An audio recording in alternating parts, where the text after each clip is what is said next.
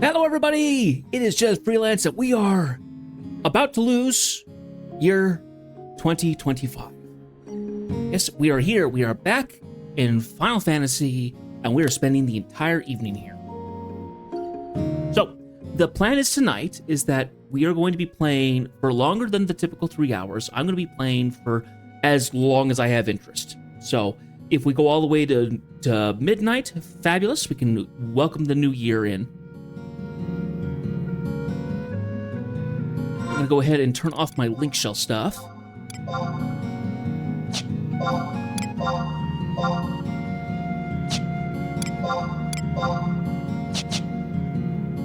But yes, we are here, we are ready, and we are fabulous, ready to go.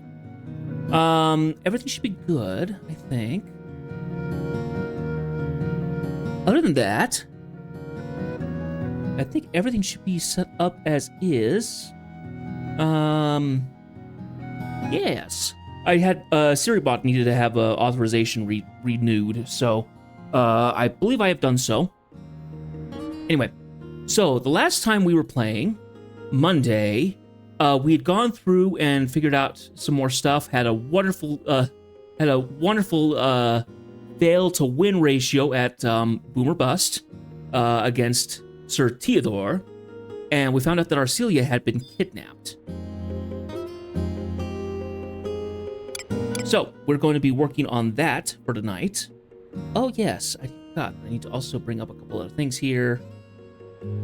Switch our tabs over to Final Fantasy stuff on my web browser. Give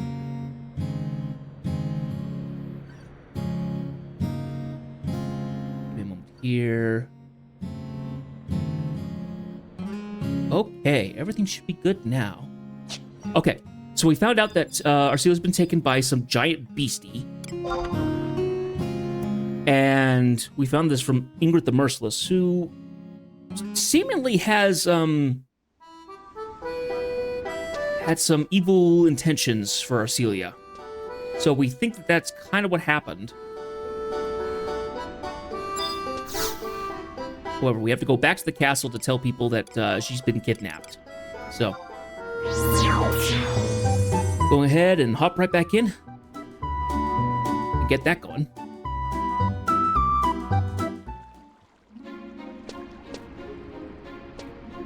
Approaching the castle gates.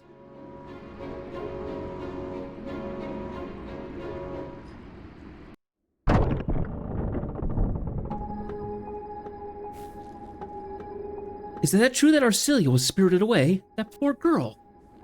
If latest reports are to be believed, then it is indeed true. Apparently a behemoths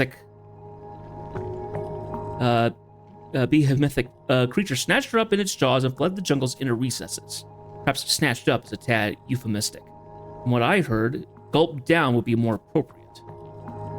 If that is the case, maybe she should swallow her pride and relinquish her title of wild-born witch. Melvian, do you understand just how inappropriate that was? My pardon, Skrotzig. Still, I get the meat taro of this argument. She's wandered off into the forest Taru hundreds of times and emerged without even a scratch. Didn't she weep amongst the fauna all of her lonesome too? She should be fine even if we make like trees and leave her alone. Plus, maybe the beast Taro just mistook her for one of its cubs and carried her back to its den.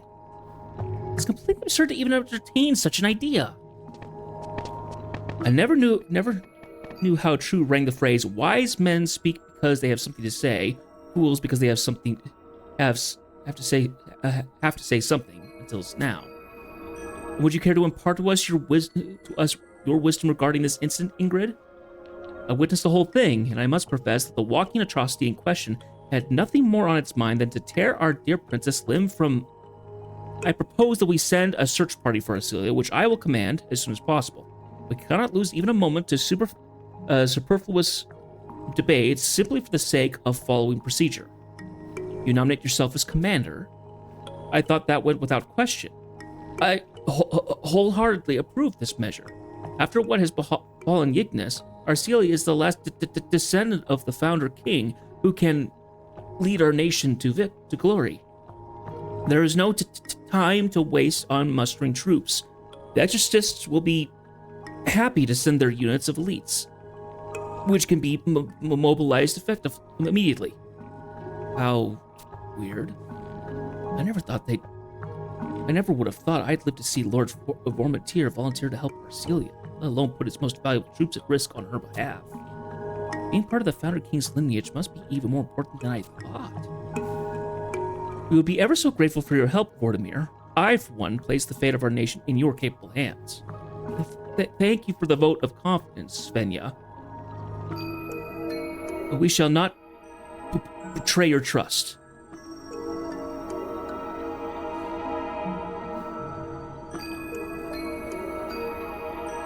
The Rolicia Pommet grows brightly, grabbing your attention. Its deeper hue can only be interpreted as a warning of ominous events to come.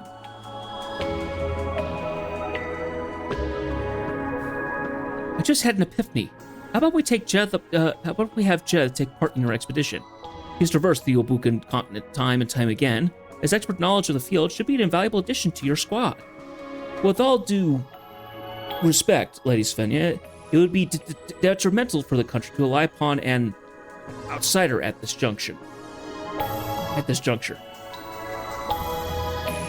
He may be from another land, but Marsilia has formed a deep bond with him that transcends nationality. I am truly sorry to heap such an arduous task upon you like this, but would you do us the service of accompanying the exorcist in search of our princess? Oh, I cannot adequately express the depths of my gratitude towards you. What a kind soul you are. If there's no further debate, I shall set about rally my unit. But please, I beseech you to keep this incident a secret.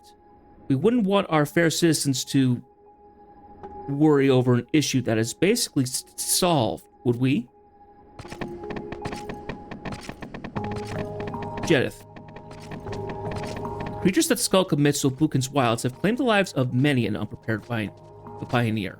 It may well behoove you to acquaint yourselves with your enemy before endeavoring to slay him. How do I do that? Why, the answer is right under your nose. The Pioneers Coalition is here to serve pioneers. Though Lord Vortimir may have said to keep this under the table, I hardly think only mentioning a golden tiger would arouse suspicion. However, it does intrigue me that... Never mind, forget I said a word. I wish you a swift and convincing victory, Jedith.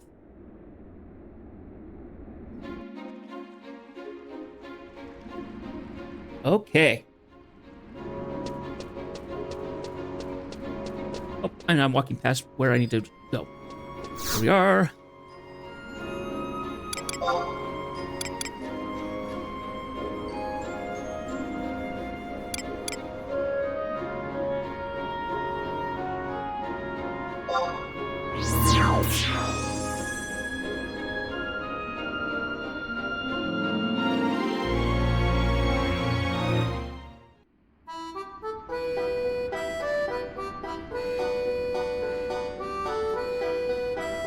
Okay.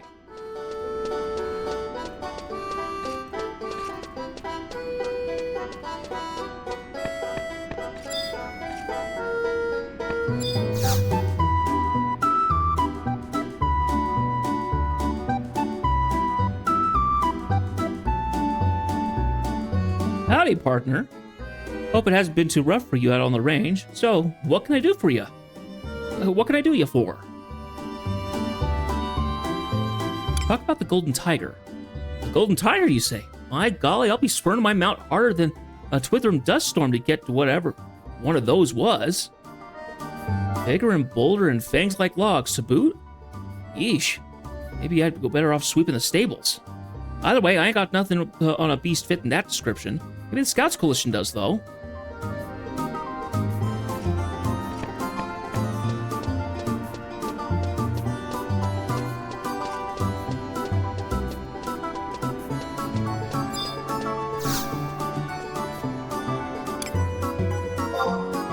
Scouts Coalition.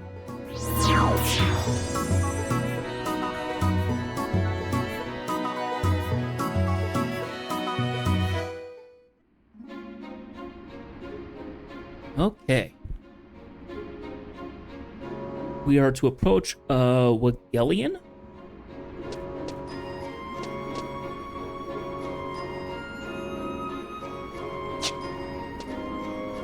Are they inside the Scouts Pioneer? The Scouts Coalition?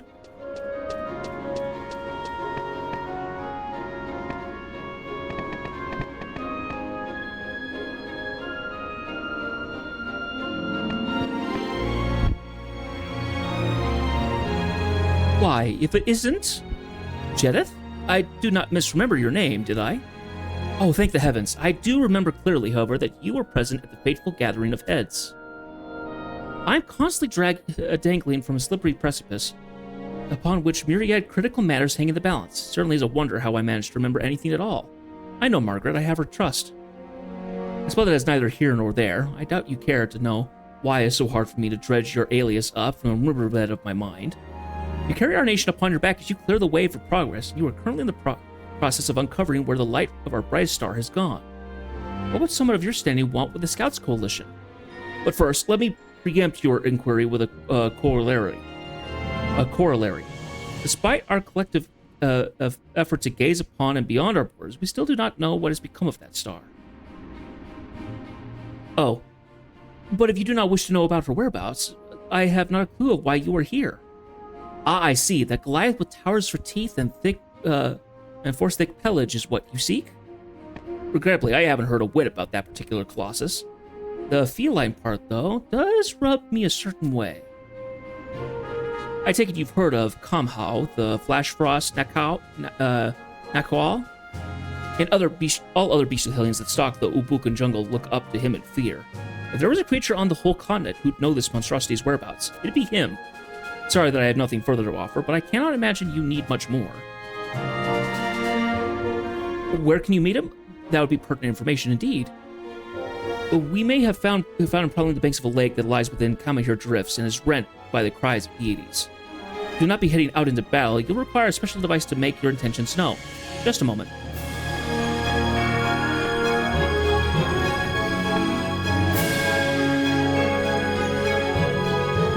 Here you go. Take this with you when you visit those snowy dunes that lie far to the northwest. The Metrics Coalition developed this Titanabellum, and it releases a special note when rung. For people like this, it is as silent as a snow-covered night, but for some creatures, let's say it gets their attention. I will admit that it is neither an orthodox nor a safe method, but desperate times call for desperate measures. I am loath to put someone who's done so much for our alliance in harm's way, but I cannot think of a more appropriate solution at this point. Remember, emphasize that you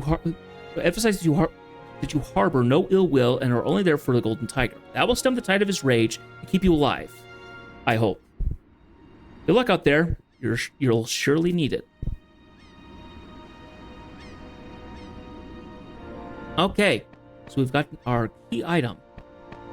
The Tenabellum. I've heard of the word before, but I don't know what it is. I assume it's a bell.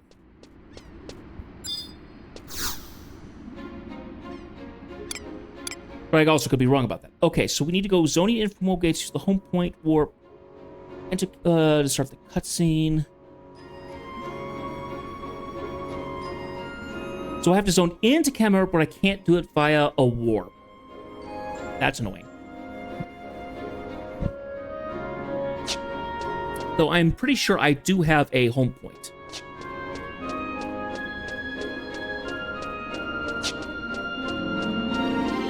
Actually, the home point's just down here. Let's just go ahead and run it.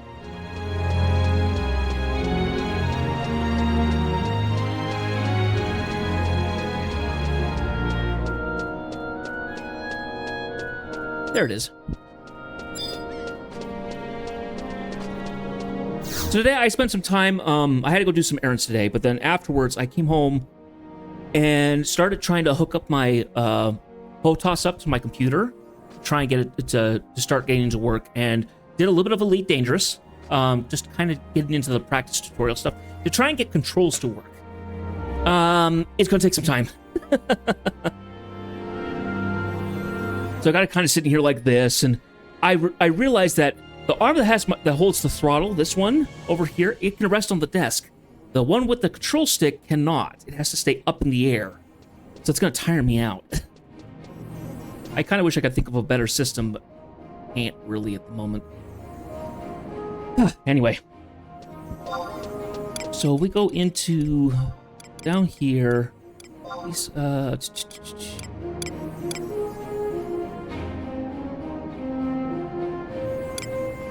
Okay, zoning in from woe gates using the home port one or a waypoint. Oh, okay. Never mind. I didn't read that fully. We can do it by going to the Camir drifts. So I can just go grab a warp thing and jump myself out. Okay. For some reason, I thought I had to come in. I had to zone in from a different zone. Is what it sounded like.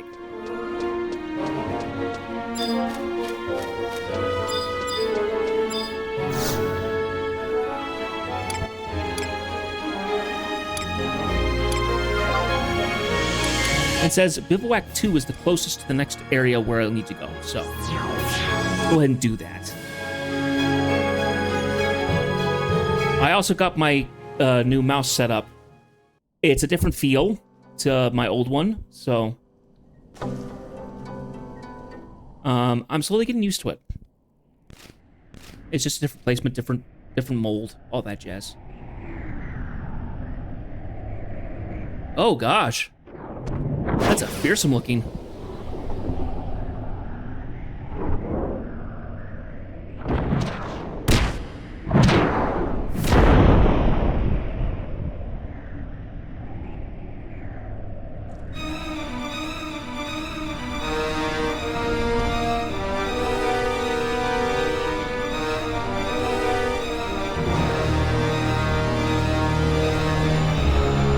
Silence that infernal rocket. What business have you in my domain? Think before you speak. Or your life will be forfeit depending on your response. Please, I mean you no harm. Is that so? Then what then is that cacophonous device? Ugh, my ears still ring from that horrible discord it produces. Should it mean me no harm, you will dispose of that thing immediately. Or else. Let me guess. You had no idea how loathsome that contraption was. Your panicked manner gave it away. What an interesting stratagem. I must praise whomever outfitted you with that bell. Such trivial topics are beneath me. Do you know where they took Arcelia? What is this? Adoulin's figurehead princess has been abducted. Perhaps that bladed vestige of the ancient pack she hangs from her belt is simply for show. Either that or she is hardly the Spitfire everyone paints her to be. Even so, I cannot imagine any inhabitant of this jungle would dare attack her. Except possibly for him. He is the only one likely to show the whereabouts of the girl. To know the whereabouts of the girl. Make for the cave that serves as his den in the southwestern corner of the drifts as you wish to find her.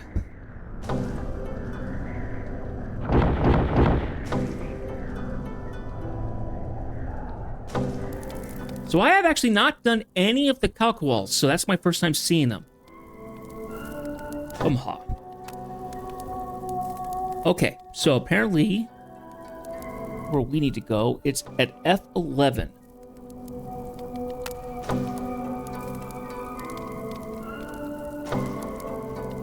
So down near Lifalia, I guess.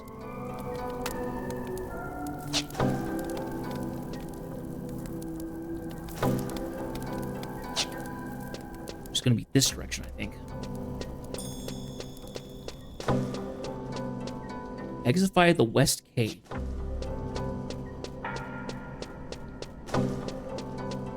You see a crawling cave point.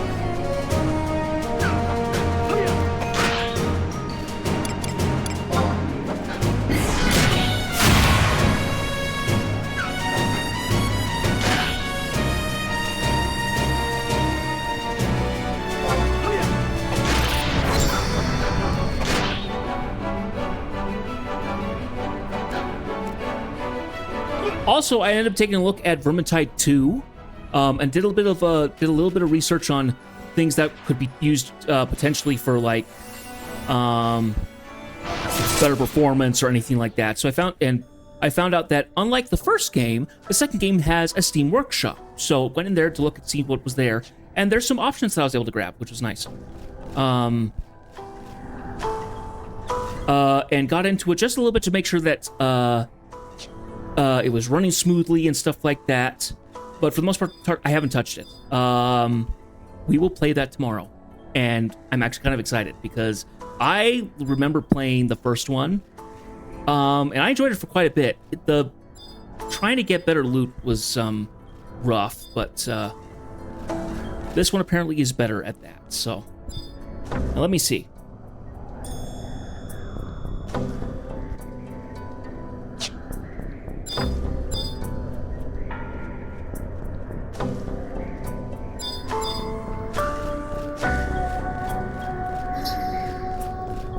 Can't go down that way. I think I have to I think I have to go around the gorge. I think.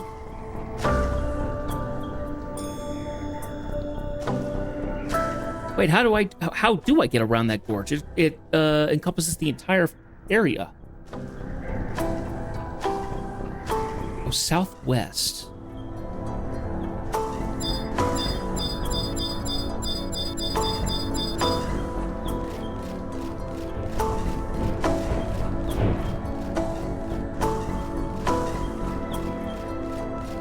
Can't really continue going southwest.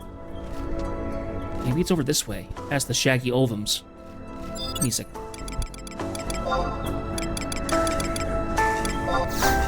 Just want to have a little bit of assurance.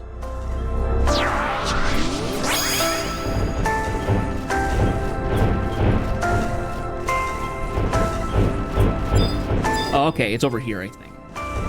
Maybe?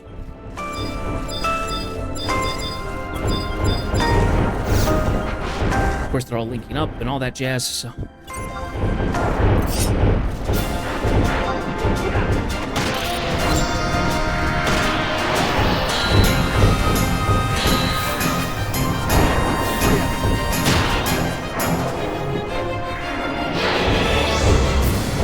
Follow the right wall towards the north until you see a drop. Fall down the drop and then travel southwest. Okay. So I am supposed to fall down there. I was just in the wrong spot entirely. Makes sense.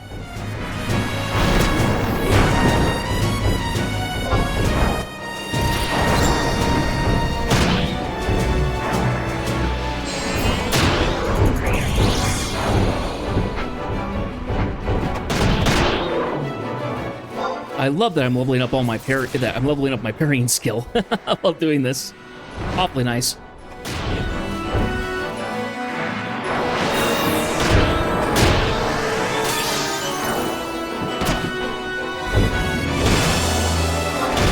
Ow, that hurt a lot, actually. Ow. Hey, get off my healer.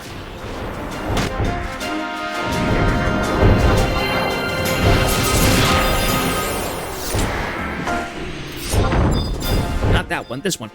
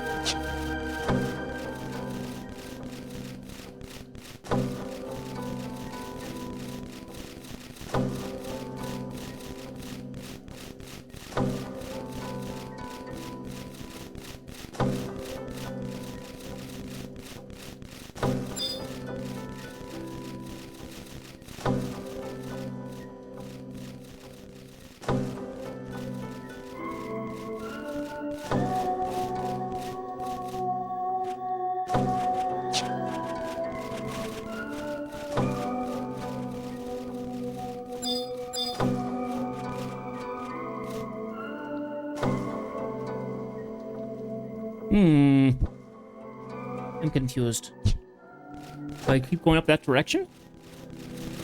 Towards the point, north until you reach a drop. Okay.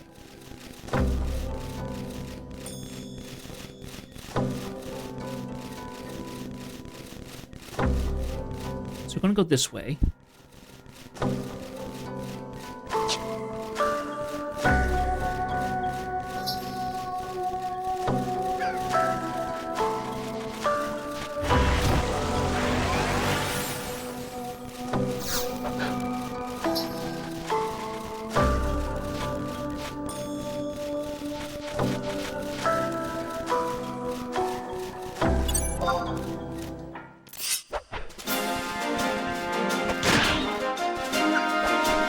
Oh, okay, I think I see now. When they have the ups and downs like this, somewhere in there, there's an elevation change that brings it back to up. So, yeah.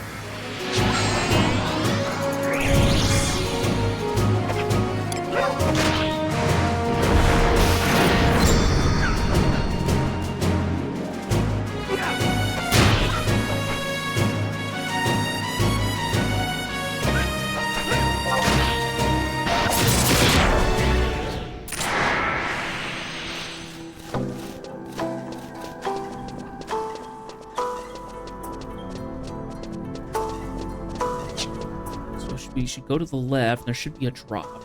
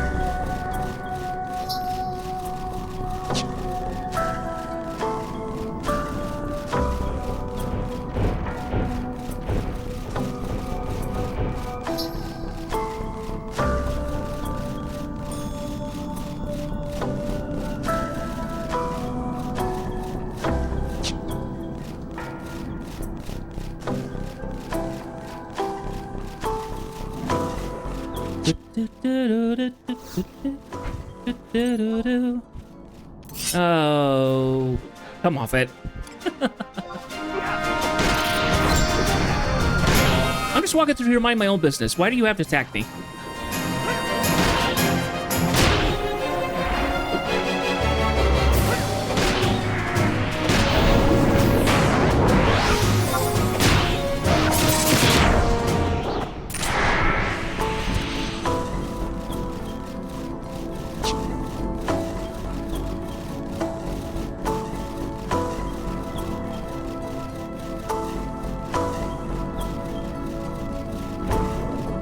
That one hurt me.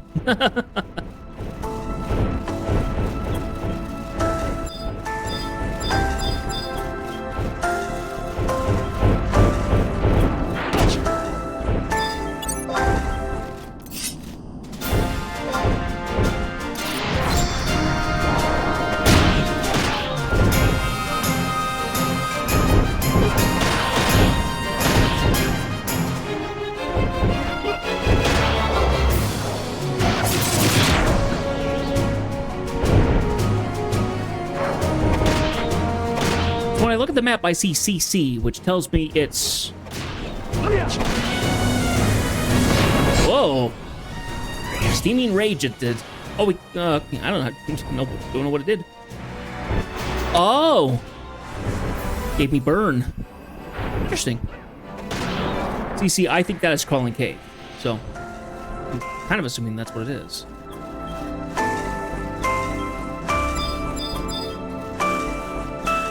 I think, looking at the map, I think it actually goes down a little bit.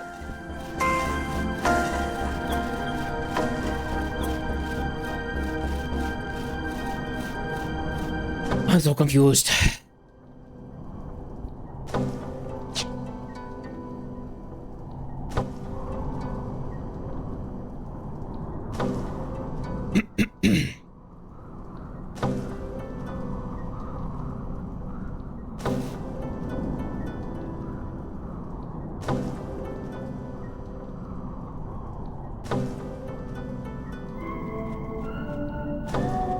Unless it is literally the Leafalia thing.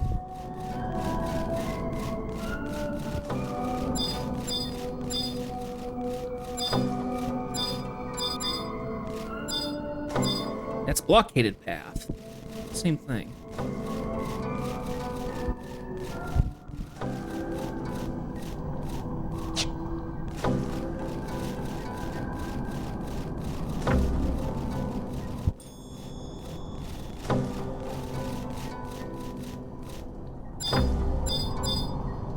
Okay, dumb question.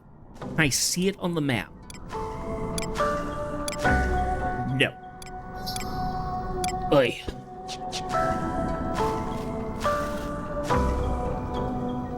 Okay.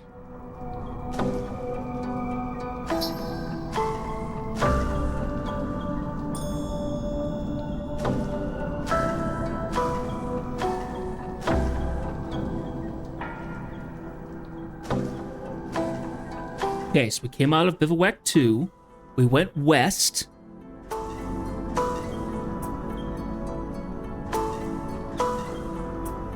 Follow the right wall towards the north until you reach a drop. Fall down the drop and then travel southwest until you see a crawling cave target point.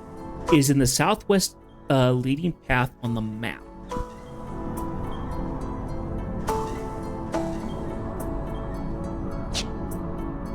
So unless it's somewhere up on the path, I don't know what it's describing.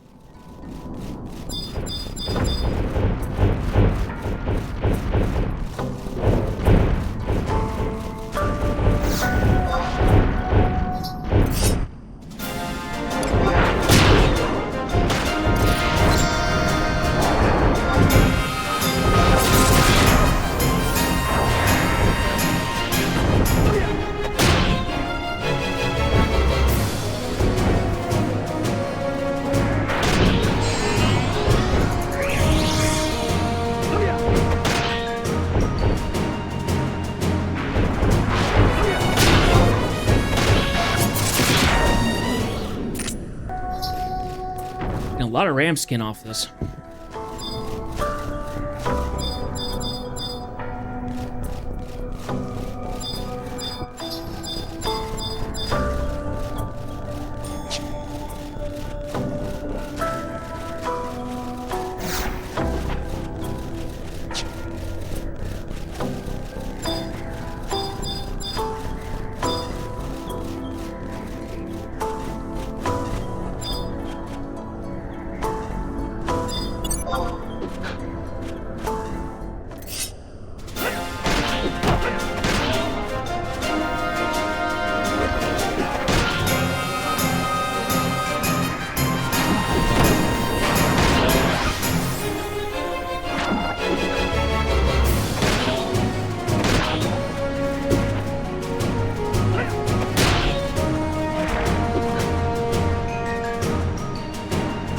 Moment here.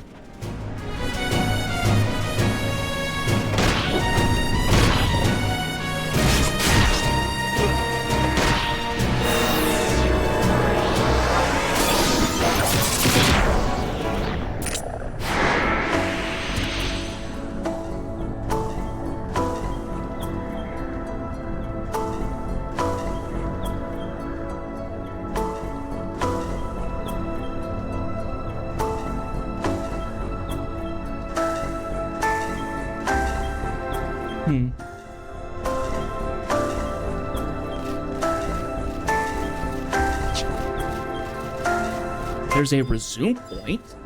Crawling cave, here we are. Sheesh. I think that CC on the map just completely threw me for a loop. I think that was the biggest problem.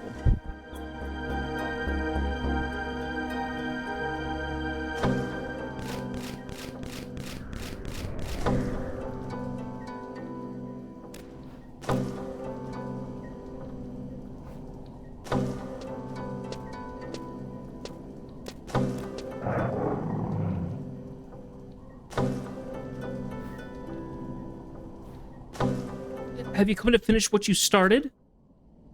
What are you talking about? Sadly, for you, I have.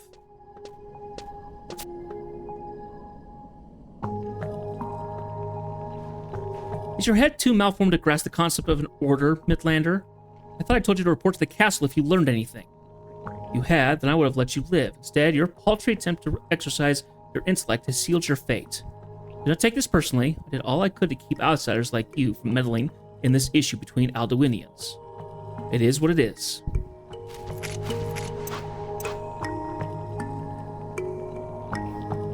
Jed, listen to me. The tiger is not our enemy. He actually saved me from Ingrid and her horde. I figured.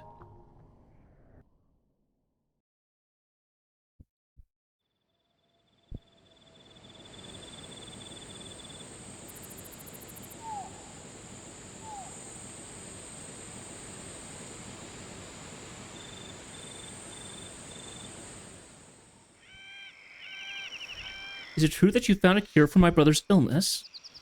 Of course, my princess. The answers you seek lie deep within the forest. Allow me to take a stab at escorting you there. Wow, that was blatant.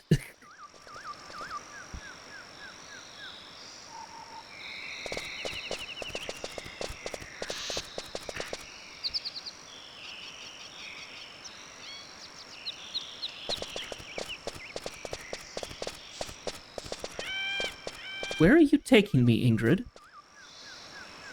You shall see.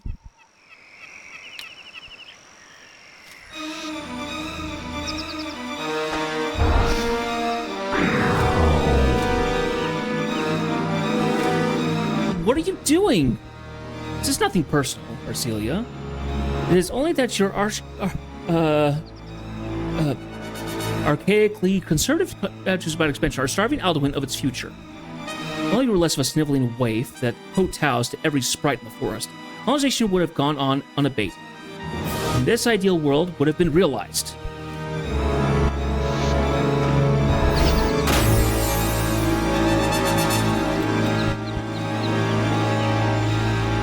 Eek!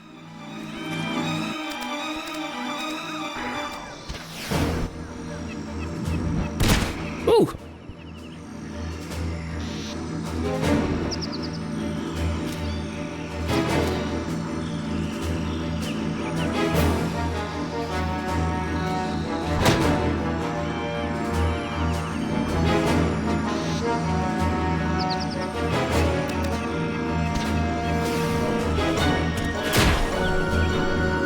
Nice! Going right into her. Strike! Well done.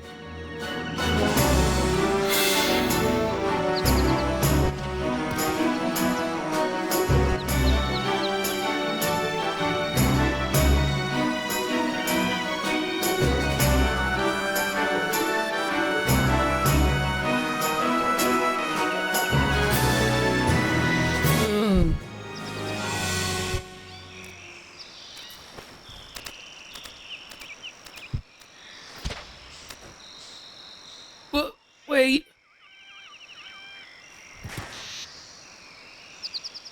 That's how we found them, so.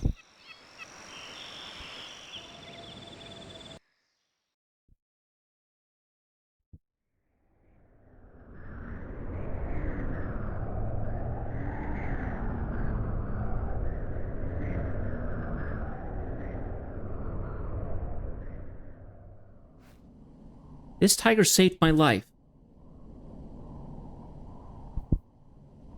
Be a good girl and accept your fate already.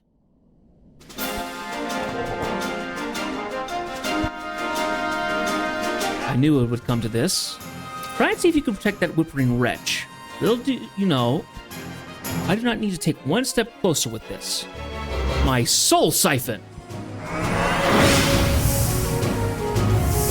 Ah!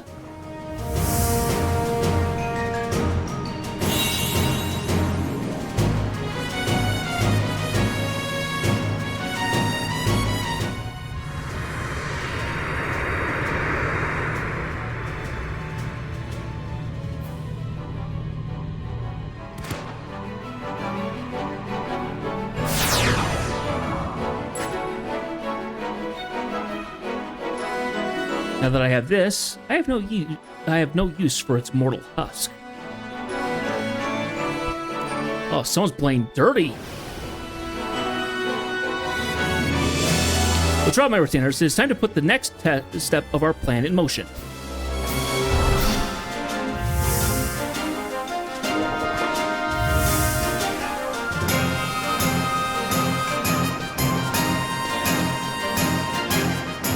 Kenneth. Rough and authoritative voice booms within your skull. Like fearsome tone, there is no doubt it emanates from the golden-furred tiger. I am Darkulin, descendant of Terrakulin, who once presided over the entire expanse of this jungle. Worry not about the girl, I shall look after her. You need only concern yourself about pursuing that foul-mouthed shrew. What she would want with the soul of this maiden here is beyond me, but I cannot abide this egregious transgression. Take this with you. It will enable you to discern even the faintest thaumaturgical trace of any who trod upon my territory. Sadly, however, its effects are fleeting at best. Should its potency dwindle to naught, pay me another visit and I will provision you with another one forthwith. Now away with you. The longer you wait, the less likely it will be that we can retrieve her soul. Okay, so we need to go to G10.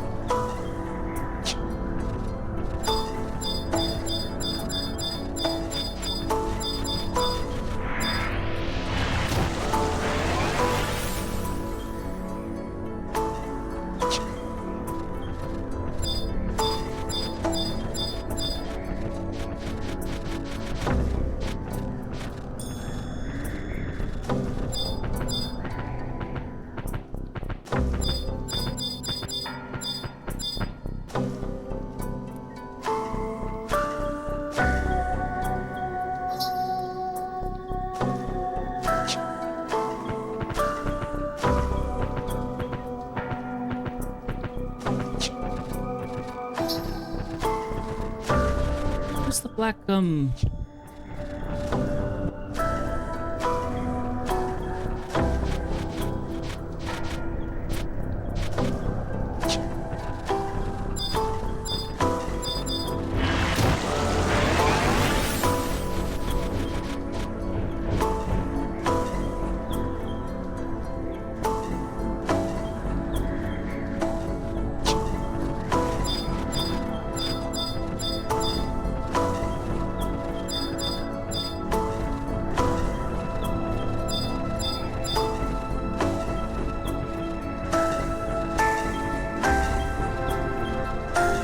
oh! It's G11, not G10.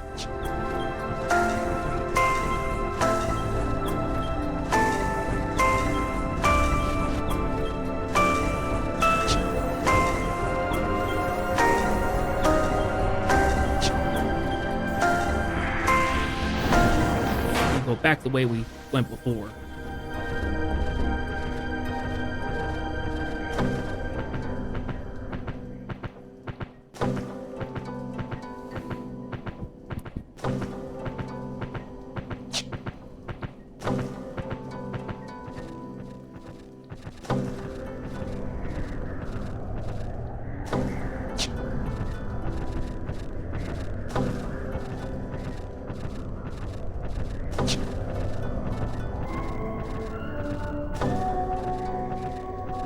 Bum, bum, bum, bum, bum. Bum, bum, bum, bum, bum, bum, bum, bum, bum.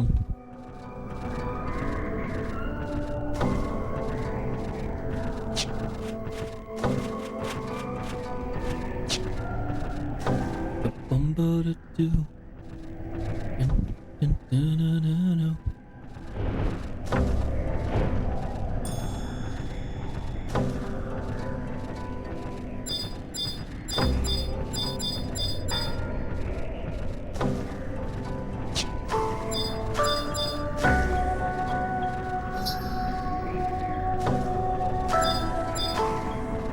Hollowed pathway. Here we are.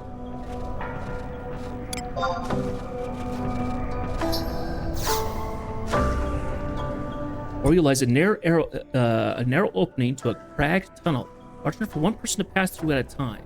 Including the other extortionists, likely used it to make their escape.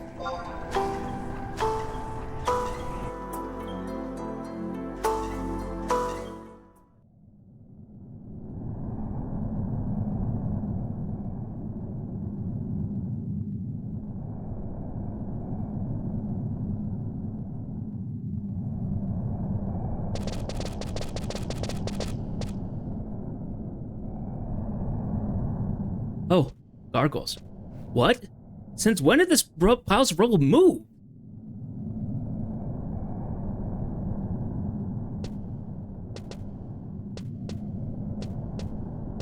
They're clearly creatures.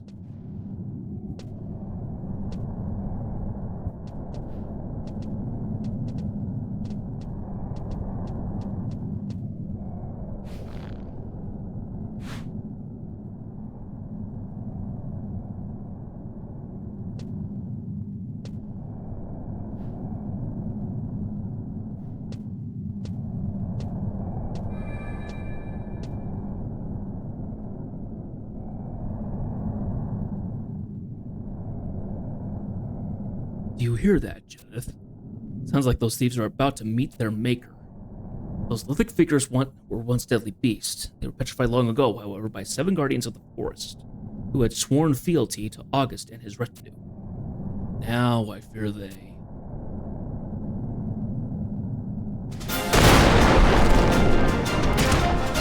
Kaboom!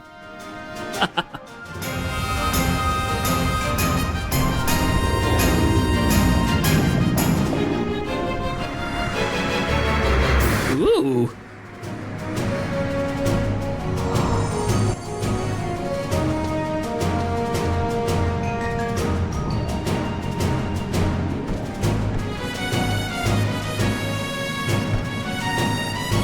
So it makes me wonder if the gargoyles were the incorrect model and it was supposed to be a bunch of these things.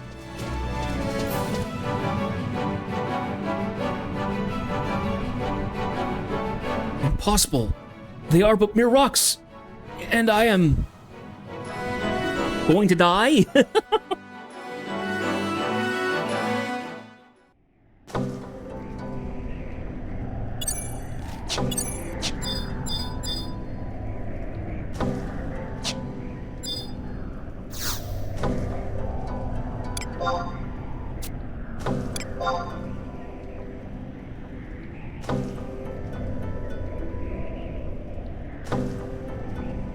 Okay.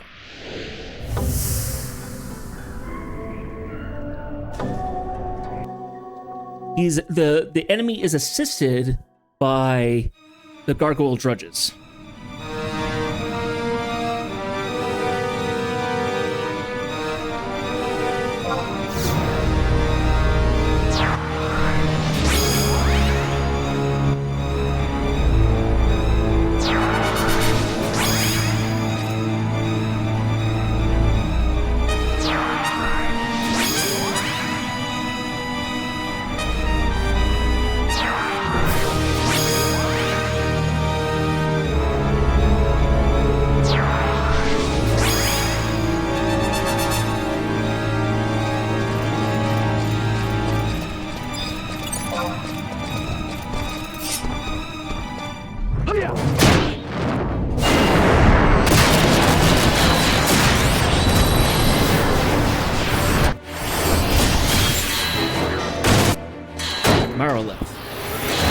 This one's a primogenial version.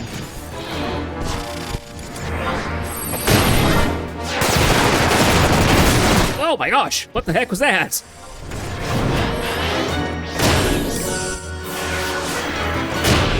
Metamorphic blast. Nasty.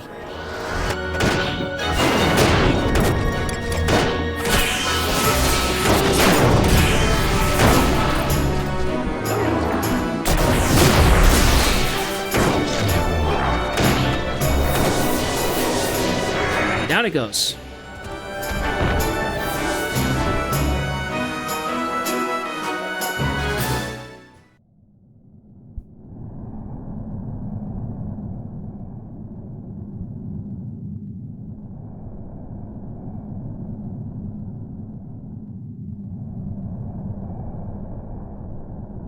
Why?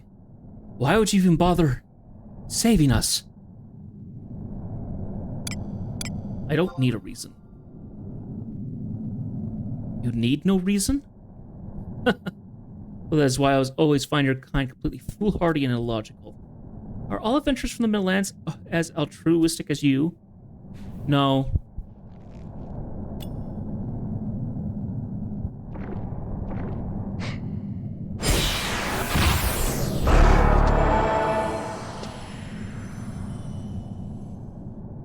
What an utter rout. I hardly deserve to hold on to this after such an embarrassing display, so you may have it back, Jeneth.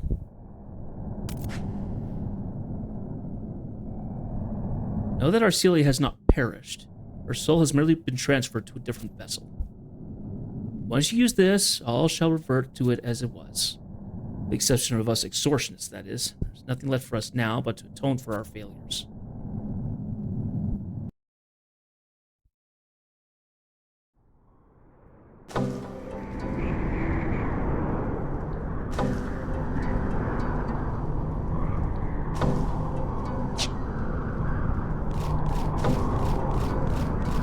I am stuck. Oh, because I'm bound. I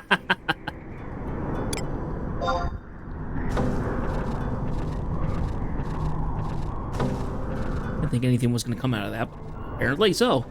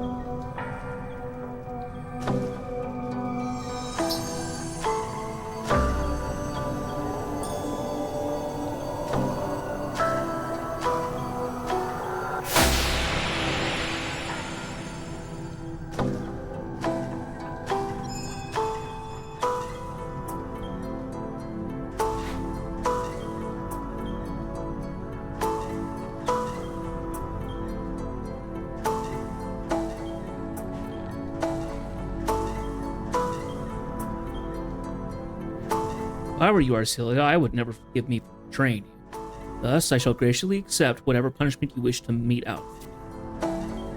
Look at me, Ingrid. We may reside on opposite sides of the colonization issue. We're both Adoulinians. This nation has no hope for survival if we resort to violence. Isn't that right, Jeff?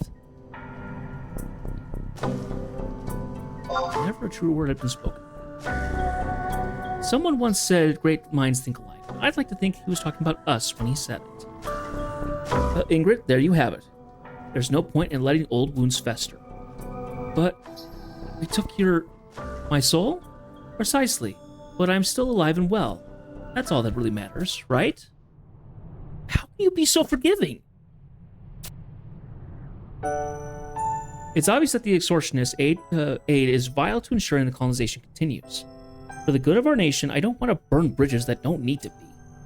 Wouldn't you agree? As you will. I would venture to say her heart is larger than Big Bridge. However, that may very well... You look rather out of sorts, Judith. Is everything alright?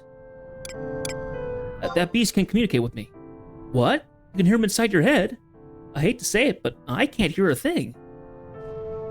Wait, could that fruit Rosalachia gave you possibly be working its magic here? What is? Does that mean this is the start of a whole new other saga? Here I thought we were about to find a cure for my brother's ailment. Her innocent face, her heaving chest, her hilt-clutching hands. That's the right answer.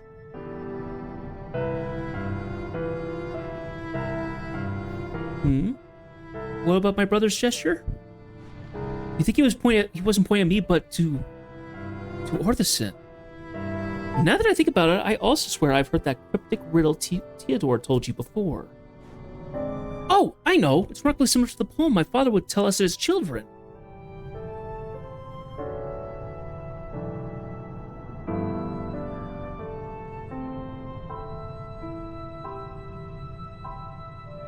I remember because his face was always become eerily grave whenever he told it.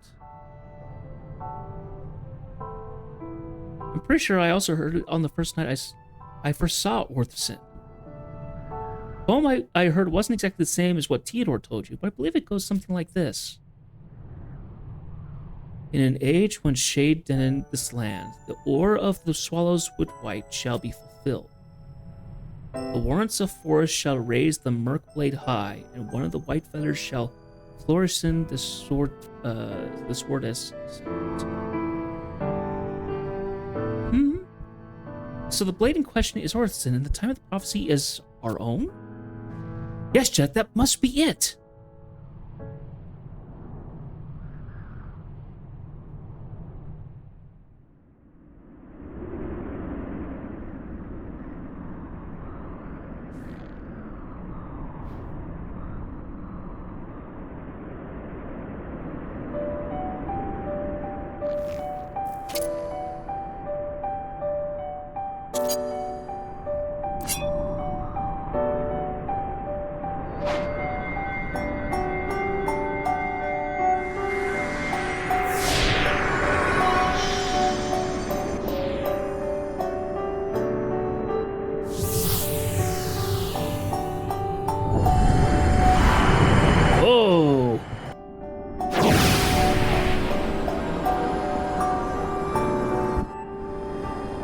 What in the... dragon? Whoa!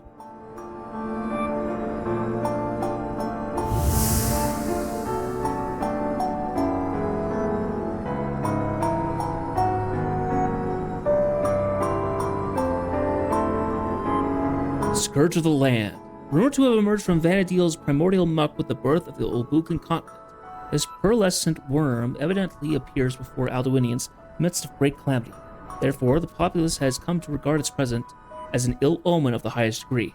Of late, though, a new theory has been put forth by a scholarly collective. It asserts that the scourge reveals itself not as a harbinger of crisis, but as a savior to deliver Olbuca from cataclysmic destruction.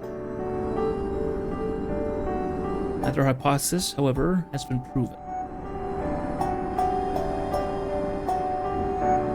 That is the scourge of the land.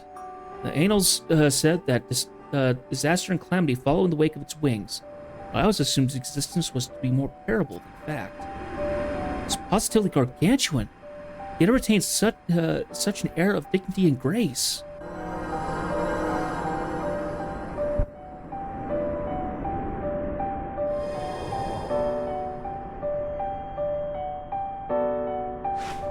Is this what my brother wanted all along? For us to call forth this regal giant? Let's hope that the latest theory proves true and this dragon sends our nation soaring above disaster rather than up in flames.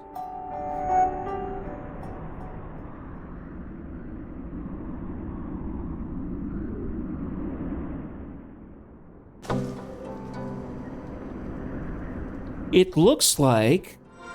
Now, I need to look at my trusts. trust. Do I have Ingrid?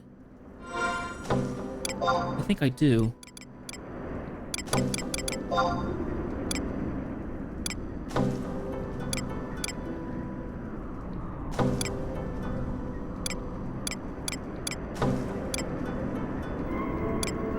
So I'm looking at the kind of the dark blues. Or the teals, I guess.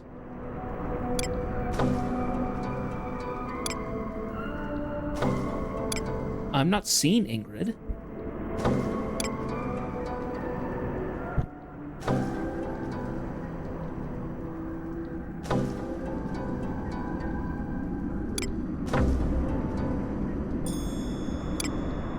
Well, that's good. That means I can go get her.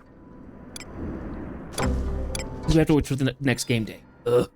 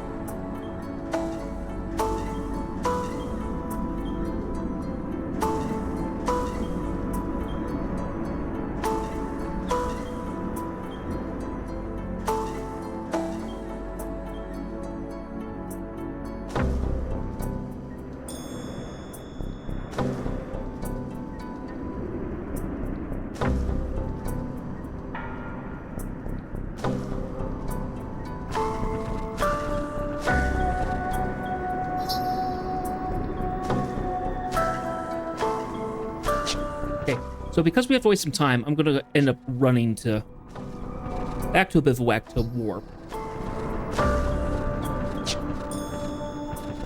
Rather than just warping back to town. And we're going to get Ingrid as the trust.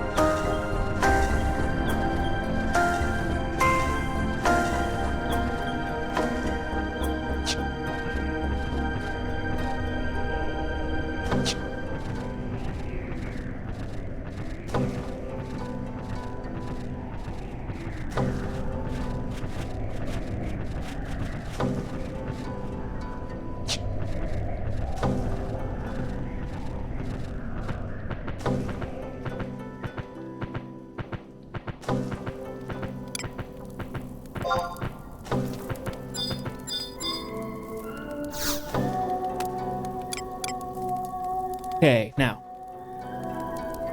Eastern Adoulin. Okay.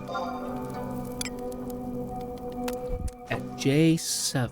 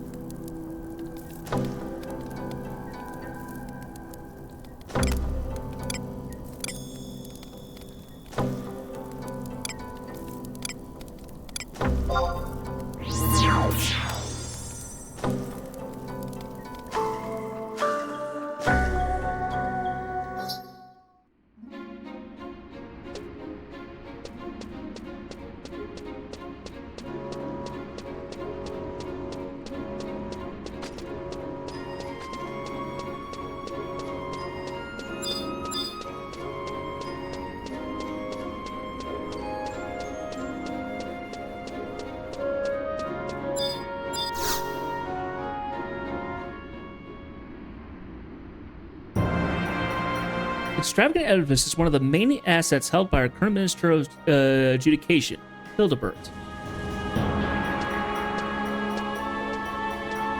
Welcome home, Lady Ingrid. You there. A moment, fool.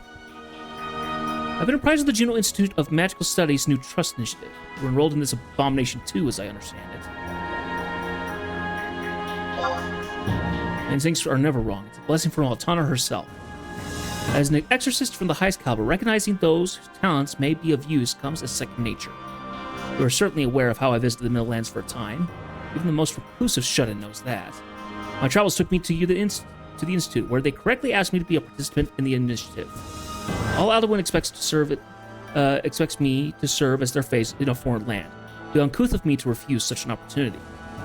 Further, imagine how well it would reflect on Vortimir if we were to discover how...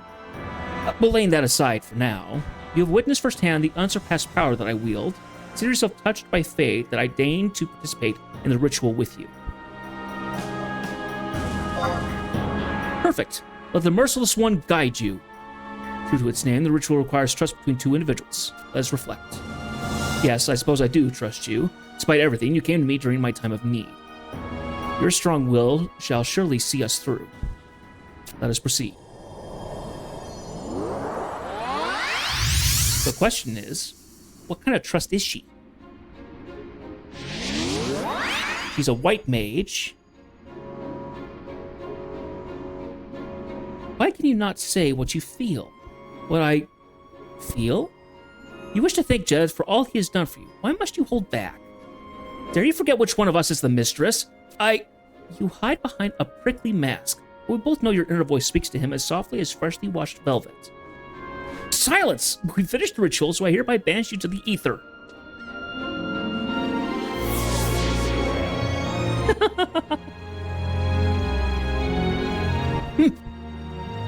Despite your greatest efforts to derail this ritual, it appears that you have been a success.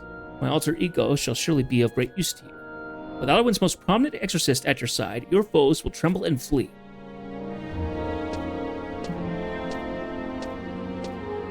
Yes.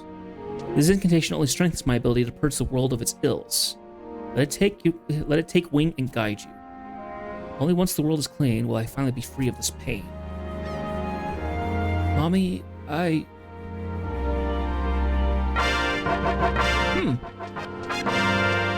Okay. So, she is a white mage. This is undead killer. Dash effectiveness versus undead is plus 10. Gauges and closest in melee combat. She gains 100 TP per hit. It's up to 1500 in order to close skill chains. So I would guess she probably uses either a club or does melee fists. Interesting place. Cycles through banished spells, highest tier to lowest, making her useful for undead targets. Places extreme priority on using Kursna, should any party members be doomed or cursed. Has haste on the player regardless of job, and any other job party members with melee. Party members with melee jobs. So it looks like she's a aggressive white mage as opposed to a healer. Interesting. Well, I'll need to keep her in mind if and when it comes around to me fighting a lot of undeads. She might be useful. And there she is, Ingrid. Okay, let me go ahead and mark that off in my checklist.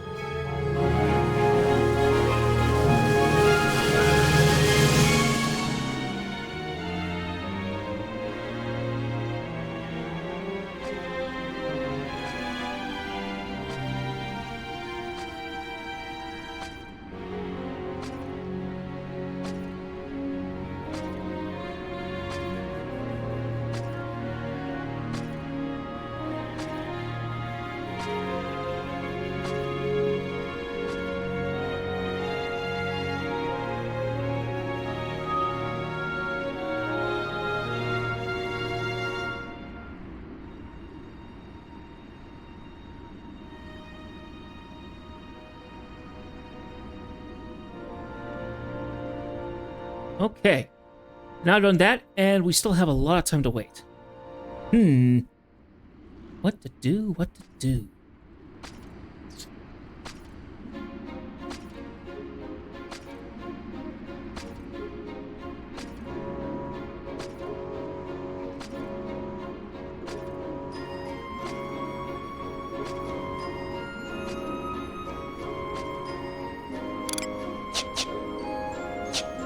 $16.38 now. Well, I know that there's one thing that we could do. I have need to get the rest of the Unkai armor,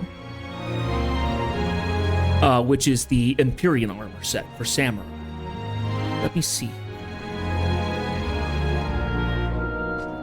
So the helmet. Let's see.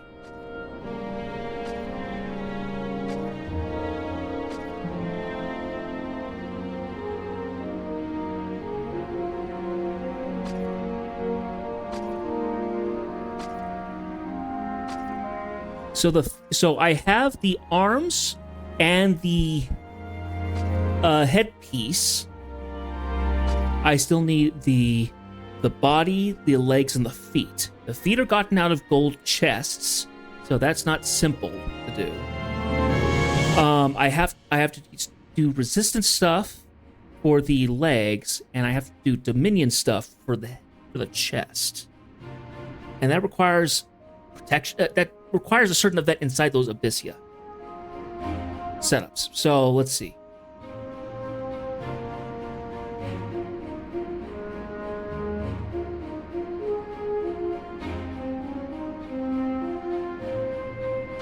Yes, that's something we could try. So.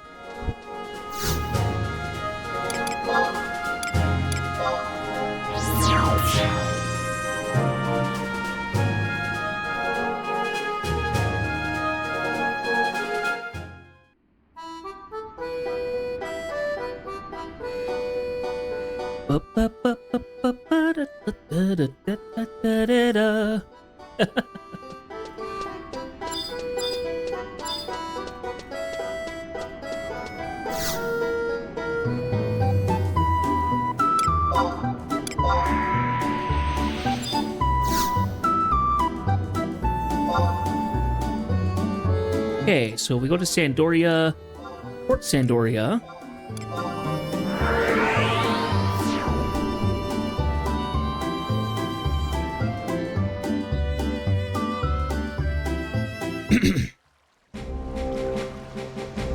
Okay, let's take a look and see what the Bastion status updates are.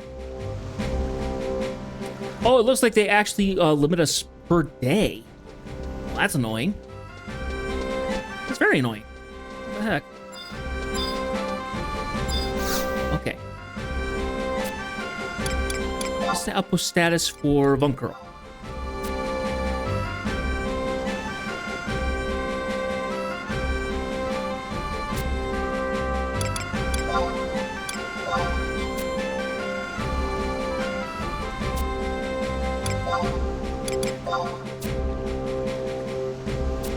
Okay, so we can head to Von Curl and we can end up running into one of these things. All right.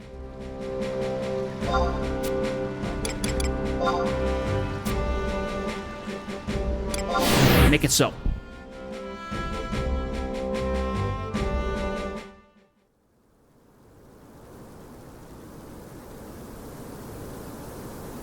One of the few times I've actually taken you guys into Abyssia.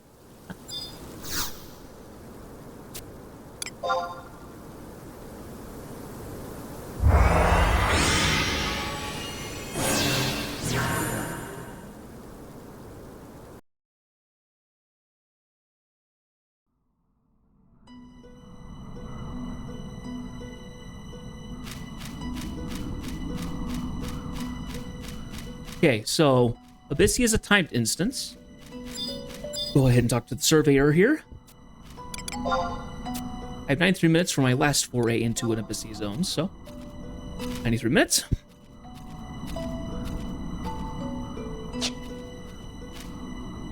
I have no idea where I would be doing the Bastion prefests. I-9. Down by 0, I guess? I guess so.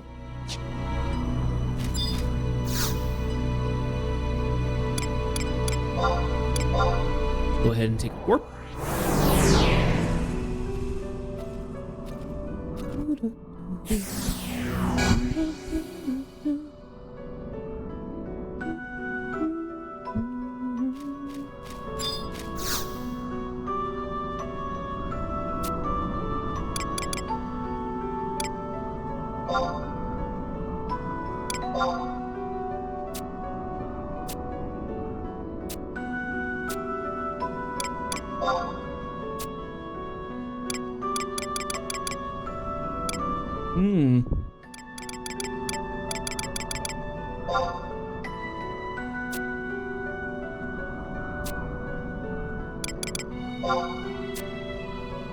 So we have to wait until one potentially happens, which annoys me.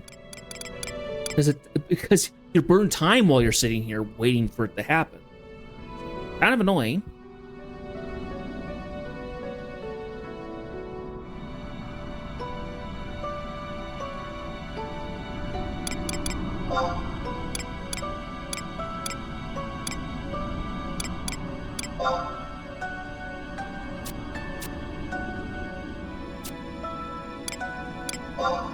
Western Verge, 52%.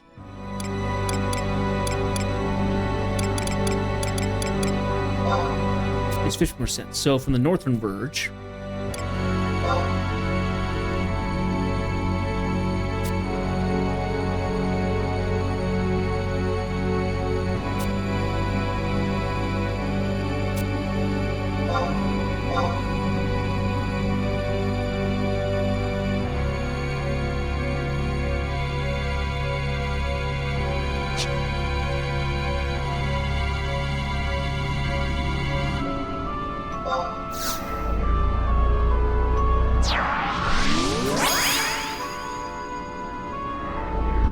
so the question is, they said they'll be upon they will be upon us at any moment now, which means that there's a chance that they'll be here.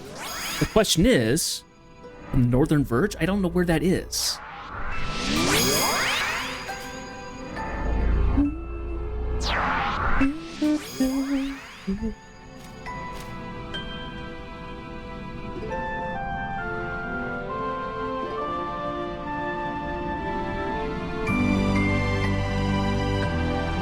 Here, let's see if Scars of Abyssia page tells anything specifically. Yeah, doesn't look like it.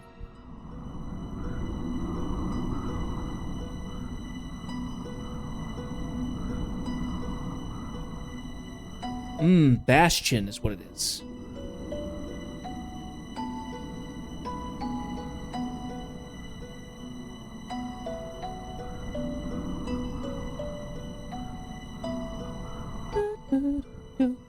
Oh!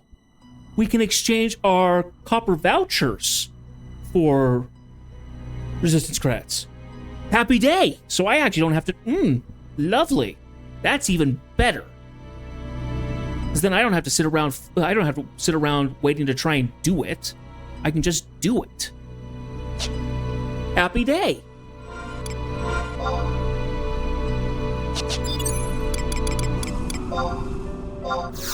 That's awesome, honestly.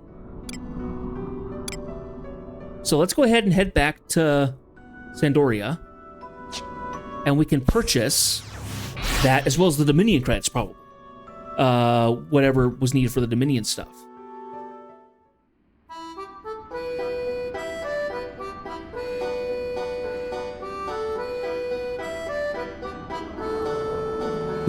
Who handled the Dominion battle system. Which I assume is the same thing. It's odd how hard it is to actually, like, figure out what's going on. Dominion.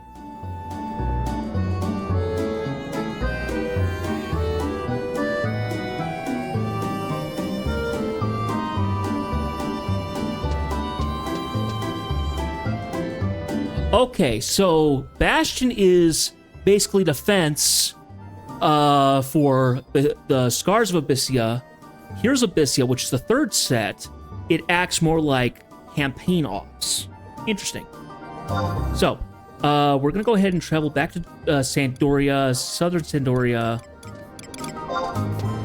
and go transfer some credits around. The nice thing is that I can get copper vouchers really easily.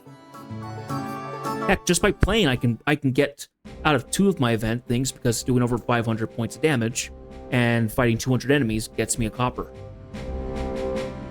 That's great. I don't know what the conversion rate is, so we'll have to see.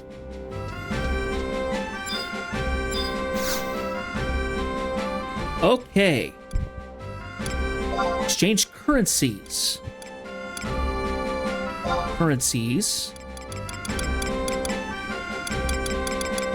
Assault points. Oh, interesting.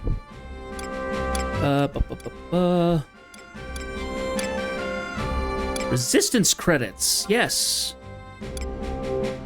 Wow, you can get a lot. Okay. Oh, so it's 10. So it's 1,000 points each. All right. We'll do it for 10,000. That works. Yes.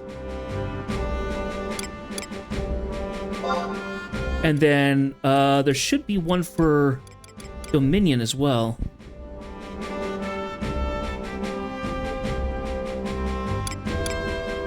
Maybe there isn't. Maybe I do have to do something different for Dominion notes.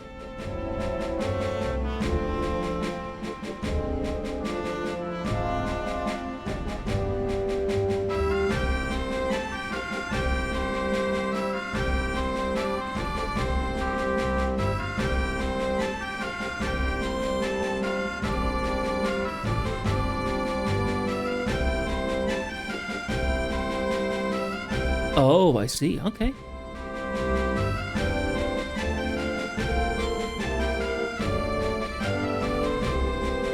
Oh, okay. Yeah, give me a second here. Okay, so in the latter sections, you can get these things called battle trophies, something echelon, which is kind of a rank 1st, 2nd, 3rd, 4th, and 5th. What I didn't realize is that that's part of the Dominion setup. So by trading in the battle trophies are obtained by malicious and notorious monsters through Heroes of Abyssia, only 1 trophy of each tier is shown in your key items, but the game keeps track of how many you possess. Up to 30 at a time. If you currently have 30, we'll not build a trophy. Vouchers of lower tier can be traded to a higher tier. Okay, so apparently to get the so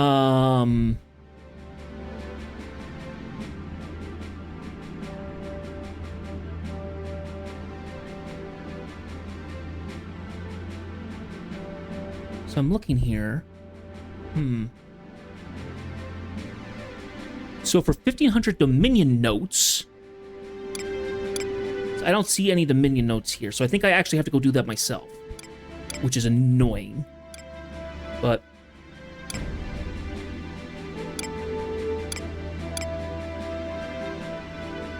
oh, nice! You can get kinetic points doing it. I'm not going to just waste them, though. I know for a fact that the copper vouchers are kind of rare. So it looks like the Dominion notes themselves. Okay. So I have to get Dominion notes, but can I...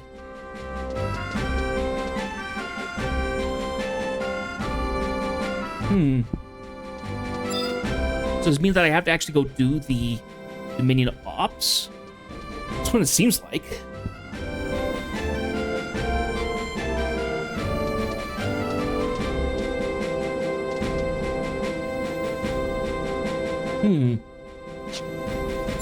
Well, we're not going to do that this time, but I will need to work on that to get that other piece of armor set. However, I can work my way over to getting the other bit that we need done. So let's go ahead and go get one of our pieces of armor.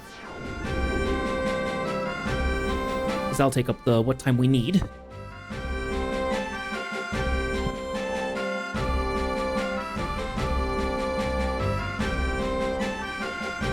We're gonna go get the pants. Look at our legs.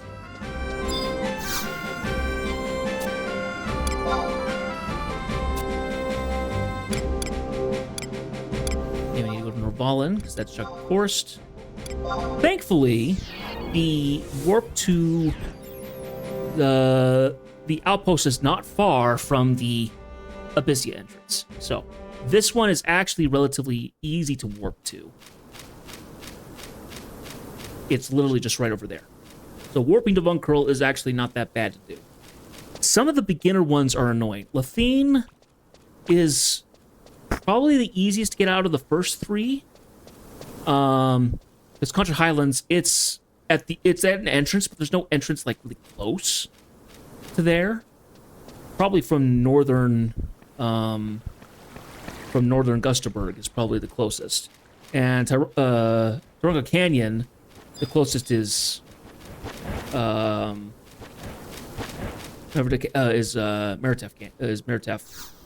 I can't remember this. The Highlands or whatever. Some of them are annoying to get to.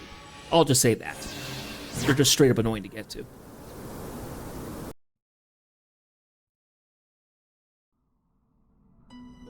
I've been working on getting the items that I need to get the Masamune finally unlocked. So once we get that, we will then switch over and have all of our gear look like that item in particular, that stuff in particular, which will look awesome. Okay, we're going to go ahead and request again.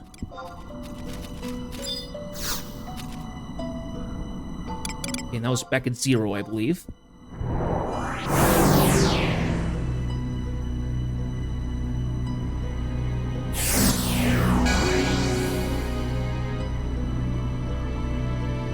Now we should be able to talk to the prefect.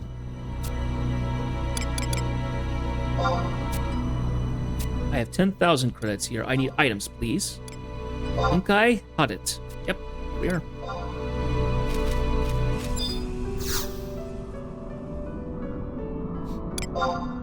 That's all we're doing. Just getting that. I will then take that piece of gear, and I'm going to go ahead and store it. So it's free and away from everything that we need to do.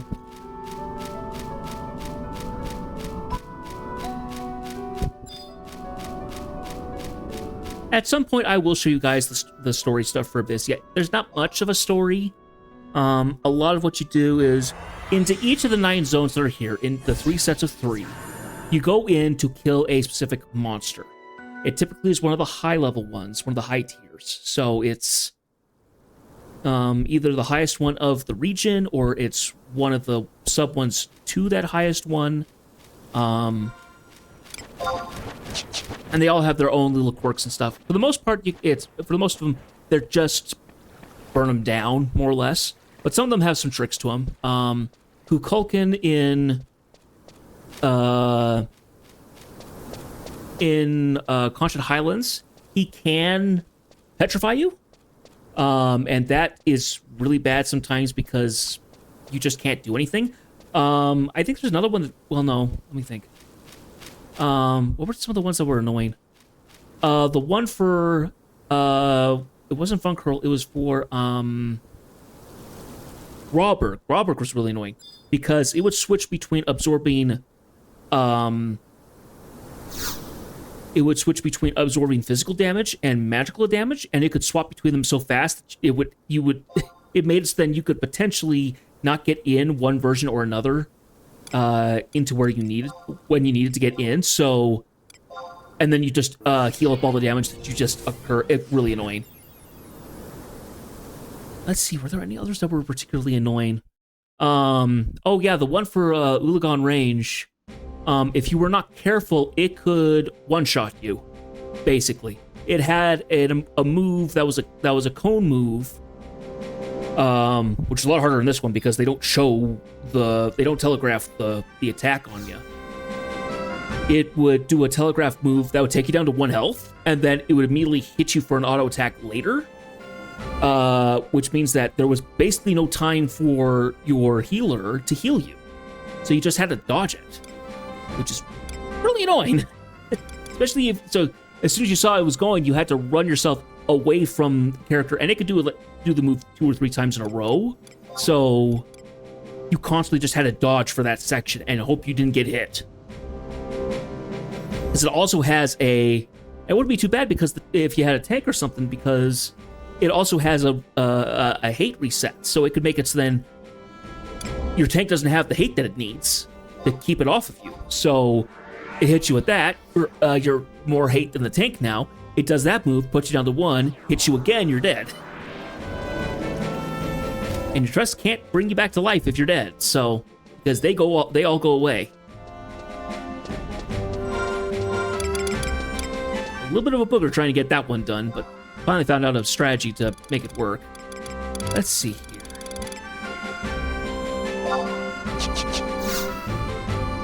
Nope, don't do that. Okay. Go ahead and store that armor away.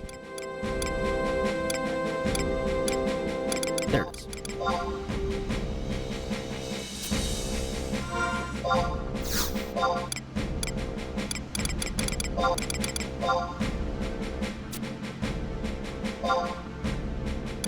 So I have some Ravager stuff. I have some legs and things like that. Yeah, the helmets, the legs, there, and there, and there. Yep. Okay. So we can call that one good.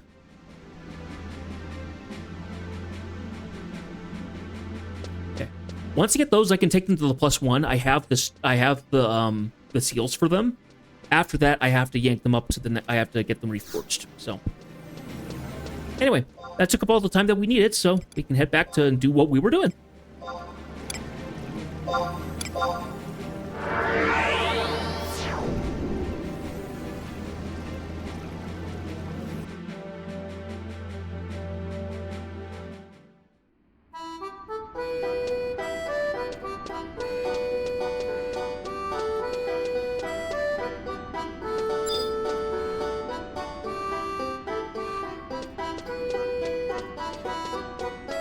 Just had someone in my chat has an odd name.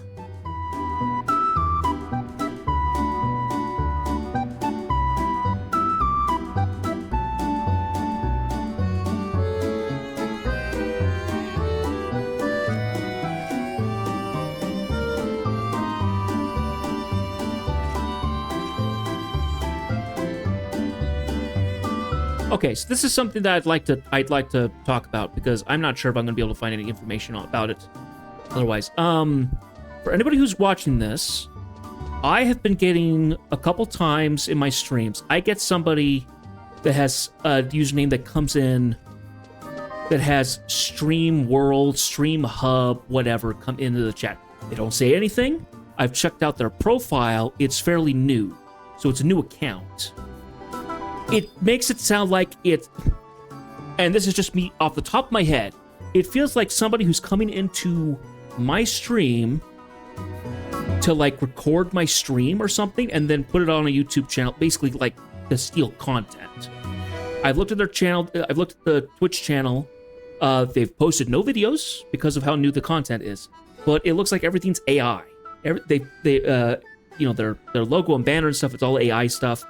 I'm wondering if this is something I need to be worried about. The fact that they would want to steal my content is one thing, but it's this weird idea of like, I wonder if somebody would actually go forward with and try and steal my content and post it into like a clips video or something to put on YouTube. And there's a lot of content like that where people will put just clips from people into a YouTube video and take credit for the hits, you know.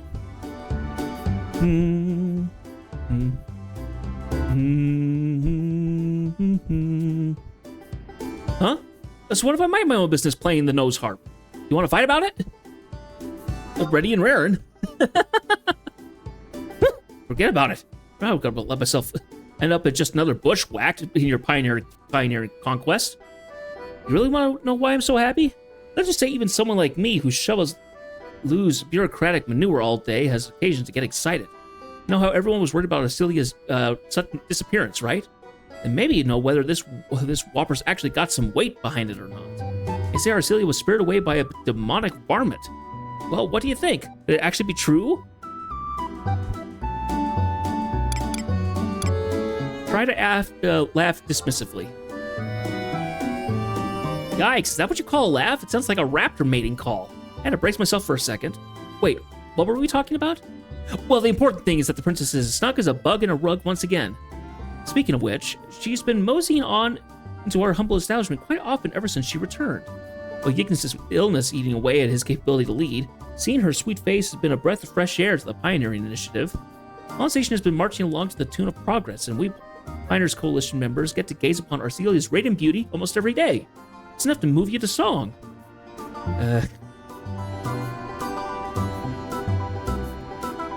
Oh, come on, I thought you could take a joke. Either way, that's not all her return has blessed us with. I'm not sure why, but even those curmudgeons in the Order of Weatherspoon have stopped flapping their gums over the colonization issue. I can finally work without a sermon about the Founder King's last words.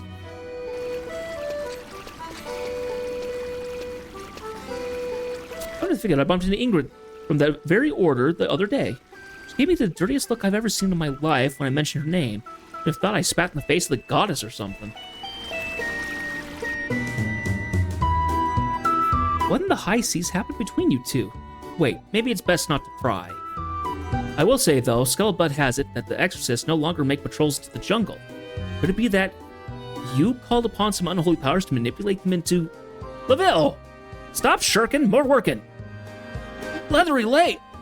Sure, I'll tan your hide if you call me that again, runt.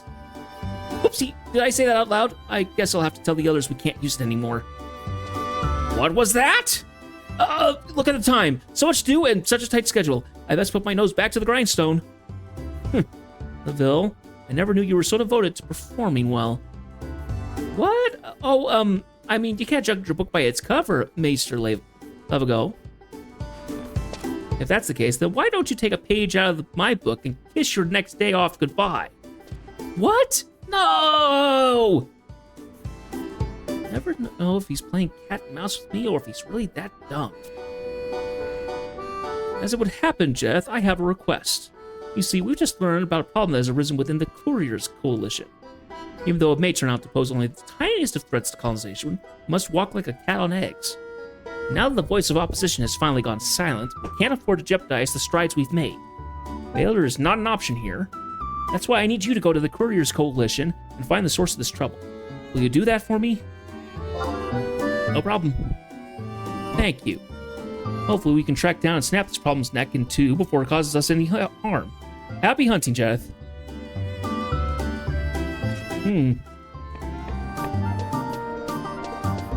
Okay, so we need to go over to the Couriers Coalition.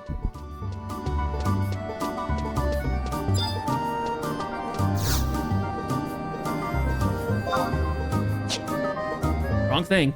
Waypoint.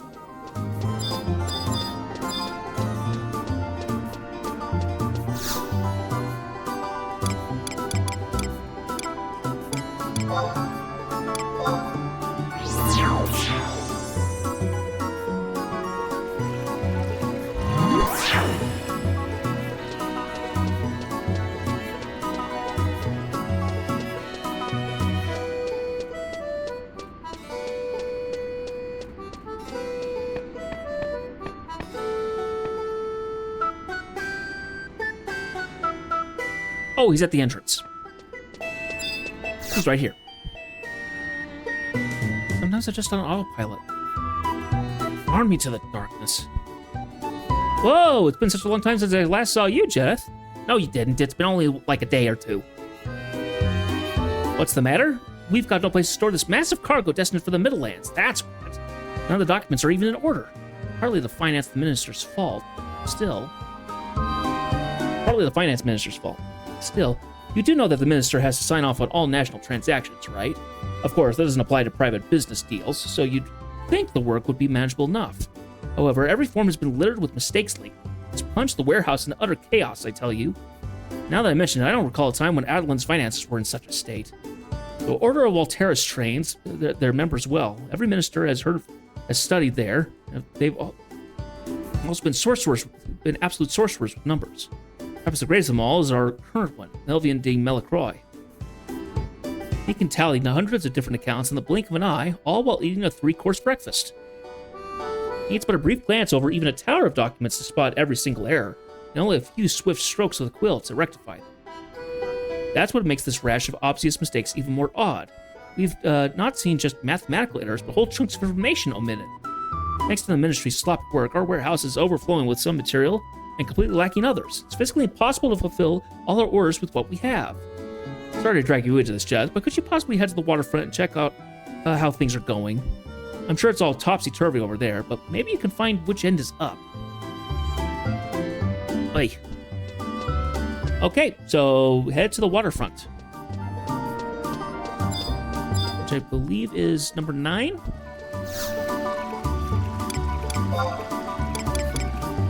Adoulin waterfront.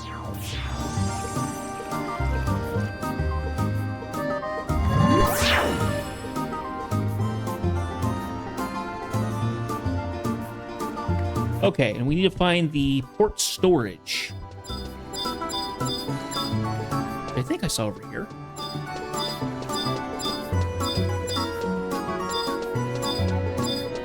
Port storage, here we are.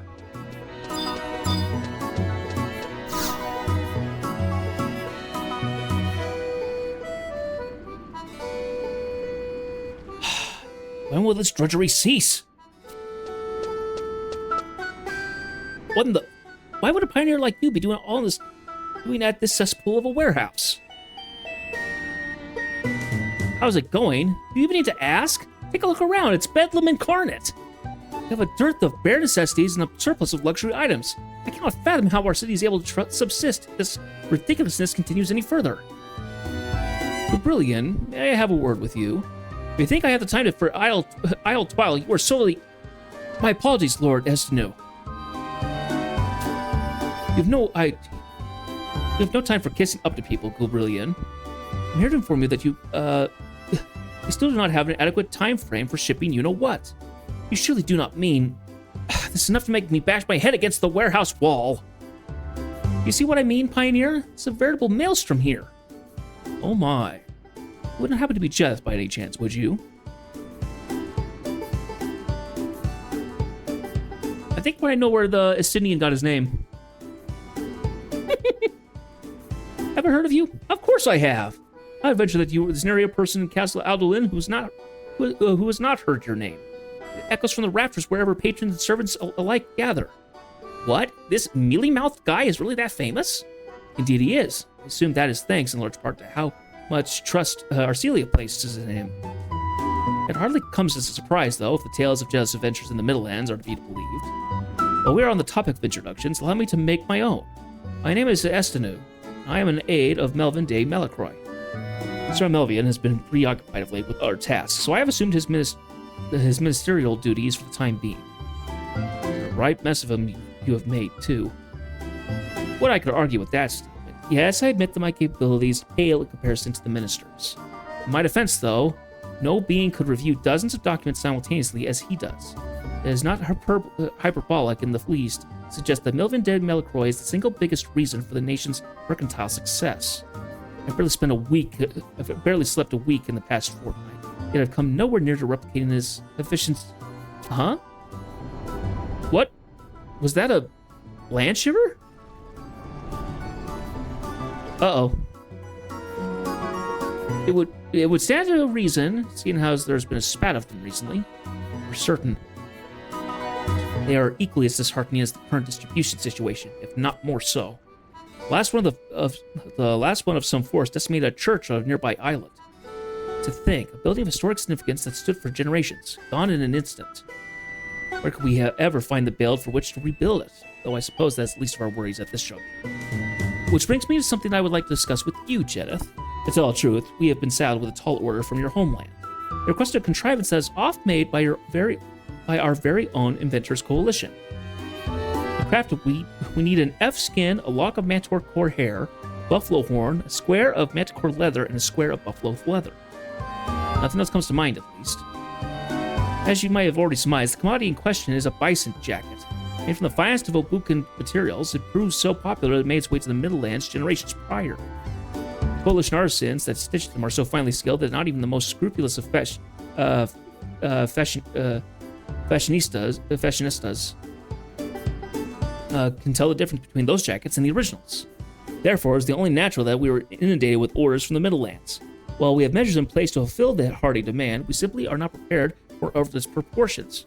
Oh, and by the way, yes, I now realize I had forgotten to add one of those items I mentioned to the official list of required materials we sent earlier. Please forgive me that insight. Thanks to my folly, we are now short on F-skins. Our client is breathing down my neck about a shipment, so I will likely need to ask other pioneers to lend me their aid as well. Death, I beseech you, could you please find in our hearts to help rectify my mistake? Help yourself, Windbag. Your largesse truly knows no bounds. Once you procure 5 F-skins, I would ask that you bring it to Golberian at the warehouse for safekeeping. May the heavens light your way. So I need 5 F-skins. Great!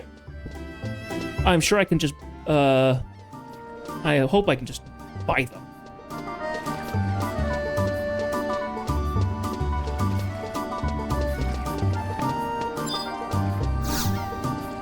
F-skins by themselves are probably not that bad, actually.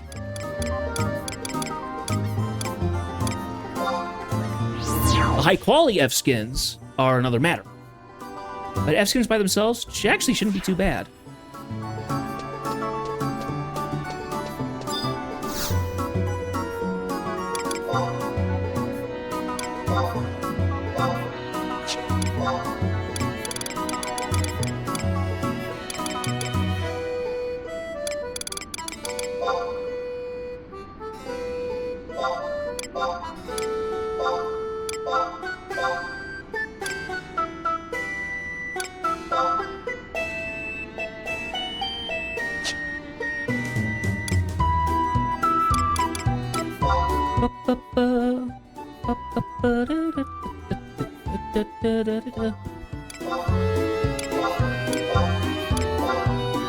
That would be materials, leathercraft, I think. F-skin. There's 5. Not bad.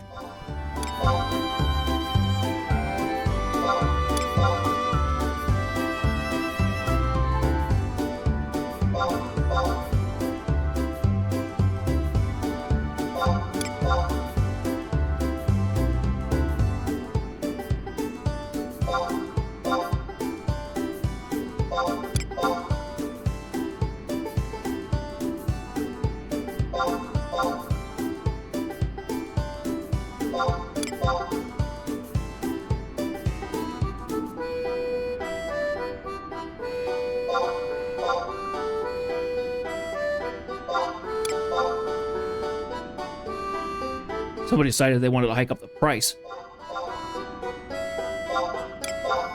Well, darn them. Still buy them, though. Okay, got the 5. Awesome. I didn't want to have to buy a stack and get stuck with more than half a stack. Khajiit BDA, please come on in. Go back down to the waterfront.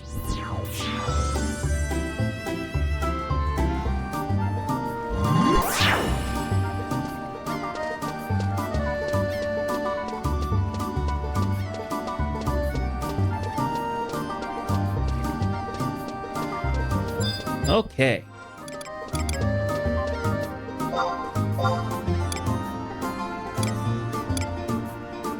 Where'd my F-skins go? I just bought them. I immediately can't find them. Ah, there they are.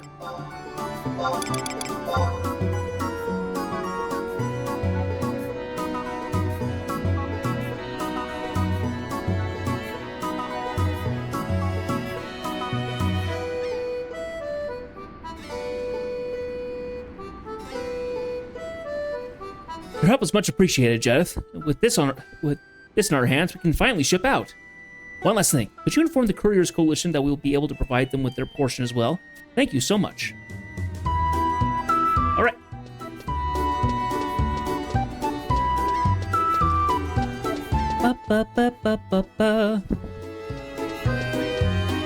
The music's so chipper here.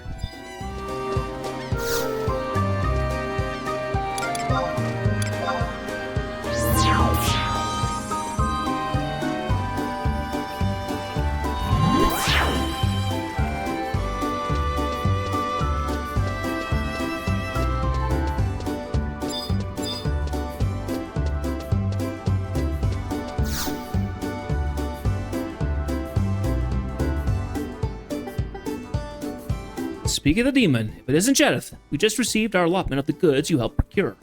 I'm sure we've already been thanked, but allow me to do so too. Judging from what I gather, the waterfront must have been pandemonium. So this fiasco is all due to the finance minister's miscalculations. That's rather odd.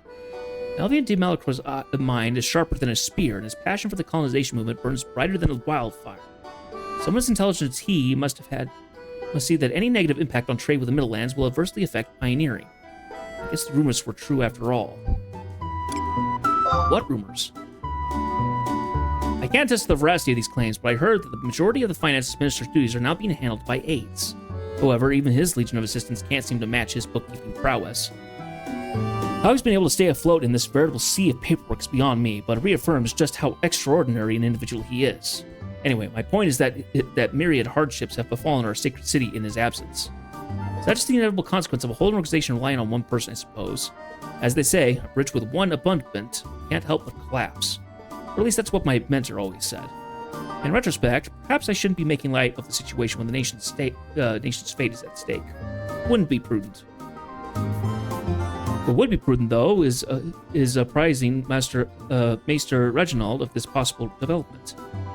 They may still be just rumors, but our little talk just now has given me pause. One can never be too cautious with such sensitive information. Thanks for helping me make up my mind, Jeth. Oh, and for helping me down at the waterfront, too.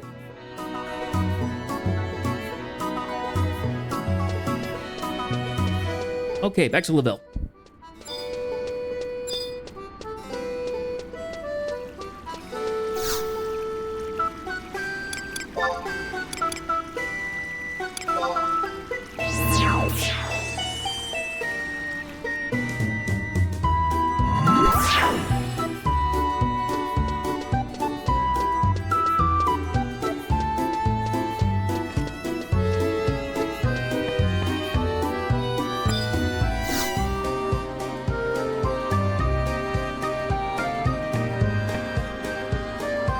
Ah, Jeth, what exactly was brewing at the Couriers Coalition?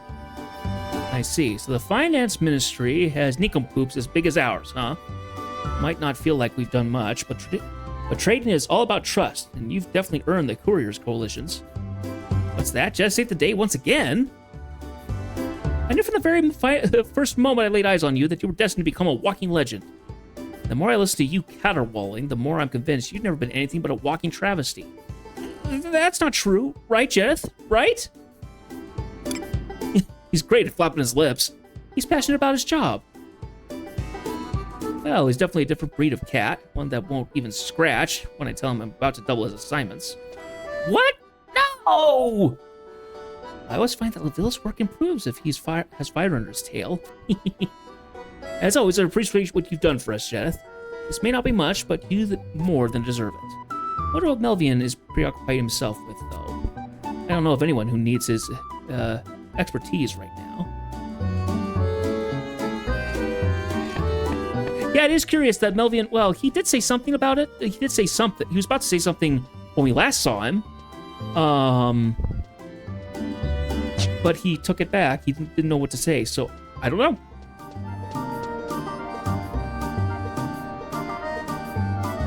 I have to zone and wait for the next day. Ugh. Well, that means that we could go off and go get our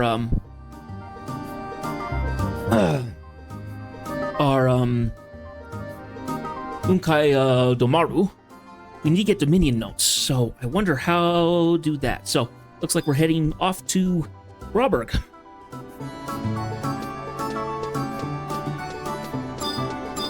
Which could be interesting.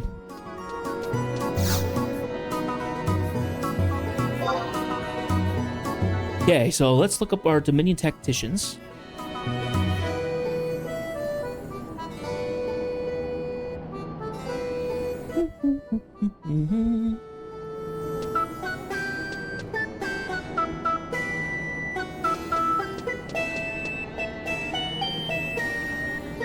Yep, so we're going to head off to Robert.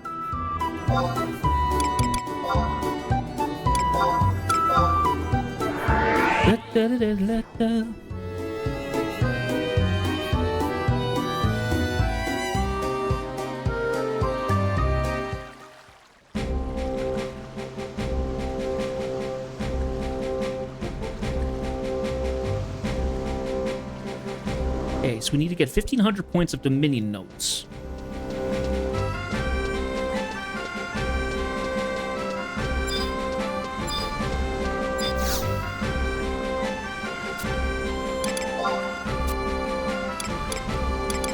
We'll go to Grobber.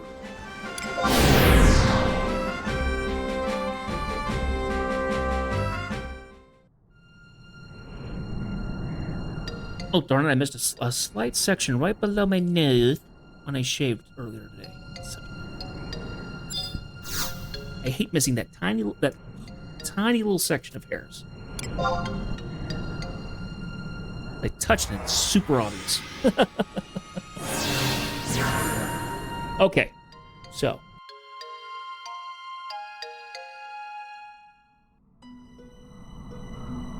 Going in here.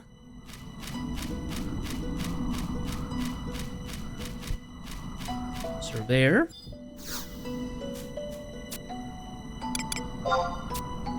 Get business status. There we go. Now.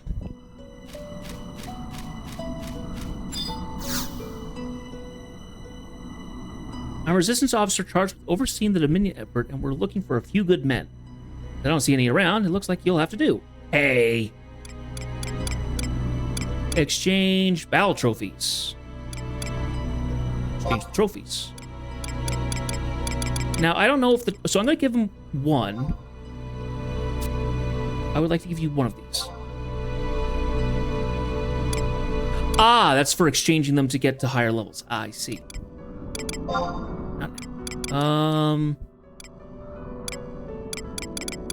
General information. What's in for me? What's in for you? You've got some nerve, soldier. Here to follow orders, not question them. When I say jump, you say, how many moms high? Sir! Are we understood, soldier? But yeah, there's something in for you, if that's the only thing that's going to get you fighting for our cause, instead of sitting around on your lazy backside. I am not lazy. I run around saving the world over again. When you report back after completing an operation or successfully bring down a notorious foe, you'll be rewarded with ruminations in the form of something we call Dominion notes. These notes can be exchanged for supplies to serve you on the field of battle, equipment, medicine, and more. I'm not talking about run-of-the-mill items here. There's some impressive stuff. I dare say it's worth more than your life, soldier. Doubt that. Bet that put a spark in your eyes, didn't it? What's more, bring back battle trophies, the severed heads, or gore-stained limbs of the fiends you slay, and we will reward you with accomplishments with Gurdon. 5 echelons of trophies to in total. With more valuable Gurdon. So what's Gurdon? That's the question.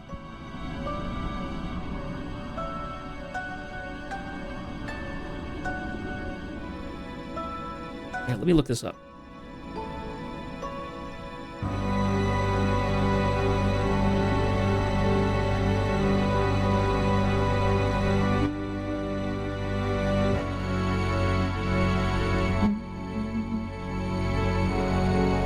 Nothing came up, so I'm not sure what it means.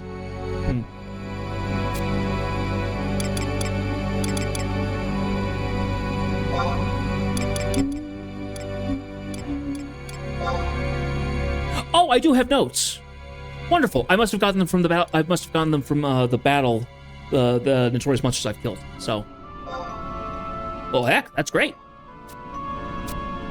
Means I can go ahead and get this item, this piece of gear right away. Fabulous. Which means we only need one piece left, which is the feet. And I have to get those out of gold chests out of Bunkerl. So I'm going to go be right back because this is making me self-conscious. So take a minute and I'll be there.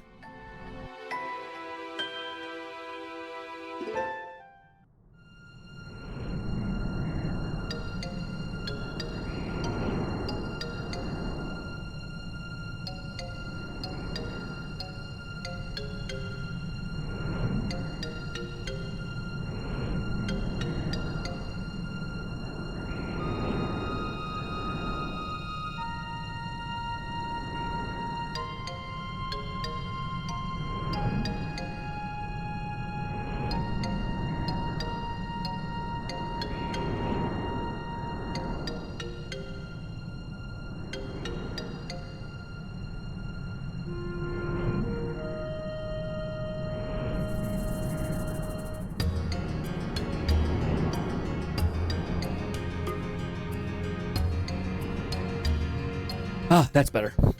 So I looked in there. I had like 1 or 2 little hairs just sitting there, and just enough to drive me up the wall. So.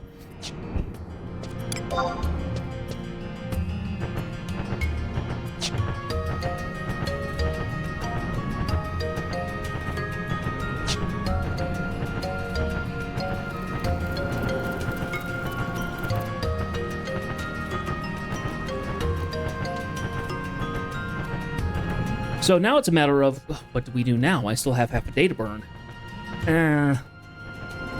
I guess we could go off to Vunkerl and just fight stuff to try and get the gold chest. That really is the only thing we have to do now.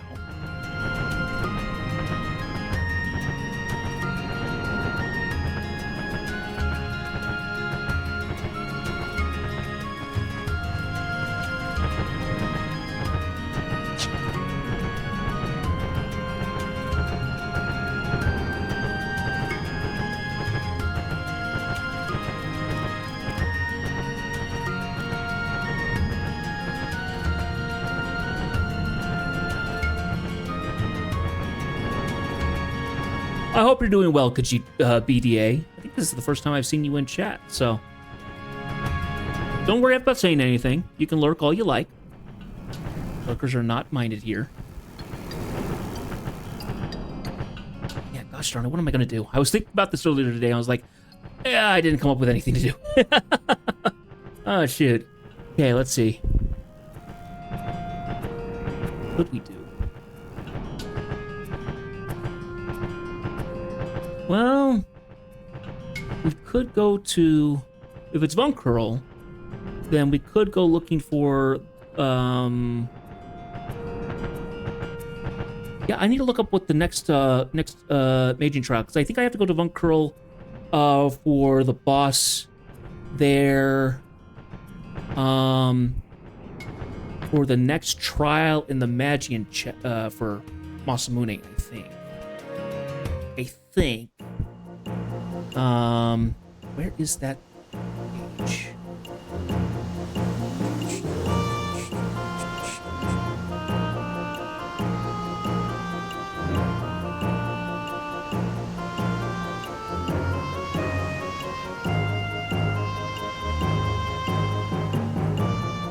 Ah, here we are. Yeah, so we have to get, Kieran Croy's lantern, who's in Mizero. Not the same place. Shoot.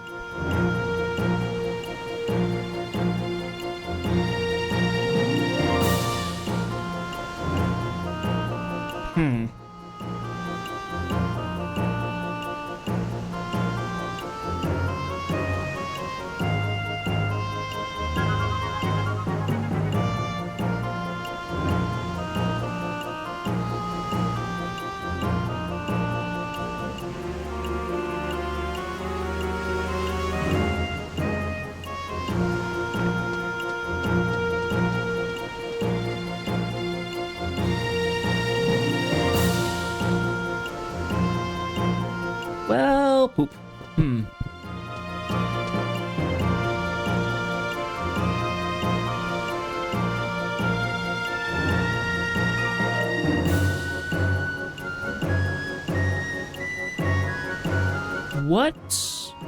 What trials can we do?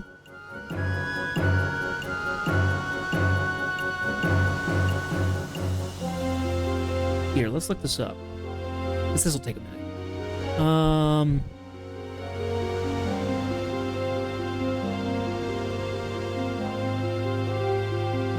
Abyssia Vunkerl. Because if there's some kind of progress that we can do inside Abyssia Vunkerl, I'll be happy.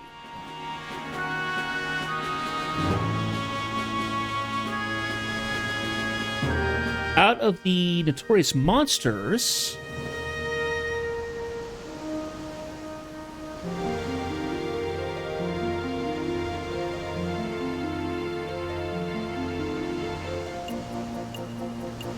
there's fighting for Bukas and Sedna. Sedna is a little annoying to try and get to. I think we have to, yeah.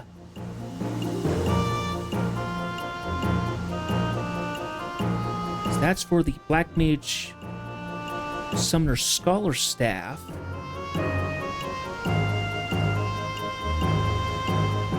As well as the Arbitel set. We have the, I think it's an axe. Is it the Farsha? Yeah, for Warrior Beast. Cloud Splitter. The Gandiva is Ranger. And the White Mage. Ambatine.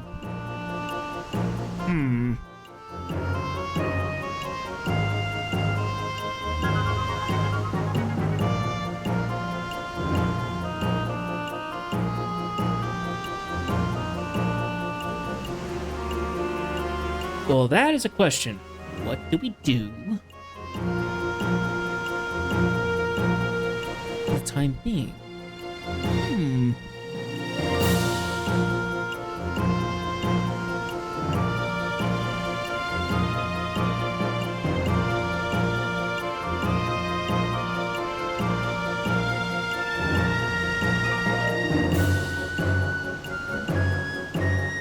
Because, amazingly, I actually do not need any of those weapons.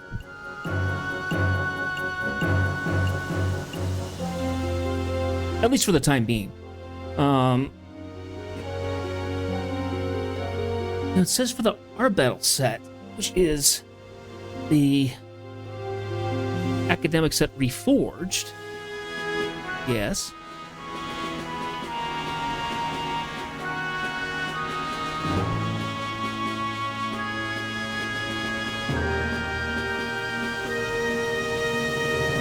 Oh, it might be doing something for the augmenting bit.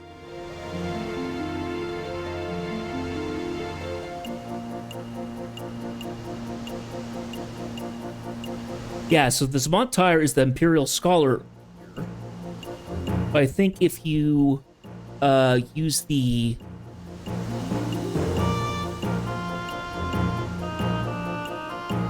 I think I remember seeing that if you get the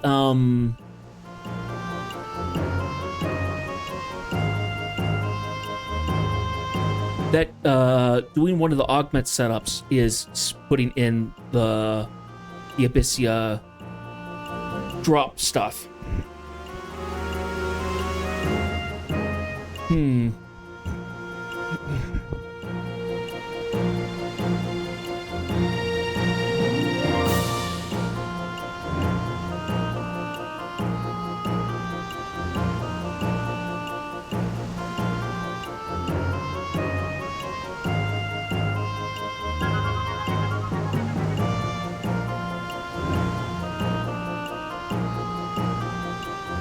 Well, that's just kind of annoying. It's not like, oh, this is something else I could do. It's not like, no, I have... Darn it. Well, Sedna's easier to spot than anything else, and Sedna was one of the ones that you had to kill for the time being.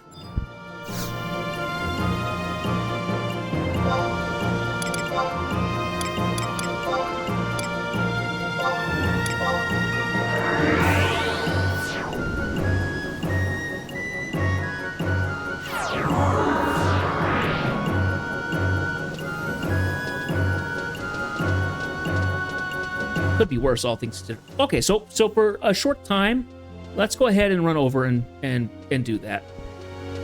Heck, we'll probably only get like a few minutes attempt before we do anything else.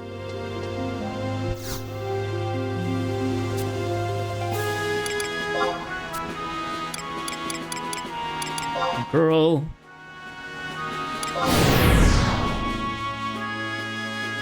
So the ultimate goal really is to just kill things to try and get the gold chests so we can get our the feet.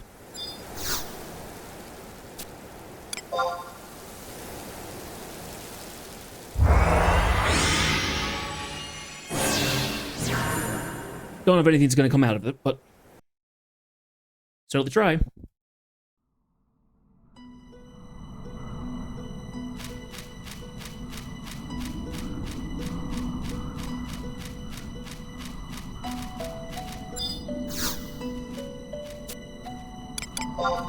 Quest visiting status. Yes. We'll actually extend our visiting status. 30 minutes plus the 6 minutes on top of that. 120 minutes. Okay, so we need to make our way over to 3. That's what I thought.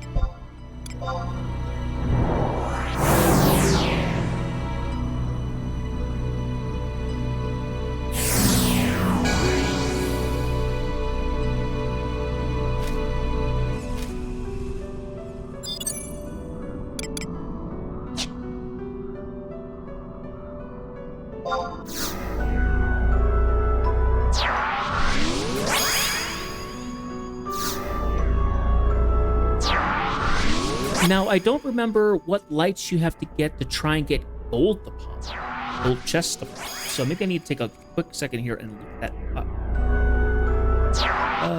End game, new. Is he a thing? Basically, lights. Here we are. Frequency of the gold. You want amber. Amber. Beat an enemy with a magical weapon skill. A magical weapon skill. I don't know if I have any for Sam.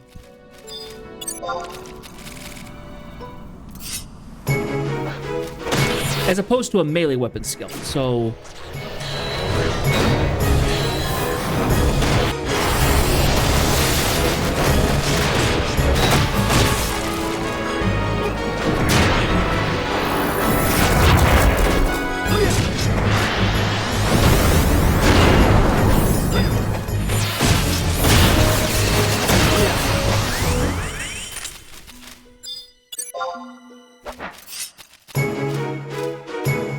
I guess we can dump it into chests as another option, I guess.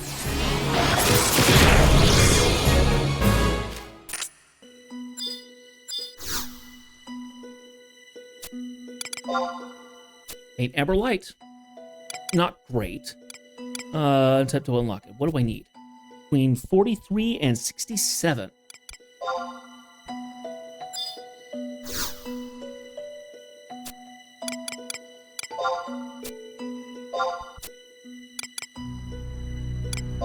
Another latch. Here we go.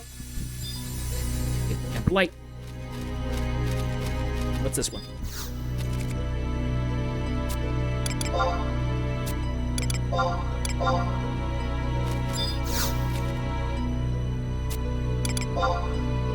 An amber light. I'll take it.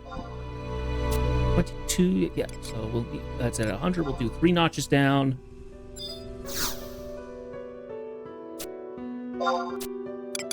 Two notches down. 42. There we go.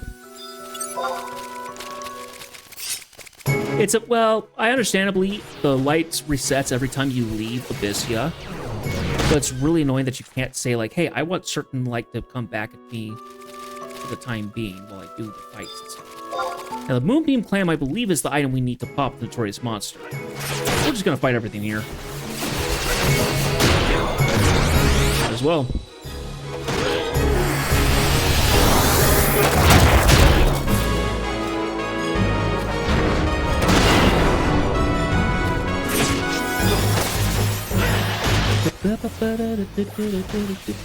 Yeah, bring them all in. The more I fight, the more chests I can have.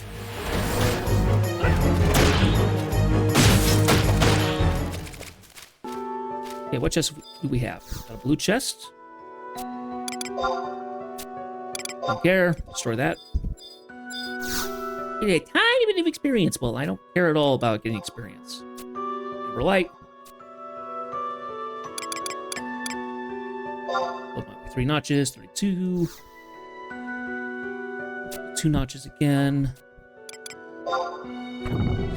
Go.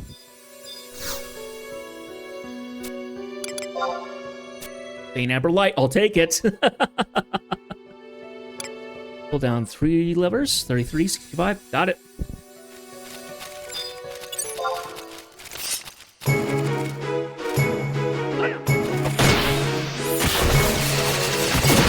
we'll go take care of the notorious monster here in a second here.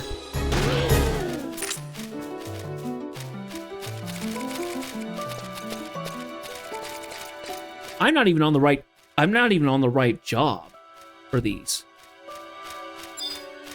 I really should be on my ninja for this, but eh.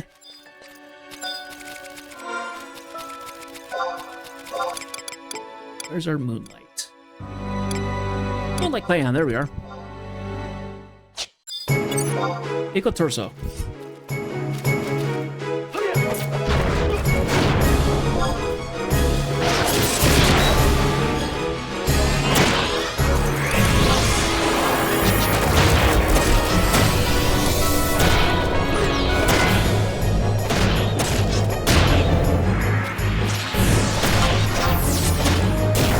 Light elementals. Okay, I have a 1 in 4 shot. Koki could be the right one.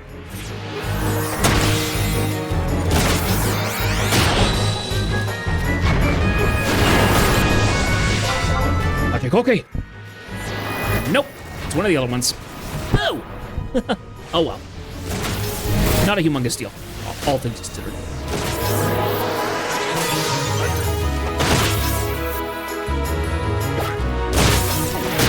I'm kind of just killing time, all things considered. I got the key item anyway. Still works.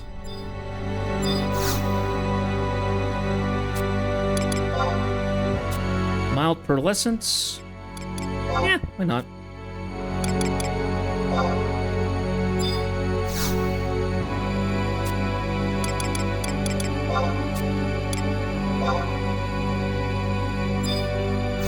I gotta raise it up, actually.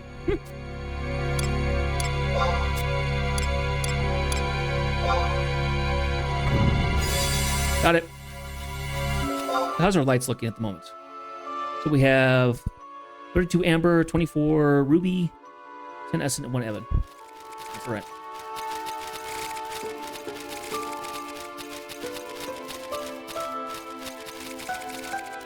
Okay, so we actually run from there.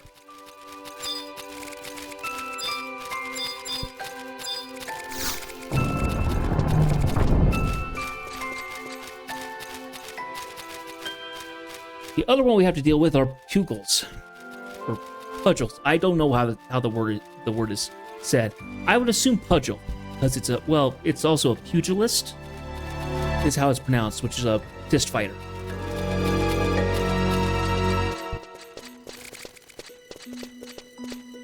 The hand-to-hand combatant is a pugilist. So I don't know if it's pugil because it's not an ist, or it's puggle because it's more like a fish. I don't know. But there's one in particular that kind of sits around here. That is a random spawn, so we're just gonna have to fight all the fish that show up here.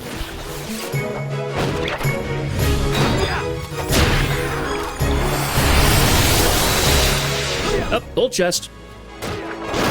Which doesn't guarantee that we're gonna get an item out of it. Sometimes they pop key items and stuff, so. What have we got in this one? Temporary items. Yep. I see far more in the way of, like, temporary items coming out of gold chests than anything else. Always really annoying. Temporary items again. There he is. No. Let me look. Is he here? He is. Oh, he's down in the depths of them. He's over there somewhere.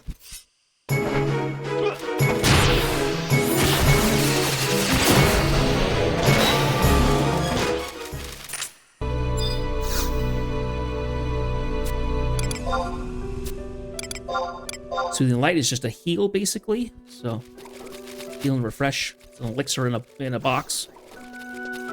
It's an elixir in a box? Yeah. And when these things aggro, they sound like Yoshi? A little bit. They sound like a drowned Yoshi, actually.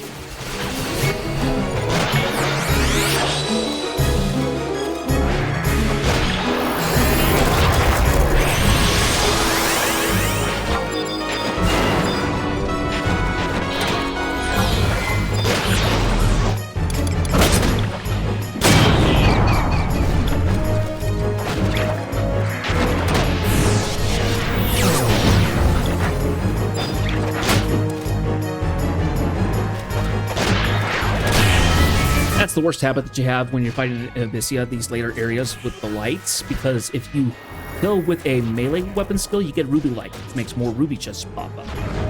Not necessarily the best thing to have. You have to remember not to remember to kind of be careful with your weapon skill spams. Unfortunately, Samurai's weapon skill spam central, so.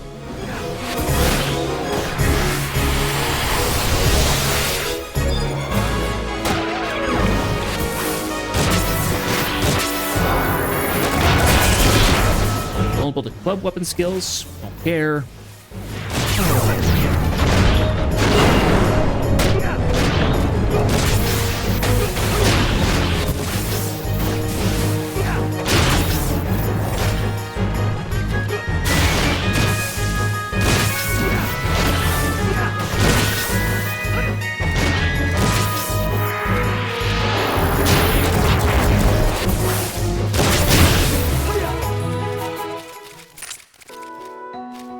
But the Magna Stacker. I got a couple of ferals, a couple of Farine skills. That's Beastmaster, I think. Yeah, let's go ahead and grab. Yeah, it makes me think Yoshi for some reason. I know it's not Yoshi. Sounds like a drowned Yoshi, but yeah. Let's go ahead and grab a lot of these guys up.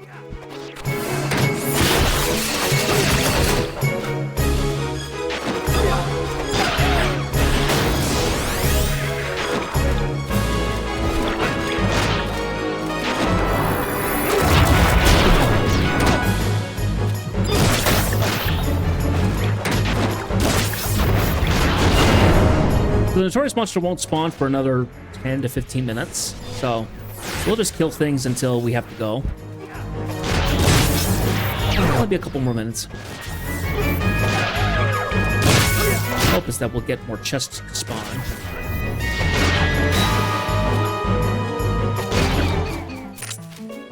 So originally when these came out, people would come in here to level, as you could get in at level 30, I think, and go to cap, which I was 80 at the time, I think. So each time they released one, they raised the level cap. So 75, it went up to 80 with the first set. It became 85 in the next. This trio. It went 90 with the last one, and then with Seekers of Abyssia, Seekers of Adoulin, they made it 99, I think.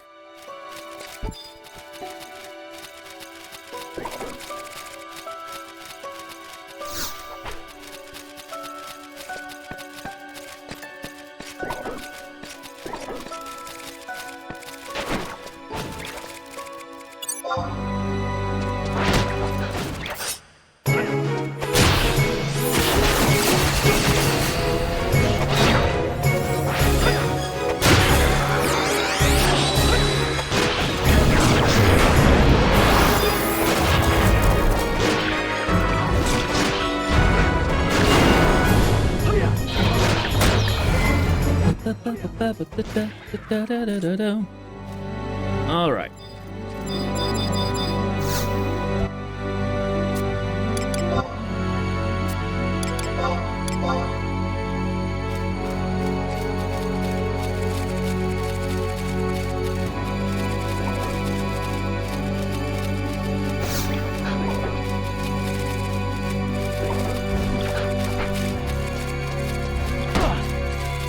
So it's interesting how the Abyssia stuff works, because so you have to kill basic normal enemies a majority of the time to drop a pop item, like we did with the what are they? The Jasnaris? Jasconius. They had to drop the Moonglow clam. We trade that to the spawn point. It appears. We kill it, and if we get the key item, we're good. For the monsters that spawn out of... It's not lottery spawn, they just spawn in a certain section. Lottery spawn as opposed to killing random things in a field and hoping that you kill the one that is needed for a chance for the Notorious Monster to take its place.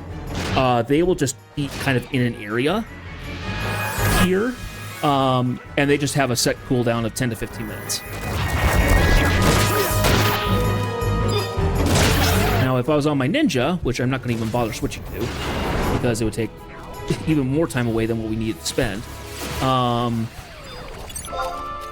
to get the key items, you can do a red trigger, which is doing certain weapon skills, which my ninja has all access to. I've talked about it before. Once you get the key items, they can be used to spawn a bigger enemy, and typically they will then do it will be another key item that drops off that can spawn a higher enemy above that sometimes. Powerful items, just diamond rings.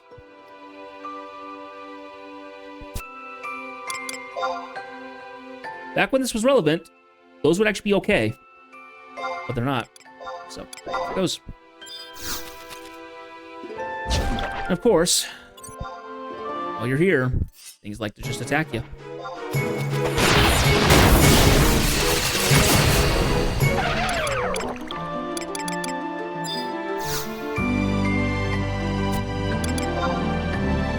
Temporary items. Destroy. Azure Light? Nope, we don't want Azure.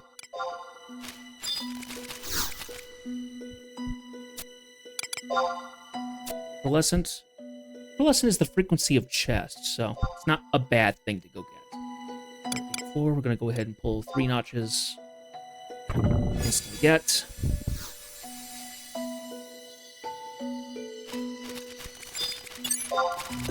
So we can have more chests pop up.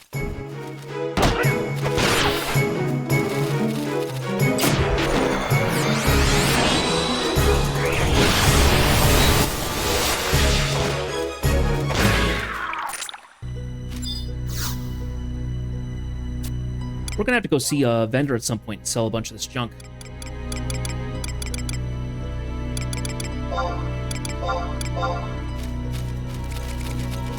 We've changed time. Okay, let's go.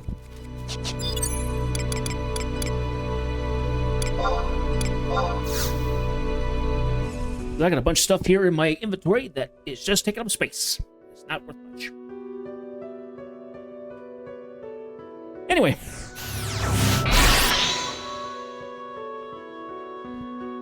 That looks like that was a battle for resistance stuff.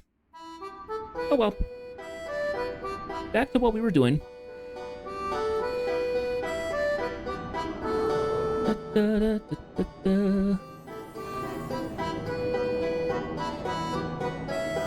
Okay. We have both zoned and waited till the next day.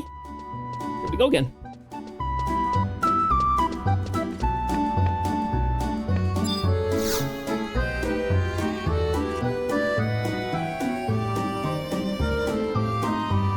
Ah, Jed, just the pioneer I wanted to see.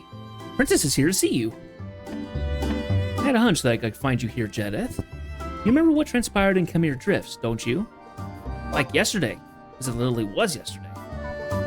I assume you'll be interested in hearing exactly where the light that spewed forth from Arthurson was directing us. After we parted ways, I took the liberty of unsheathing the blade in one more spot. That way, it would create another line for reference. And since the two separate paths had to intersect eventually, I used that to approximate the location. Just to be sure, I compared my proposed site with ancient records like the Founder King's travelogue. While none of my sources were too exact, I think it's safe to say that we're headed for the summit of Mount Khmer. One of the entries mentioned King Augus's visit to the mountain, which is probably as much proof as we're going to get. My guess is we'll find the Serpent of the Sky roosting there, shimmering scales and all. At least that's what the words of my father's poem say to me. In an age when shades dented this land, the oar of the swallow's white word shall be fulfilled. The warrants of four shall raise the murk blade high, and one of the white feathers shall flourish in the words insect. This words insect. If we're to believe in them, then the dragon there resides. There's probably a key to quelling the strange plague inflicting our continent. For these reasons and more, Jed, would you mind accompanying me to the top of Mount Khmer? No, my ore collection awaits. I love some of these posts. Thank you so much. Come to think of it, I've never actually met a dragon face to face. Snout. I can't help but feel afraid of just the thought of it. At least you'll be by my side, Jeth. As an adventurer, you've probably bested whole broods of them. If that's the case, then I have nothing to fear at all. How lucky am I to have met you. Enough twittering like a schoolgirl, though. This is no trivial matter. When you've properly steeled yourself for the journey, come meet me at Joris Yet.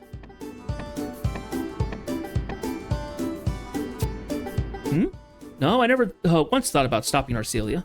Why? Because despite her claims of being scared, I'm confident that she's as tough as any dragon. Besides, she's ventured deep into the jungles countless times already, no? Don't go spreading this around, but I might have some juicy tidbits for you to chew on. You know how you said you had no idea whether or not Arcelia was carried off by some beast? Well, I might have overheard the answer. Word has it that she was indeed dragged away in the blood-stained maw of an otherworldly abomination while resting outside the city gates. Does that get your knees a knockin' or what? Can't be sure that Celia had the worst of it, or even the Order of Weatherspoon led search party traveled a rocky road straight off the cliff of humiliation. They not only failed to find any clues as to her whereabouts by themselves, but were ambushed by hordes of creatures, the likes of which were heretofore undocumented. Some members even returned with grave wounds, supposedly inflicted by a tiger of monumental stature. Luckily, some capable pioneers stumbled upon them and were able to use their superior tracking skills to lead the exorcist to our princess. Close call, sir. And what of Arcelia, I hear you thinking? The power that be within the 12 orders forcefully persuaded the Order of Adoulin to forbid her from entering the jungle, on account of the dangers present there. I understand their cause for concern, seeing as how Arcelia's to be the next in line to lead the nation, should her brother's health continue to fail. What happened after that? What do you think happened? She's not one to just lie there after falling off her. She got back up and registered herself as a pioneer. That's what. A little surprised that she actually went that far. I believe her exact words were, "Our sovereign nation is no monarchy, nor is anyone of our order guaranteed a position of leadership. As long as my brother remains the chancellor, I am just another citizen of this fine city. Furthermore, as any citizen may apply to become a pioneer, I choose to exercise that right. I assume none of you take issue with the legislation you first enacted, do you?" I just about spit the Frontier soda I was drinking all over Lay when I heard about it. I think that Arcelia already wants to head back into the jungle despite almost being devoured. Or is it exactly because of that experience that she decided to get official permission this time? Although I guess the maesters and ministers would rather have her traipsing around the forest under the auspices of the Pioneers Coalition than sneaking off in the dead of night. None of this really answers the question of what that monster wanted from her. Or maybe this is a perfect case of all's well that ends well. Anyway, the bottom line is that no one can stop Arcelia now. It's not like she'll be completely on her own either. Her order will be informed each and every time she passes through Joris Yet, and they're bound to employ a bodyguard for her when you're off slicing your way through the jungle. Now, when you escort the princess, you'll not only have her opinion of you on your mind, but the eyes of every member of every Adoulinian order on your back. Does that get your blood pumping or what? In all seriousness, now, I believe in you. The fate of our princess is in your hands, Jeth.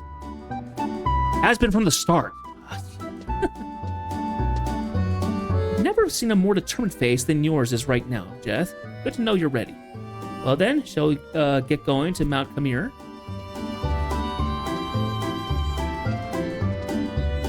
Okay.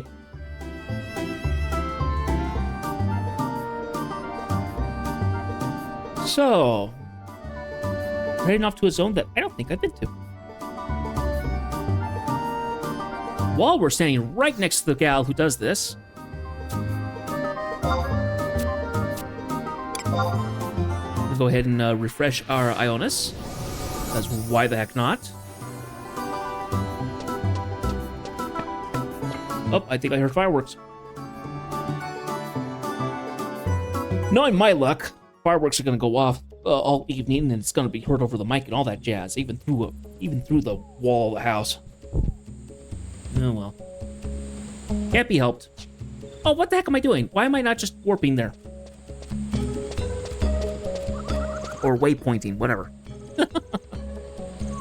Okay, so we need to find the Alpine Trail in Kamir Drifts at H5. So kind of the center of the map, I guess?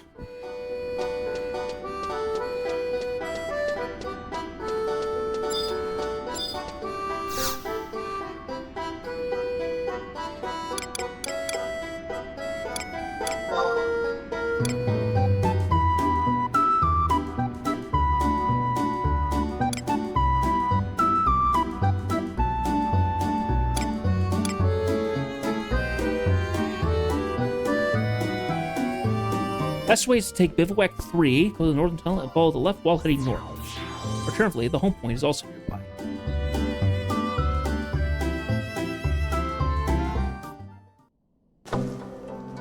Guess I didn't think about that. Over here.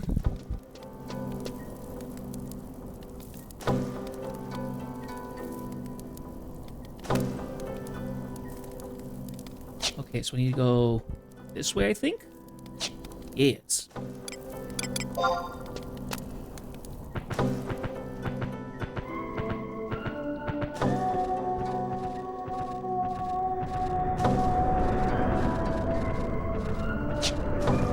Fall to the left.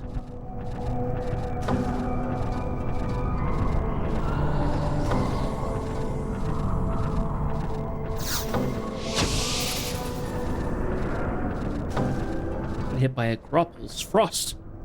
Oh.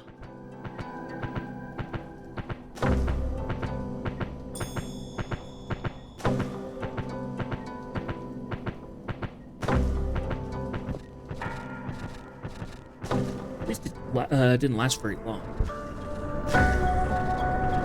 Tigers. Yiztargs!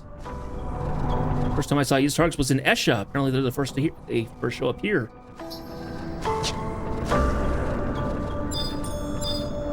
There's our Alpine Trail. Okay.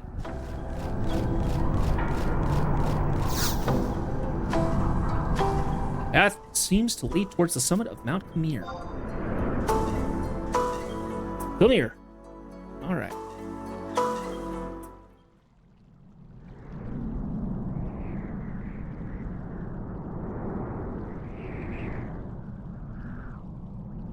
Cutscene.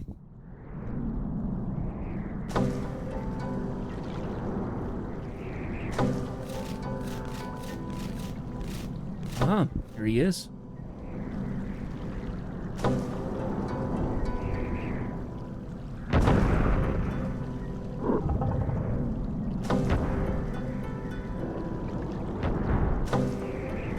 And I could see a little bit of the design that Reisvalger takes in 14. Be gone from here. You frail mortals should have thought twice about before ascending this peak. I have no patience for those who desecrate the forest. Depart at once. If you do not, then I have no choice but to swing the radiant hammer of vengeance down upon your meager frames. Wait, Your Eminence, before you judge us, I would like you to take a look at this. That blade. Death, can you show him the proof of your bonds to the Force too? Sounds like a plan.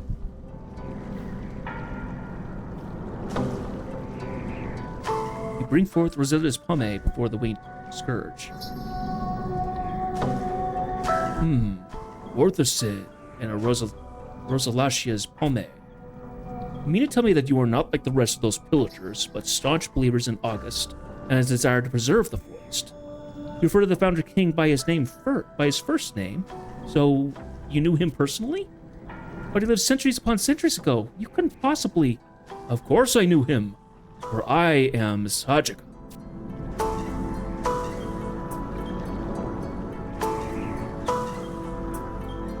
Not only did I know the first Adoulin King, I swore my allegiance to him. Was it centuries ago? Millennia? Time flows for many things, but upon Sajika it touches not. Seas change, lands change. Even should the stars fade from existence, the covenant made with August shall not break. A little bit of 14 in this too. A little bit of Dawn Trail, because Dawn Trail had a king that went out and he created bonds with other characters, and they became part of his retinue. In my eyes, the lives of your kind are as delicate and transient as bubbles in a stream. The moments of glory, mere sparks from flint. Inconsequential, insignificant, insubstantial. Such is how I came to conceive of your peoples. August has been the only exception. Ezar has shone brighter than my refulgent scales, and his resolve was strong enough to wrest me from the shadows, from the realm of shadows. That is not the lone justification for why my memory of him will persist until the end of time, but it is an important one. And what of you, spindly-legged foal?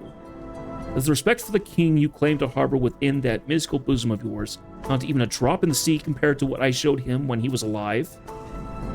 Well, hopefully you can at least answer this simple question. As a preface, you are aware of the 7 guardians that protect the Ulbukin hinterlands, are you not? Yes, I am. They're the Nanakuals, right? Is that the ephemeral sobriquet that you have given to our kind? That have been given by your kind? Very well. Not waste my breath explaining the rest. However, there's one more guardian who fought alongside August, a worthy tiger whose fur shone a lustrous gold. That must be Tercolin. I recall reading about him during one of my trips to the library. What was the title of the book, though? Aha! His Majesty and the Golden Beast, that's it! Ah, books. An inconvenient form of immortality, but perhaps the best your ephemeral kind can hope for. If you are truly learned, you should have no qualms about a simple test. Pray tell me, where did August meet Tercolin in combat? Where they fought, you say? Well, that would be... Jeth, what do we do? I don't remember that detail at all. Aha! It's a trick question. The story makes no mention of where they fought. Confidence conceals ignorance only when the other party is ignorant as well, you misguided fool. In the end, you care as little for August as I care for dissemblers. The one who saved me from that place where even the faintest hint of light is swallowed whole. Nestlings such as you could never hope to fathom his greatness. I was foolish to believe otherwise. I will not stand for this a moment longer. I know not why you trespassed upon this land, and I no longer care. There's nothing left to discuss, for you have proven beyond a doubt that you are incapable of understanding Augustus' will. Remove yourselves from my presence. Our conversation has left me wary of both speaking with mortals and with life itself. I'm so embarrassed, Jeth. I don't want to admit it, but maybe he's right after all. It's silly of me to come here knowing so little. If I'm to make amends, there's only one thing left to do. Jeth, let's burrow deep into Adoulin's vault of knowledge, leaving no page unturned in our wake.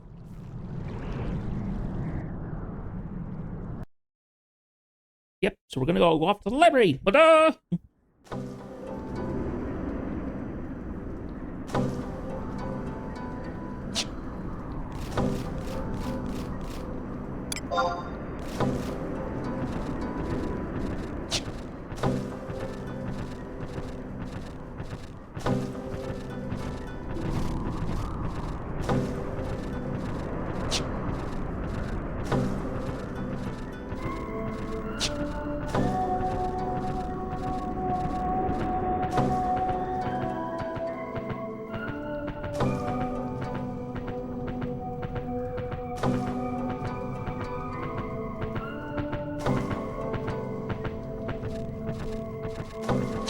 Now, it's interesting because there's a couple places that we've been to that had story progression to them. The Khmer Drifts has been one of the bigger ones. Also doing stuff inside... I think the only place that we really haven't been is the Moramar Salt Flats, which I hope eventually will become a place where we do story.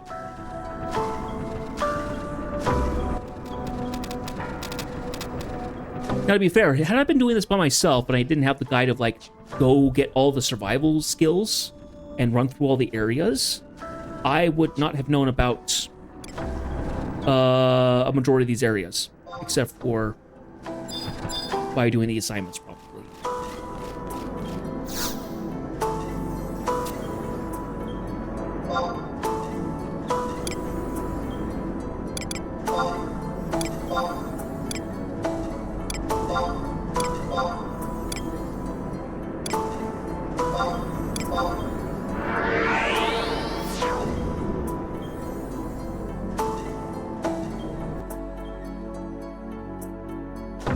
Sorry, itchy nose. All right.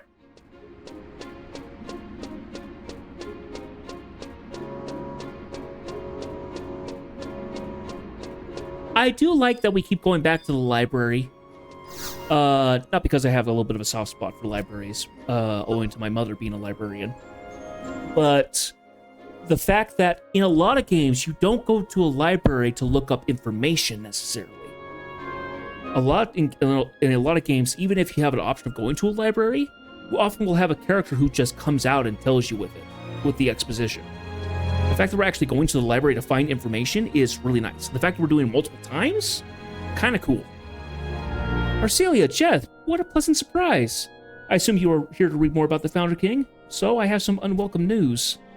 You've already read all of our tomes to discuss what took place circa the establishment of our nation. Is that so? Do you have an idea what to do now, Jeth? There are no books left to read. How are we ever going to answer that dragon's question? What of my ignorance, Arcelia? I forgot about the existence of a certain section. A certain section? Verily, warily. Allow me to educate you on an off-look part of our institution. But first, allow me to introduce myself. My name is Oshasha, and I'm a conservator warder of this library. We have a severe dearth of patrons with an interest in the continent's ancient Taru history, so it took me an exceptionally long time to recall that we have closed stacks as well. Closed stacks? Precisely. As of now, you've only been reading the books available to the general public. In other words, you've not laid a finger on the pages of any concealed work. A concealed work? Sorry if I'm getting a bit ahead of myself. Adrena here is much more eloquent Taru than me, so I'll let her explain. Of course, ma'am. This is a blatant abuse of your power. Wow, time sure flies when you're having fun. I simply must go back to my research so I can ready for my next symposium. Good luck, Angie-Ann. She clearly was yawning. I think she's going to go off and take a nap. How dare you? Serve it on my foot. Anyway, well, concealed works are tomes that may not be removed from the premises. I'll be more than happy to wade through the stacks for you, but I cannot take the plunge without some direction. Are there really that many books back there? Indeed there are. Though Adoulin was founded long ago, it was not long enough ago to predate the written word. The books are practically cascading from the shelves, so voluminous they are. Pioneers also contribute to the archives every day by returning from the jungle with field reports. It would not do for some of the information contained within to be seen by common citizens. Therefore, many of those reports are relegated to the stacks for safekeeping. In summation, it is impossible to provide you with every tome from this ever-growing massive vellum. I will need a subject via which to select a few relevant texts. Well, Jeth, what topic do you suggest we have her look for? The Founder King's favorite sweets. Let's look for his retinue. The Founder King's retinue? Oh, wait a moment. I will turn it with an applicable volume.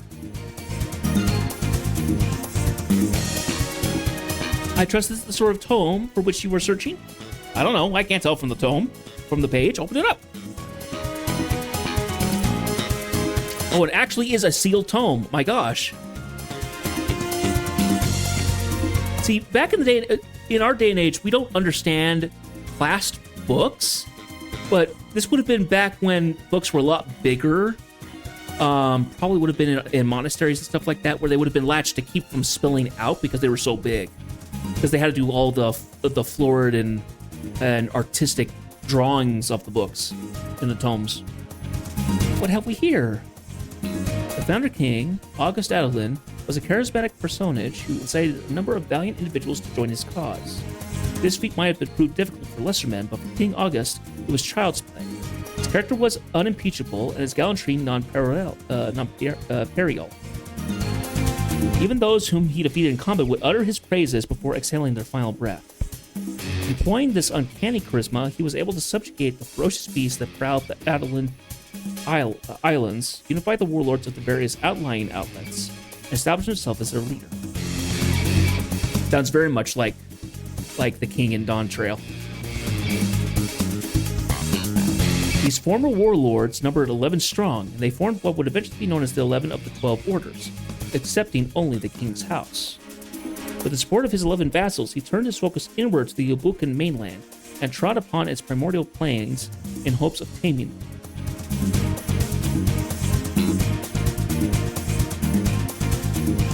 Pressing ever further into the maze of vegetation, they stumbled upon a swath of woodland now known as Yorshire Weald, wherein they encountered a tiger who loomed larger than the most expansive manse of the day, and whose pelt was radiant gold that would catch the sun's rays just right, to melt the eyes of any who dared gaze upon it more than a few moments. This massive beast claimed to be the ruler of all who inhabited the jungle, and challenged the Founder King with an ear-splitting roar. My name is Turcolin, and you may only proceed once I lay lifeless upon the forest floor. With this guttural proclamation, the creatures surrounding the king withdrew, leaving that they assumed would be the best pickings to their pack leader. As a rejoinder, August vowed to skin the feline alive if he laid a claw at any of the king's followers, and the two began staring each other down as silence finally broke half a day hence. The battle raged on for 7 suns, with it ending by moonlight on the 7th night. So Yorshire Weald was where they fought. Huh. I've got a couple angles now. Shoot. Neither wildcat nor warrior could deny the other's raw power.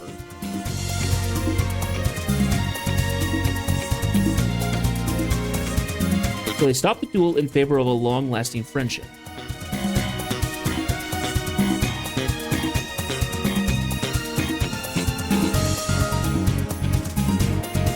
As a symbol of their new allegiance, the tiger entrusted his son to the care of one of the king's 11 bannermen. This is the first known inhabitant whom the king befriended, but is also far from the last. August continued to push deeper into the continent's verdant abyss, where he would confront still more natives seeking to drive him from their sacred territory. This is certainly a lot more descriptive than the last thing I read here. It indulges in a bit much too hyperbole for my taste, but it does convey the point that their battle was hard fought. Even better, it also tells us the answer to Sajika's question. It said the king and the feline opponents fight in Yorshire Weald, right? That gets me to thinking, could the gold tiger that saved me possibly be related to the one in this document? Absolutely. You already knew Jedith? What? He told you himself? I guess you did say something earlier about being able to communicate with him. This is some kind of arcane power by which he can speak directly to you without having to open his mouth, right? It does seem rather strange, but I believe it since you already shown us something similar with the Leafkin matriarch. What really piques my interest, though, is how you earned his trust enough for him to tell you anything.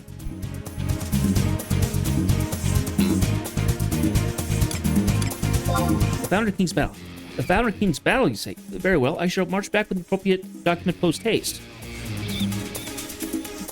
So we need to keep all kind of information to us because we're probably going to have to answer several questions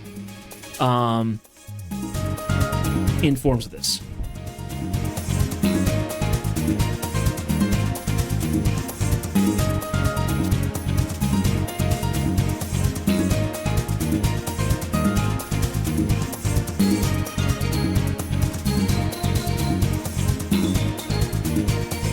Oh my, Janice, look here.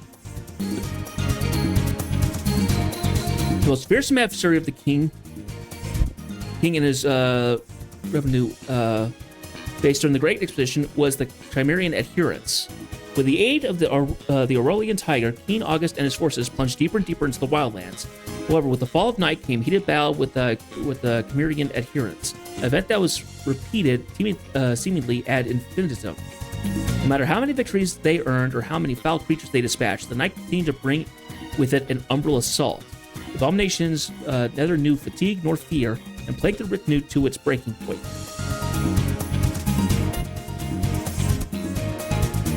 The fiend's reign of terror did not stop with the king's party, though. Creatures were said to loathe all things that drew breath or energy from the sun. They poisoned the land, blighting the trees, and massacred every animal they laid eyes upon. As the days passed, the king learned that these dark minions also beleaguered the gold pelt and his force for countless nights. This epiphany redoubled their determination. No longer were they both fighting for themselves, but for their companions as well.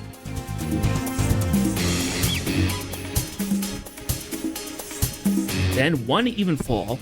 That's a great picture. Look at that. A bloodbath rained down upon Ubukan jungle, tainting its lush jungles a mournful shade of red. The event began with an enemy ambuscade.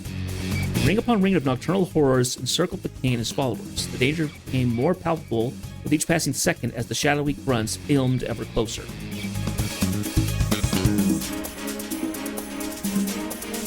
Resplendent feline expended his remaining stamina to unleash a terrifying attack that felled all the surrounding enemies. His selfless act brought the king and his companions enough time to escape, but also cost the tiger his life.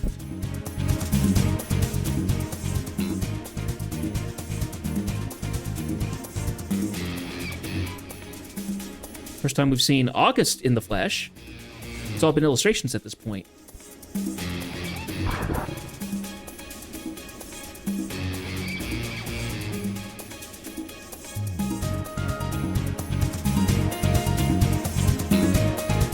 How tragic. The tiger died to protect August Adoulin. Incited by the display of the wildcat's bravery, his son, the king, and the monarch's 11 stalwart crusaders pressed on in the face of the nightmarish barrage. The conflict lasted for so long that all involved lost count of the days spent cleaving chunks of flesh from their assailants. Last, however, the forces of the night were pushed back to the sorcerous ruins from which they first emerged. It was there that the explorers were met with that which controlled the entity of the Chimera adherents. The mastermind behind the invasion of Ulbuka and the destruction of its lands was... What exactly reigned over the Chimera adherents? This is getting really good.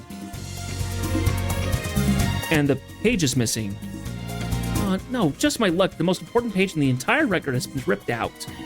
But wait, haven't there been sightings of familiar beings of what the text called dark minions and Chimera adherents? If that's the case, then why are these creatures appearing again out of nowhere? They should be confined to the pages of history books and lines of old wives' tales, not roaming the jungle by present-day Ulbuka.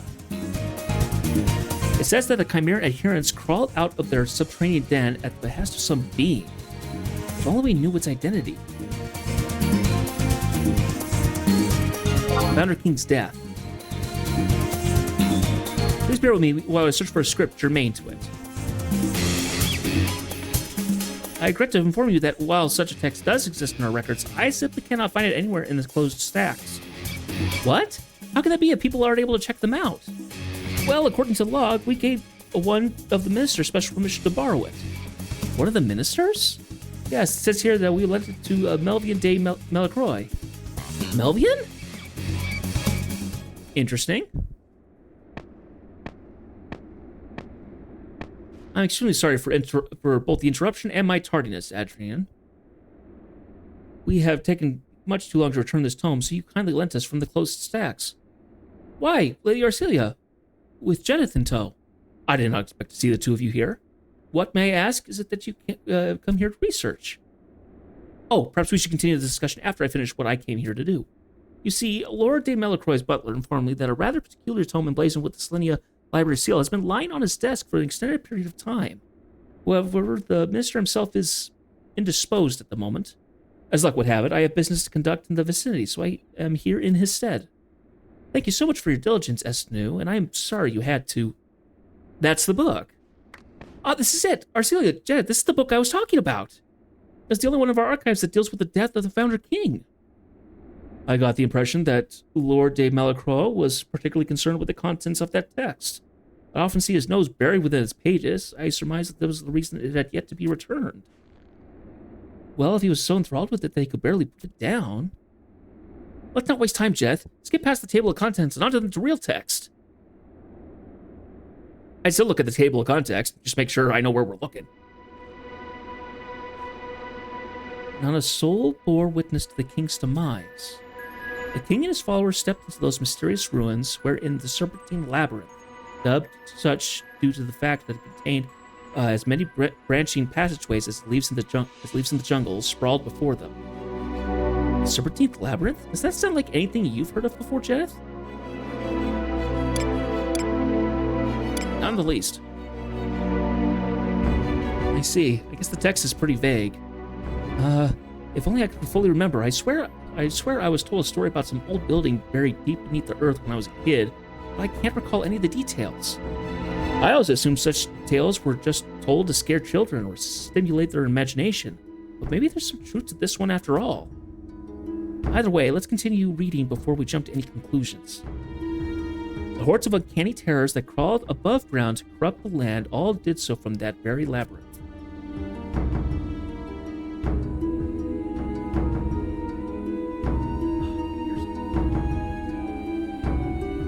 By this time, the king's ranks had been thinned by the droves of apparitions that had already fell to the hero's blades. However, that did not in the least to shorten their strides into this den of iniquity.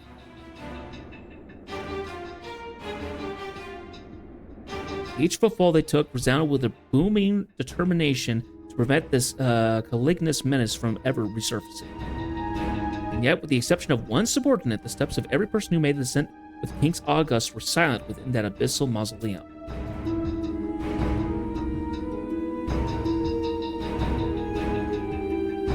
The lone person to survive was Morimar, the king's general and tamer of beasts. He emerged from the chaos with the golden tiger's next of kin, and no one else.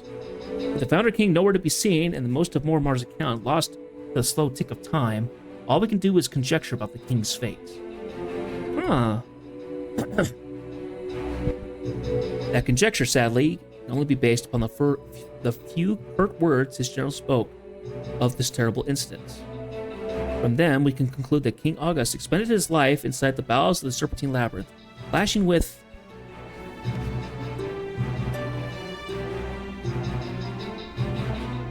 For goddess' sake, the rest of this tome is completely illegible! The bow was a spectacle of atrocious beauty, with hacked limbs and ruptured veins decorating each and every winding corridor of the subterranean maze. Explorer after explorer in the king's retinue was struck down, but not before they could drag regiments of oppressors to the grave with them. King August himself used himself as a shield to allow Mortimer time with which to return soilside. With little to no room for error and even less for respite, the monarch's chances of climbing back up from those treacherous depths were lamentably slim.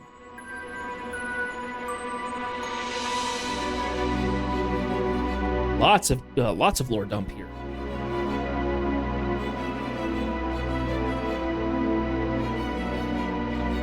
Morimar hurried back to Castle Adoulin, the king's chair's blade swinging from his side and a message from the sovereign on his lips. No more shall we colonize the hinterland. With that, he passed the sword on to the callow prince and princess and promptly departed. Lorthason.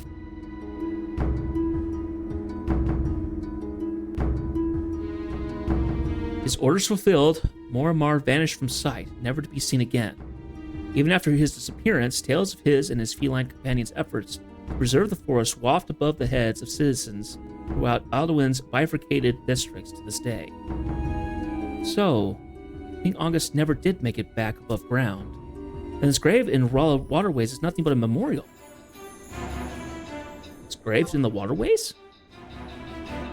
There's a sepulchre there that was erected in the Raw Waterways for the Founder King. I always assumed that his body was entombed there, but that doesn't seem to be the case.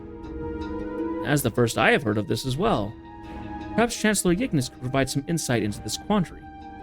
Maybe. Although I suppose your father also disappeared under peculiar circumstances.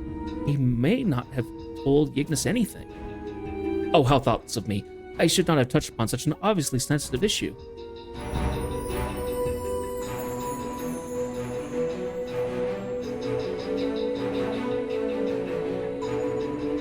Of course, since he brought it up.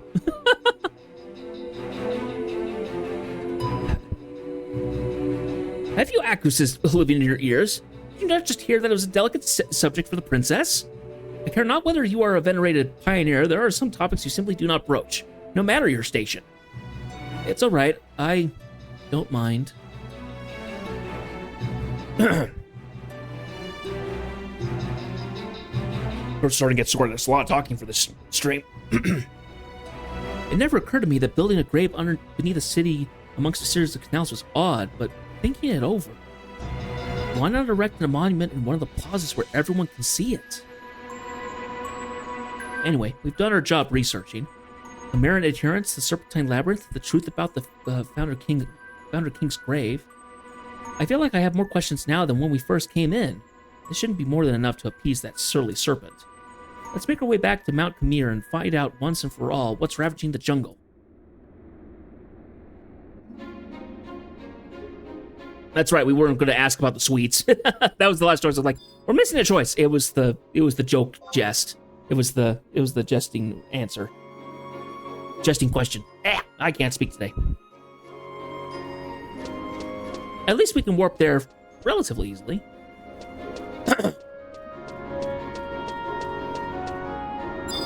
home point right here.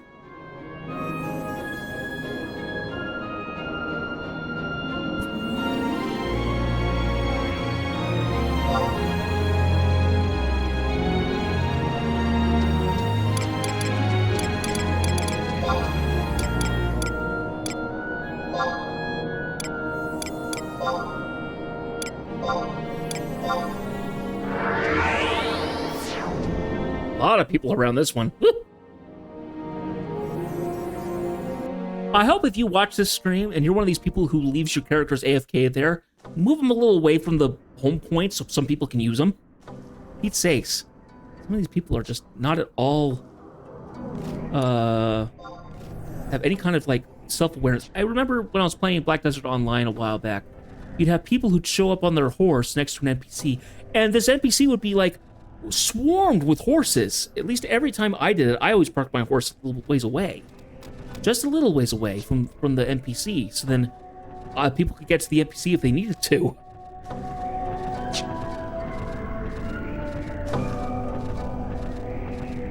I know in a lot of games it really wouldn't matter, but in online games that have a big, MMOs and stuff like that, it kind of does actually matter. Especially if it's an NPC or it's a location that's used a lot, where people are constantly talking to something or someone. It's always best if you're gonna go AFK or not touch that character for a little bit. Move them a little away from the character. Move them away from the spot. Home points in this game seem to be the big location spot though.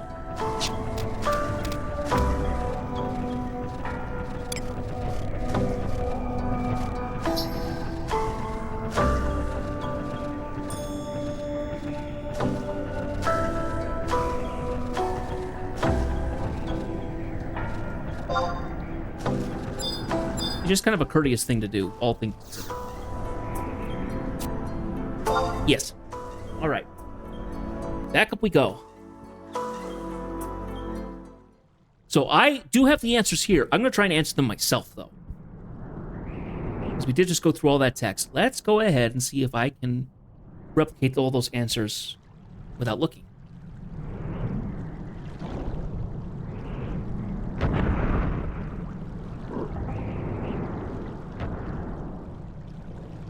A good-looking dragon, though. Petulant children. Can I ask you to be gone from my sight? We swear that we have no intention of harming the jungle. Please, hear our plea. And it's my sworn duty as the protector of this land to confirm if your intent matches your words. It matters little which of you engages in this test I am to put forth, but anger me further and your life is forfeit. Make light of this trial, and I shall grind your skulls between my teeth and suck the marrow from your bones.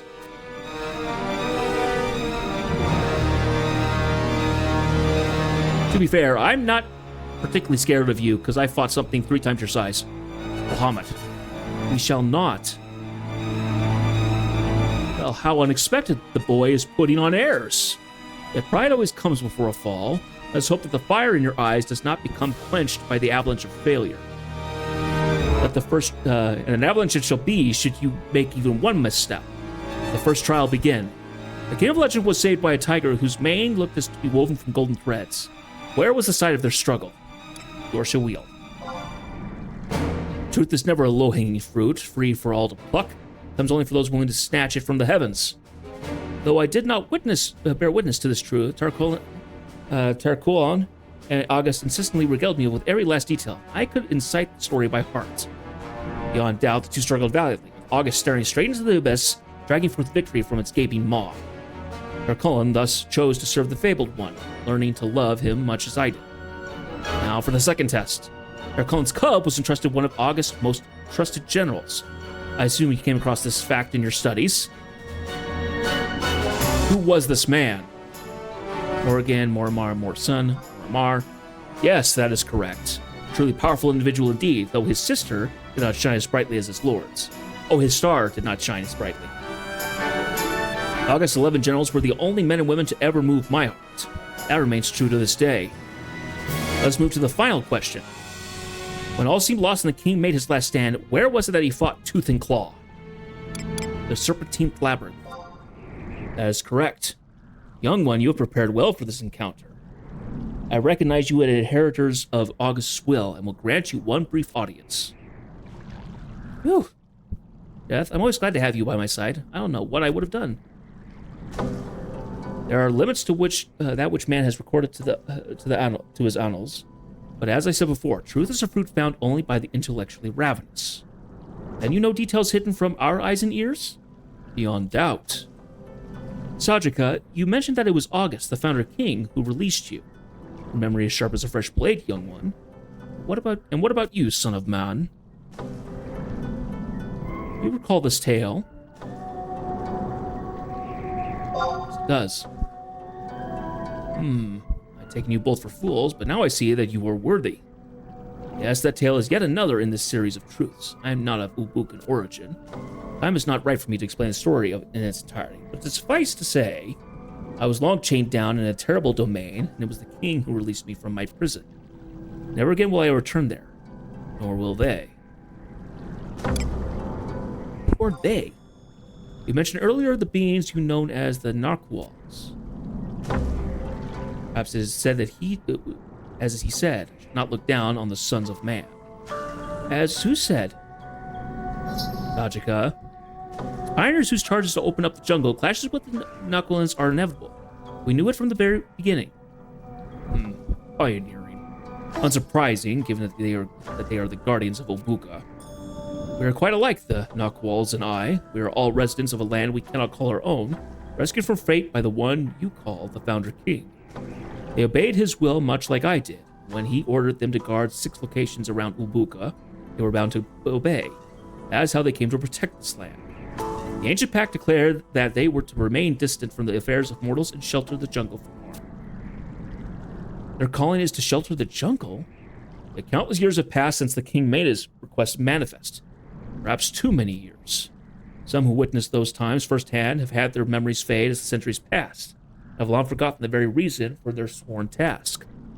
And not just the why, but also the what. You may call them the protectors of the land, young one, but you are sorely mistaken. It is not the jungle they pledged to protect. The very flat face. I don't understand. They were scattered throughout the 6 regions of Wuka, to be sure, but not for the reason you think. They were sent to guard the 6 entrances to what you'd refer to as the Serpentine Labyrinth. And the Serpentine Labyrinth is more than just a myth? When August made his last stand, he bid Mortimer and I to return to the surface without him.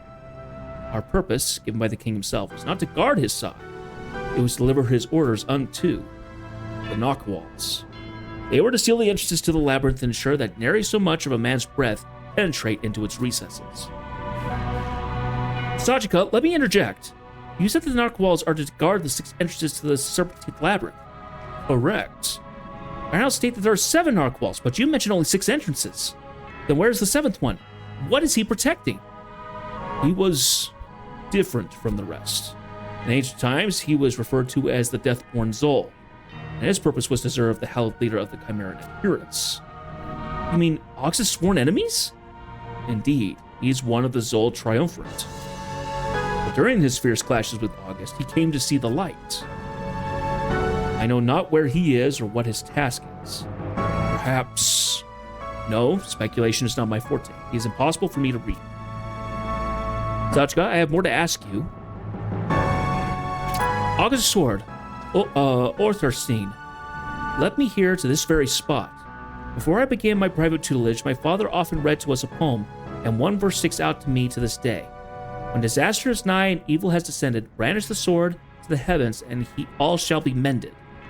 The light that pierced the sky signaled the top of this peak. I know that the Founder King left something, or someone, very important with you. Lord Ortharstein is not our only beacon. The twin world tree, whose power wanes even as we speak, gave a Resultia's pomade to Jedith, as it gave something to you. Winds of change are sweeping Ubuka, threatening to blow away all she embraces. And this change bodes ill for all of us. Grave of beasts of unforeseen origin are appearing in great numbers by the day. Land shivers threaten to knock over even the stoutest buildings in Adoulin. Trees wither and die, and the water runs foul. Tell me, Sajika, why? Why is this happening? Isn't there anything we can do to stop it? Please, if you know anything, share it with us. Seals on the Serpentine Labyrinth wear thin. Spirits of the past are beginning to reawaken. Spirits of the past? You mean those who commanded the Chimerian adherents? None other. Despite this monumental strength, even August was not able to vanquish them. Merely sealing them within the labyrinth's confines took all of his strength. And yet he succeeded in stopping him. The Lord of the Serpentine Labyrinth. Hades. Hades, I love it. So this entity has a name. Darkness threatens to choke this land once more. He returns. The smell of the wind, the undulations of the land, is now as it was then. Like a harsh wind chipping away at a boulder, his return is sluggish, but inevitable. What then? And what then, when he returns to Ulbuka? You too, child, must sense it. Forces antithetical to all life strengthen with each passing day. As they wax, the power of the World Tree wanes. Hades makes sense because Hades in Final Fantasy VII, when you launch him, he unleashes a plague, essentially. So it kind of makes sense. Having lost its twin, it coalesced all its energies into its roots and took hold deep within Ulbukan's sword. It then spread throughout the land, killing all the evil that sought to consume it. Countless years have passed since then, and as the World Tree aged, it began to lose its potency. Land shivers are but a physical manifestation of this phenomenon. Each shudder is the World Tree trembling in agony. And what if its powers are completely lost? And all the August work to contain will spill out onto the surface. Hades' wait is almost over. His black heart is growing stronger as we speak. Calamity will befall us once again.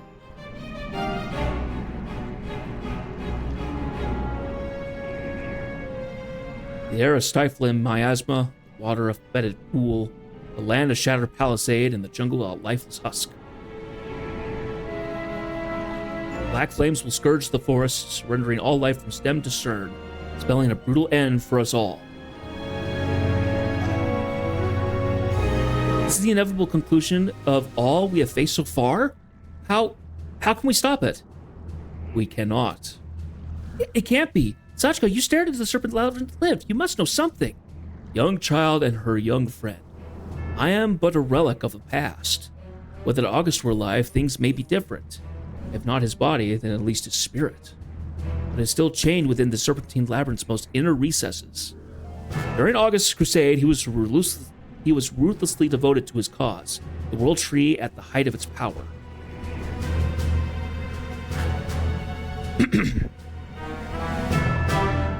And I have just been freed, my blood boiling for revenge. These three forces combine to seal that dark malady deep within. Yet despite the most favorable of circumstances, we failed to eliminate the threat completely. Hey, Bahamut! Where are you? This time, we have no light of hope to guide us. Though I remain in this realm, I still bear the wounds I suffered during that struggle. Oh, yeah, I was wondering about that.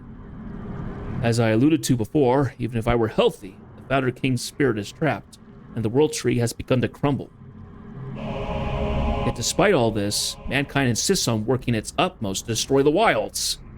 And here I sit, bearing the same injury, and even you and your lot I would forgive, but my heart still pulses with rage at the mere thought of the evil sealed away.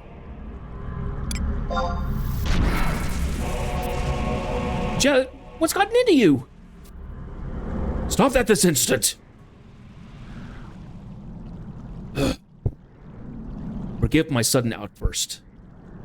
Whatever the case, our three lights of hope have been extinguished. But surely there must be something.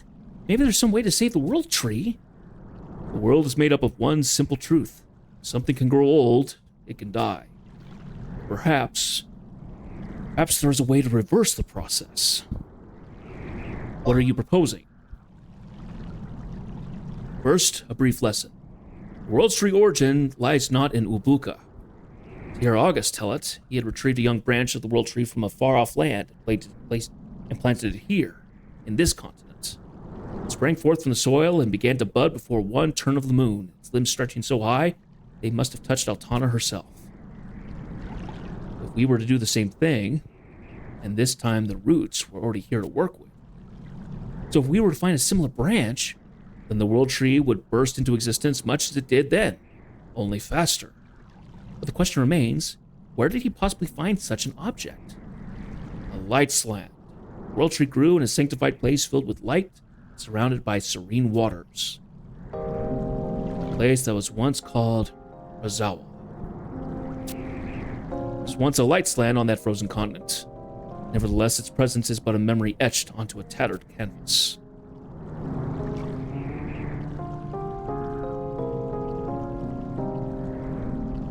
Razawa, we only know it as a land wrapped up in the flames of war.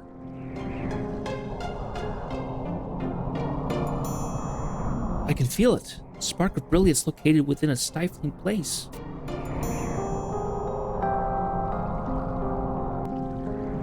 When the world tree senses changes occurring here, it gifted a piece of itself, creating a new light's land here.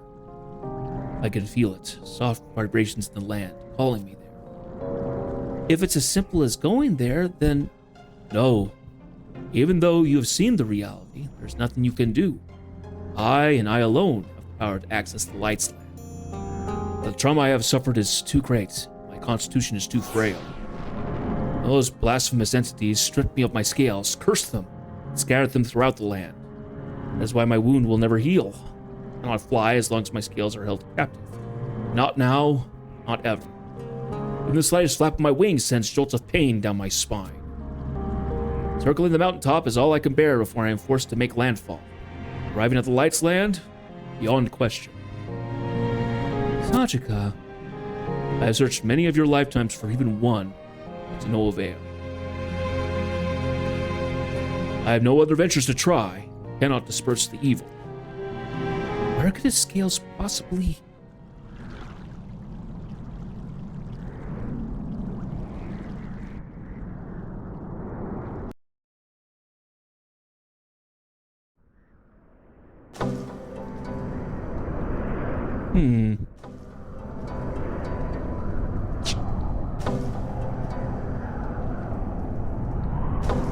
Okay, so we understand the evil.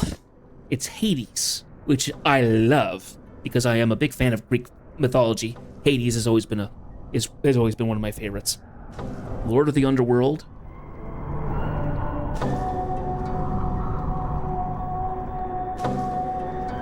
Patron of the dead.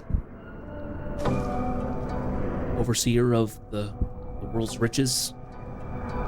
Okay, so we need to go back to the frontier station, and we need to go into the woe gates for a cutscene. So we're going to go ahead and make our way back to a bivouac and we'll go to the frontier station.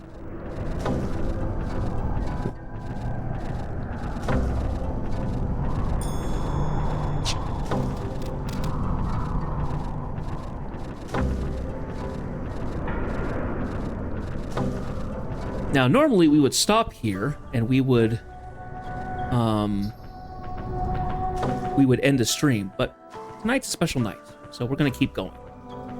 And honestly, with all that just dropped within the last hour, a lot of story. So I want to keep going. I don't want to hold off on this anymore. Get off, Gropples. Piss off with your frost. All right.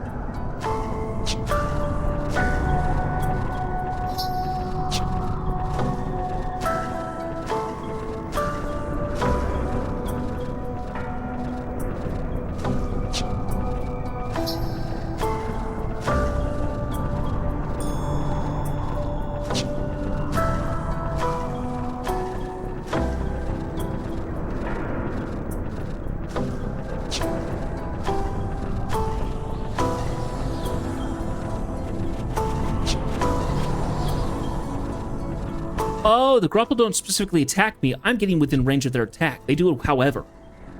Like the erupting geysers in one of the regions. Okay, that makes more sense.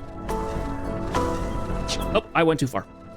I need to go that way.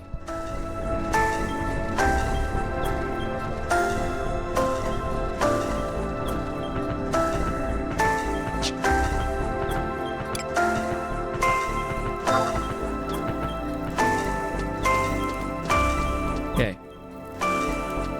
Waypoint. Waypoint in this area. Going to the frontier station, right? Yes.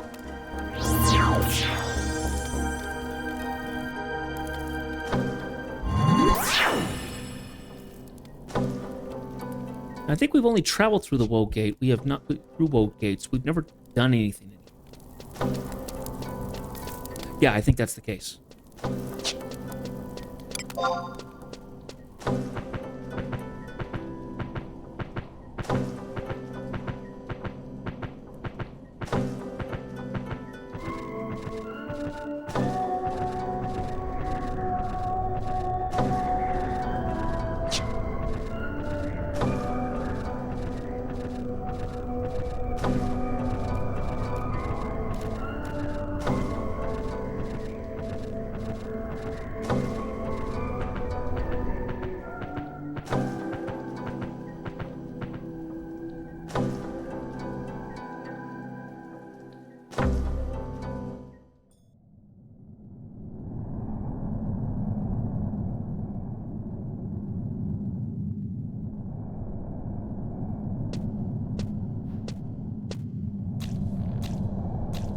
Jeth, somehow it doesn't surprise me to find you here.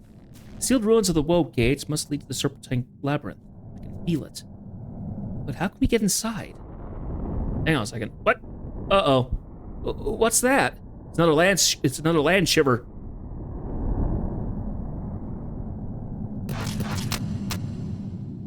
I remember you.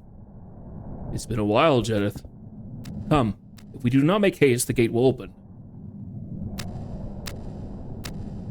He's calling to us, Jedith. We've got to hurry. Quickly, before we lose him. All right, so we need to spot the darkened crevice at G7 to 8. G7 and 8, so where that purple dot is. Okay, that's not nearly as bad as I think. However, we are going to have a problem of actually getting through this area without tracking stuff, so. One moment.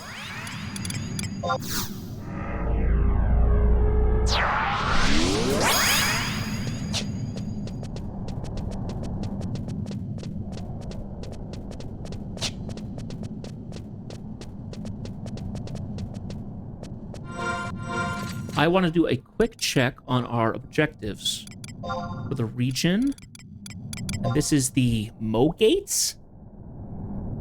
This is the Woe Gates, not the Mo Gates. Okay, Melkuncher worms are here.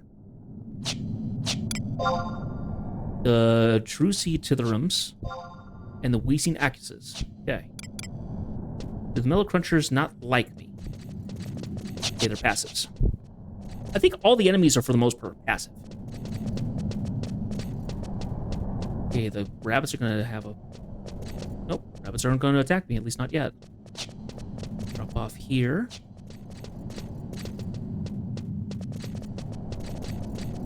Okay, the rabbits are passive as well. At some point, I will need to come down here. I will need to go to all these places and do all the combat. I'll do all the combat stuff. Because it's simple and easy to do those. To get more points. Alright.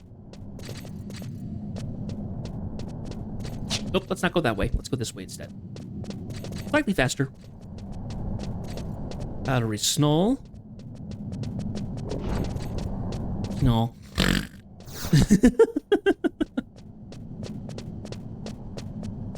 Snoll, I say. Snoll. I say Snoll, and it makes me think of you have to have a stuffy nose to say it. what makes me think of. I don't know why. It just does.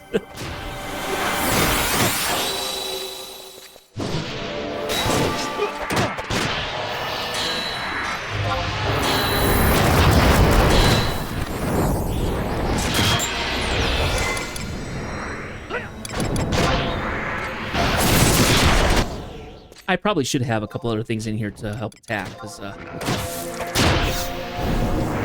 very tough. Not easy stuff like previously, so.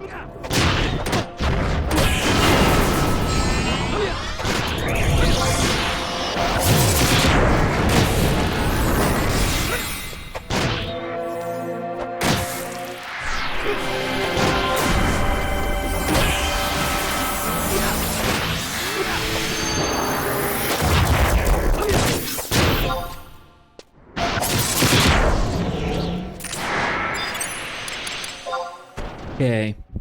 Who have I not had out? Well, you know what? We can summon Adoulin because I have his thing.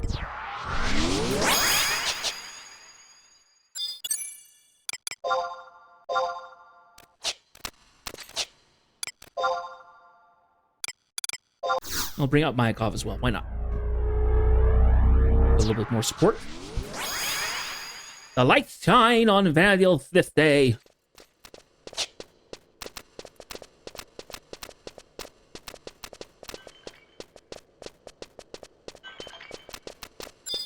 So this guy first, it is a upgraded sprite, essentially.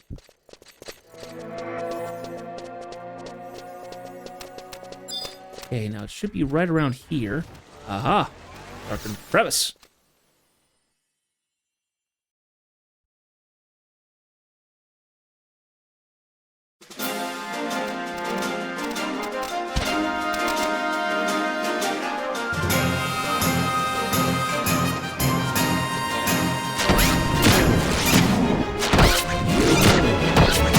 Quite the confused melee we have stumbled upon. Umbrel's fighting Leafkin? What on Vanadil is going on?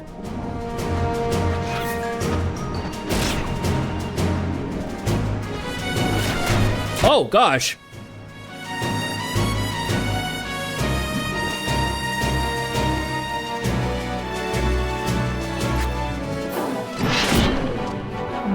Ooh.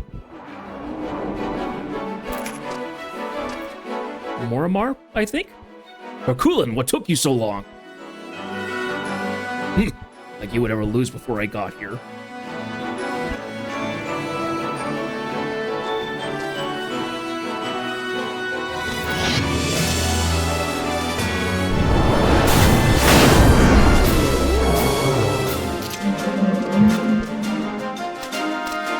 See?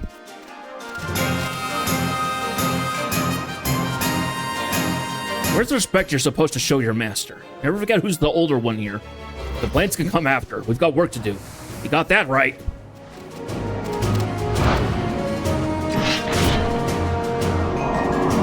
See, this is the kind of fun stuff you do as a Beastmaster. You have a big ferocious beastie on your side while you swing an axe around.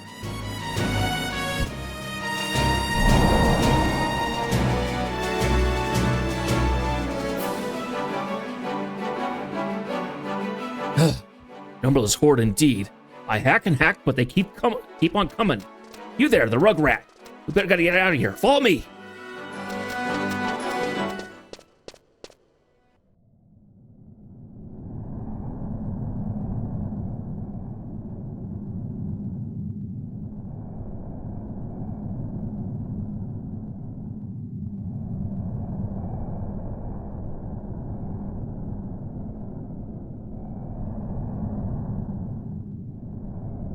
The gates. All right.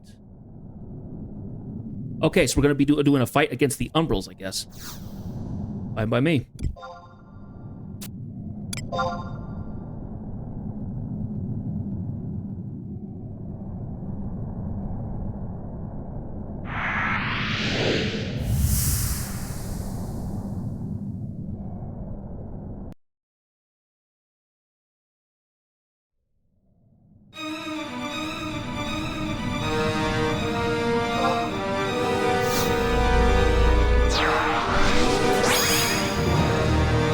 Resolute Leafkin.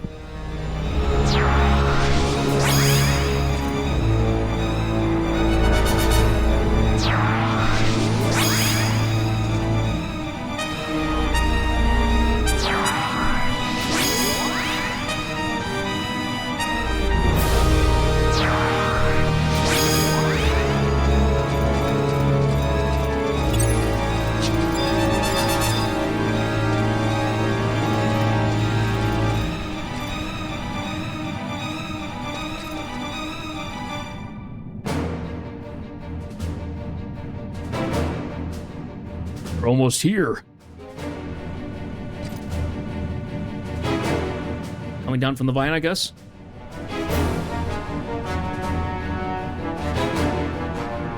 Here they come. Hole in the mirror should be good enough. Time for a good old-fashioned slaughter.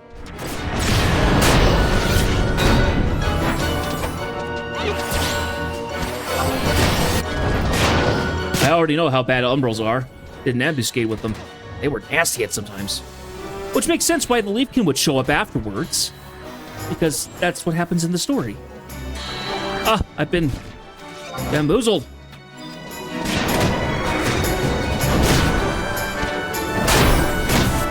There we go.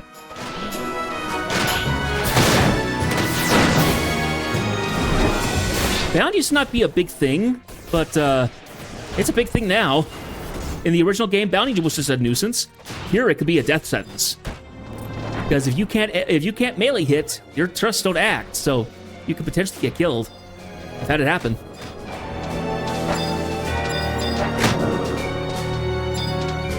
Don't let your guard down. This fight is far from over.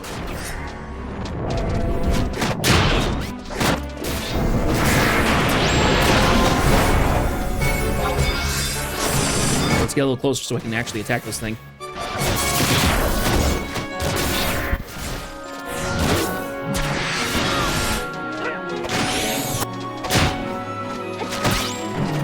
The Leafkin are just smacking it with their bums. I love it.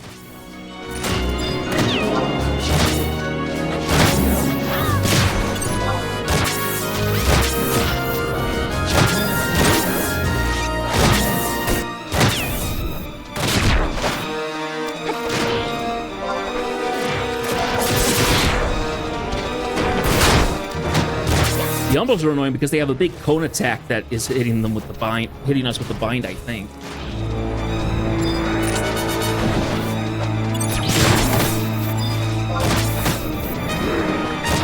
Doesn't help that I keep targeting the Leafkin faster than the Umbrals, so I can't jump back into the attack quite as fast as I would like to.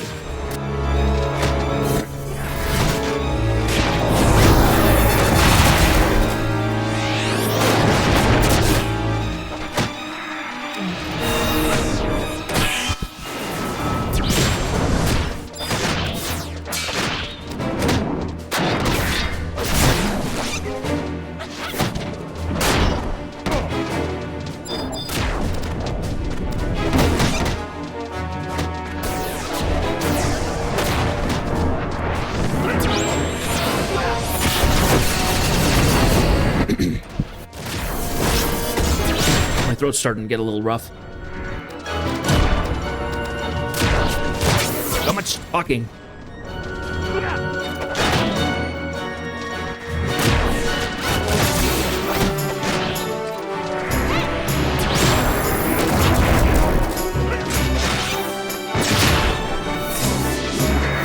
There we go. How many did we have to fight? About a dozen? Pretty good.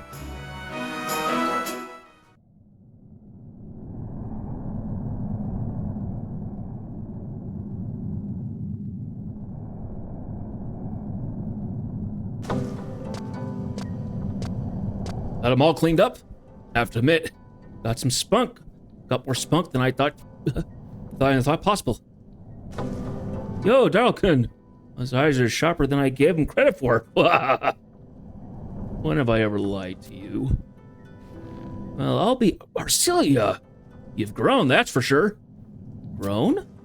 And you must be Jedith. And you might be me? Just old Mormar. Always have been, always will be. Mormar? But that's the name of the Founder King's general. General? That's a title I haven't heard in a while. It's been ages since someone called me that, and I'd have thought to never hear it again. But yes, I'm that Mormar. Glad to see that Orthosin's been kept safe all these years. You know about the sword? But, I mean, just look at you. It's been much more than a few moons since I've seen it. I'm getting on in years. But you didn't come here to listen to me ramble. You're in search of the scales, right? How could you possibly... It takes a wolf to know the heart of a beast. Not that I think you're a beast. You're more like a cub. That's rich coming from you. Sometimes I wonder why I don't just throw you into the Zold Elf River. I've been at this for a long time. I've never had a smart aleck of a companion as this level fur. Fate binds us together, Mormar. You know that. Surely we have better things to do than sit here casting aspirations at one another. Got that right. Back to the matter at hand. I've got an idea where we can find those scales you're looking for. Of course, nothing sure in the muddied waters of Ulbuka. Even the smallest possibility is better than nothing. And if you want to find him, you'll need to convince him. Convince whom? To whom are you referring? Ah, the spirit of youth. Glad to see you're so eager to keep on top of things. This whole colonization thing is best left to the young. Old fuddy-duddies like me have no place in... Oh, better stop myself before I get further off track. I'm talking about Sajiko, of course. If you want to find the scales, you're going to need to convince him. I'll come along to help.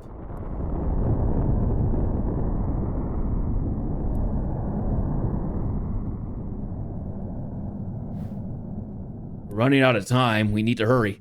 I made a promise to August, and I don't intend to break it.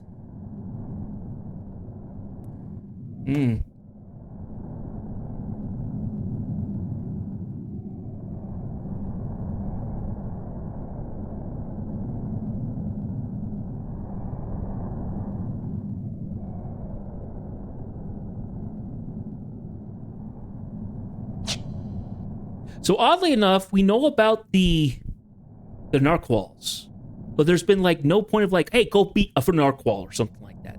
None of that has been mentioned. It's nothing of like, go and do it has been made. So I'm kind of wondering.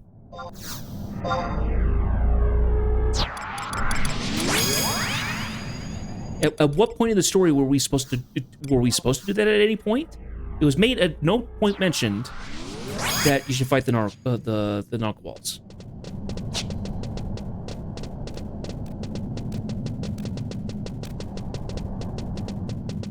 The reason why I say this is because apparently if you defeated one of them, at least one of them, you'll get a reference to it in the next cutscene with Sajak. If you got a Narwhal crest, which I assume is a key item you get from them, that also will be made reference to.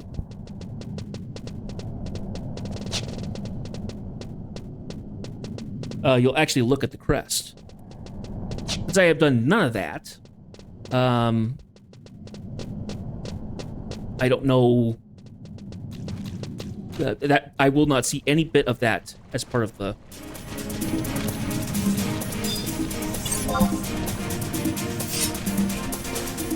cutscene.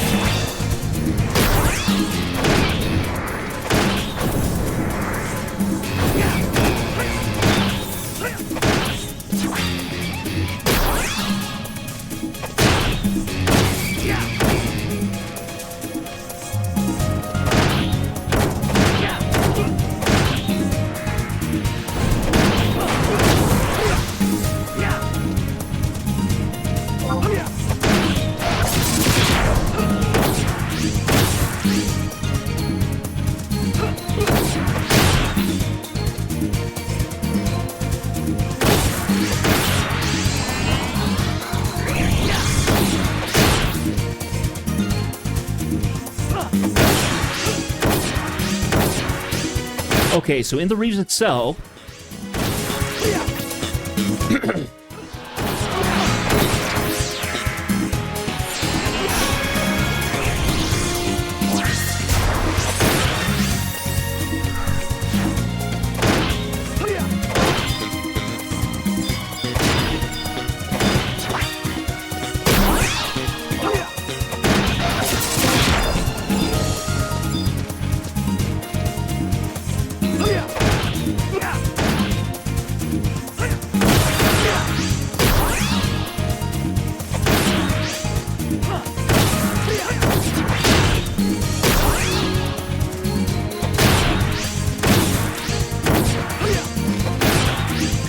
There's something called a Reeve Momentum Score.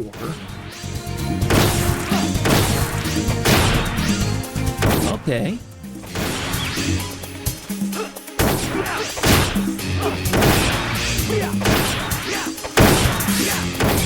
Talking about the colonization reefs. The gates.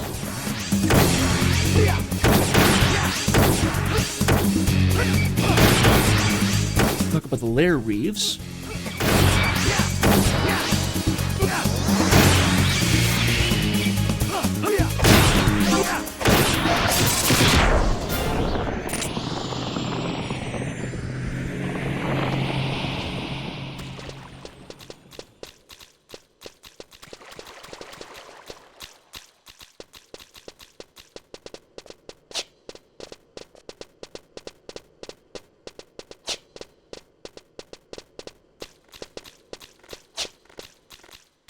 Actually, where are we supposed to go? I think we're supposed to go back to... So I think if we warp back to town, actually do us better than anything else.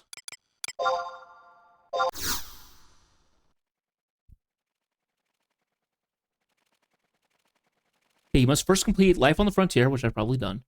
Speak to Dimian in East Adoulin to receive a habitual behavior barometer. Receiving the barometer, you can purchase one-time key items from Dimian, which will allow entry into a single Wildskeeper reef for 30,000 bailed each. Fee can be reduced in increments depending on the player's Adoulin fame and coalition standing, as well as Rhapsody's Ochre. In Ochre. Possible to exit the section of zones of which Wildkeeper reefs without the key item, which is expended upon entry. Okay, so let me go and actually do that quick. Let's go find Dimian and get that item. Because if I had to guess, I'm gonna have to eventually do the Narwhals for some reason. Where is he?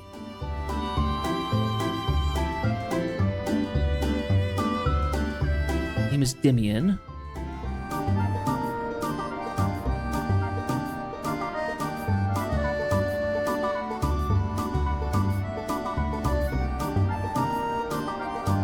He's an E6.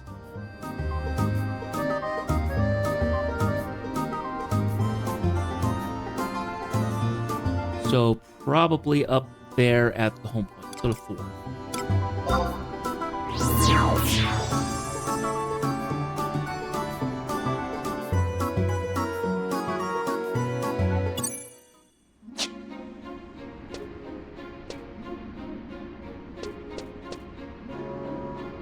Do a wide scan. Dimian. There he is.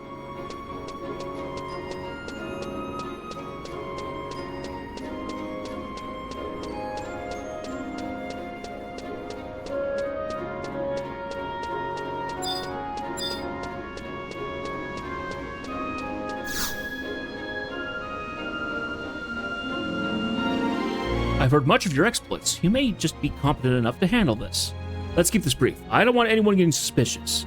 I'm from the Armathron Society, and I've been dispatched to conduct analysis for Juno. The subjects? The Narwhals. How do we not know about... How can you not know of them? I wanted to keep this brief. Narwhals are the fiercest monstrosities to ever prowl eastern Ubuka. While our organization lends aid to Adoulin as pioneers, our true purpose is to study these beasts. The problem is that we can't field enough men to do so. We've been able to pinpoint their lairs, but we have no intelligence on their behavior when provoked. With your help, though, we hope to remedy that. Let me get this out of the way now. We'll get no reward whatsoever. At least from us.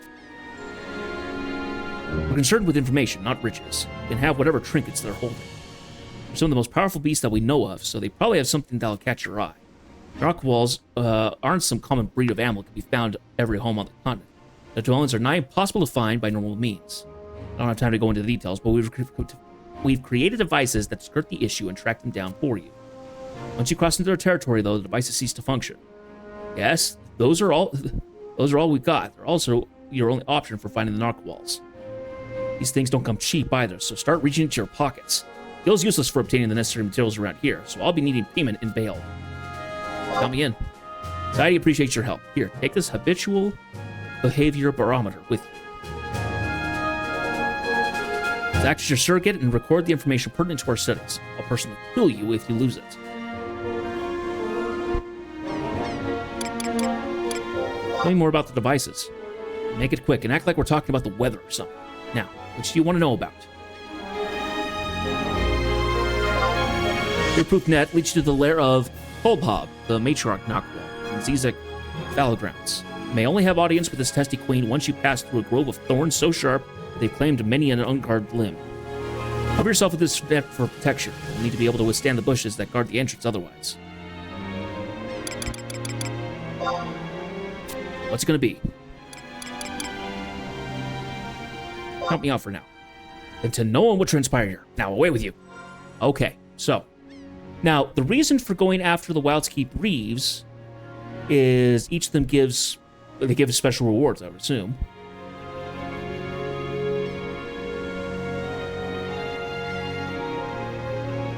Okay.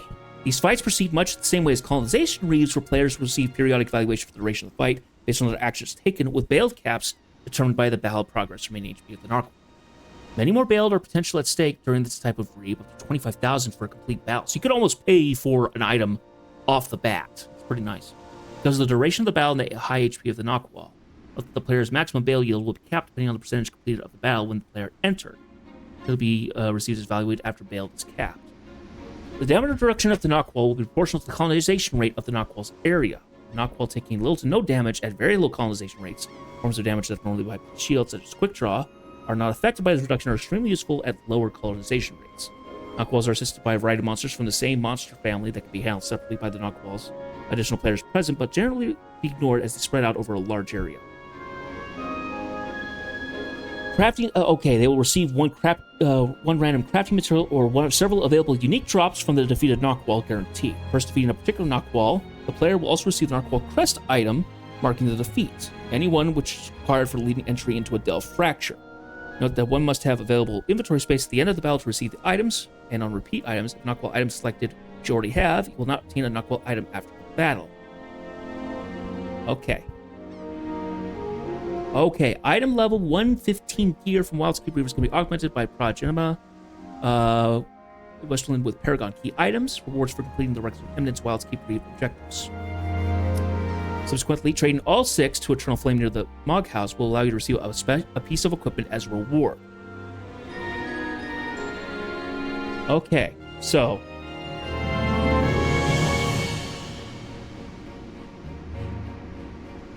So it's 115 gear, which is not as good as 119. So it would have been the latest thing you would fight back when this was unleashed. This would have been basically the raid or the starter raid stuff.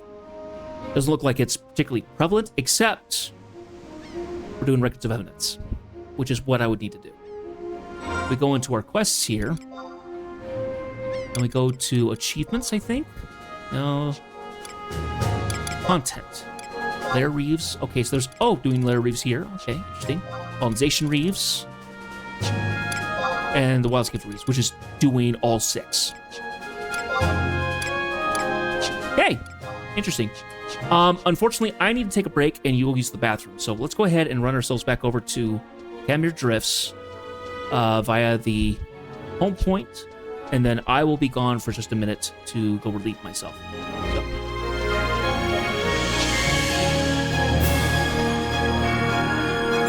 And maybe grab a couple sweets on the way or something just kind of keep me going. So I will be back in just a couple of minutes. Enjoy the music.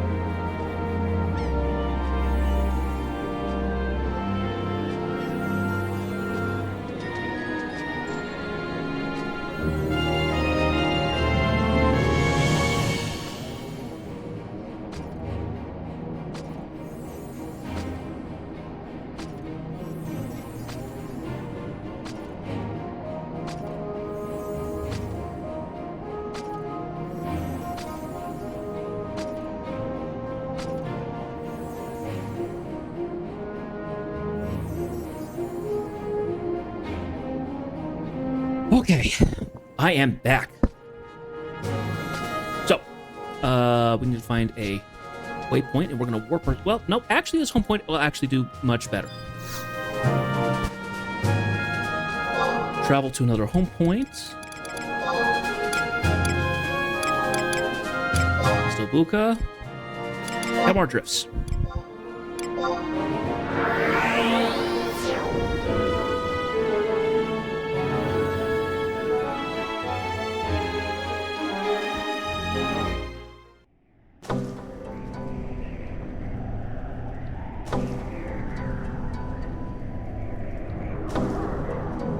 Oh, I just noticed something. I don't think my chat's been popping up.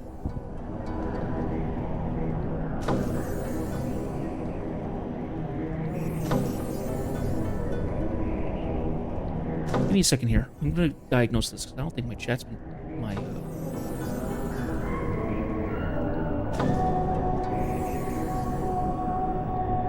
If it is, I haven't noticed.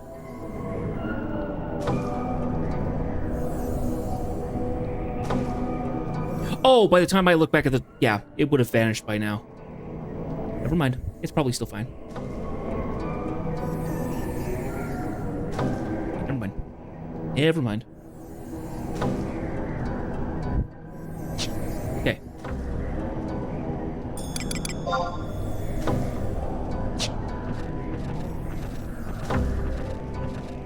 I went and got some flavored Tootsies today.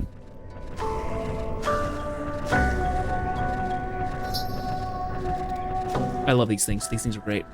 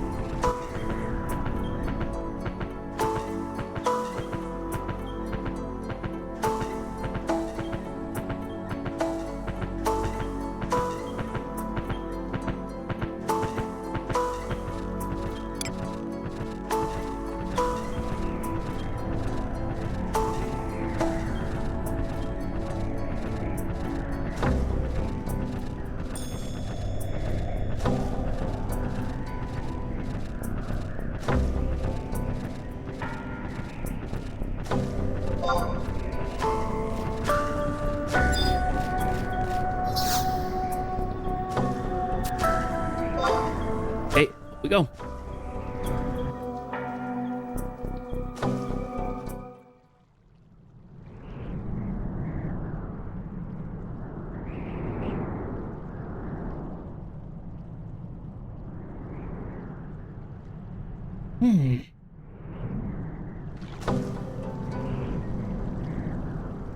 Adoulin, Mormir too.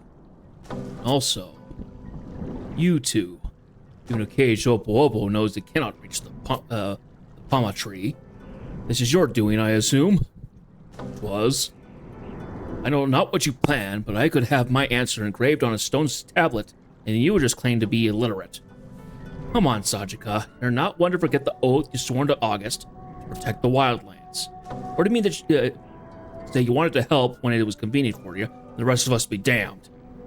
Please, Mighty Dragon, we need your aid. No. Be gone. But this is the will of the king himself. What you would ask of me cannot be done. August told to impart one lesson to the people. Never again were they to set foot in the wilds.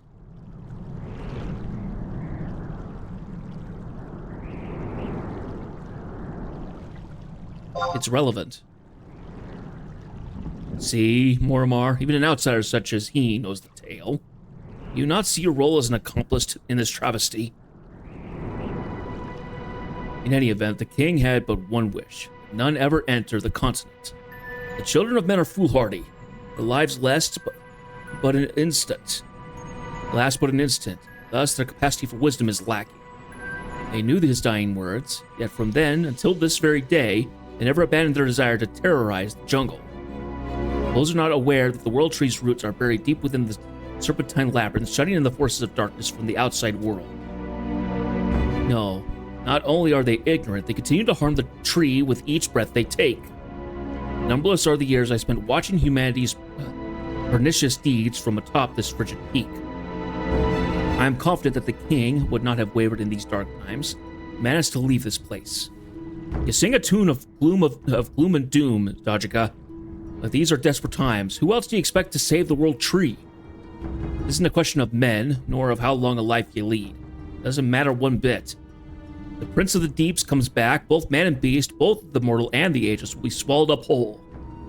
You know why? Because he detests all life. You're aware of it as much as I am. His scythe will reap all that draws breath. You speak truth. Storm threats to tear us all apart. World Street power has begun to fade, and my wings will not carry me more than a few brief moments. The Narquals have all embroiled in conflict from the dawn to dusk since the moment Morimar emerged from that cursed labyrinth, and even they have begun to forget why. That's exactly what I'm getting at. Dajika, not even for a second have I forgotten that August gave me Orthison and said never again as men to set foot into the wilds. But think, why after all these centuries would the blade burn bright and point these two kids here?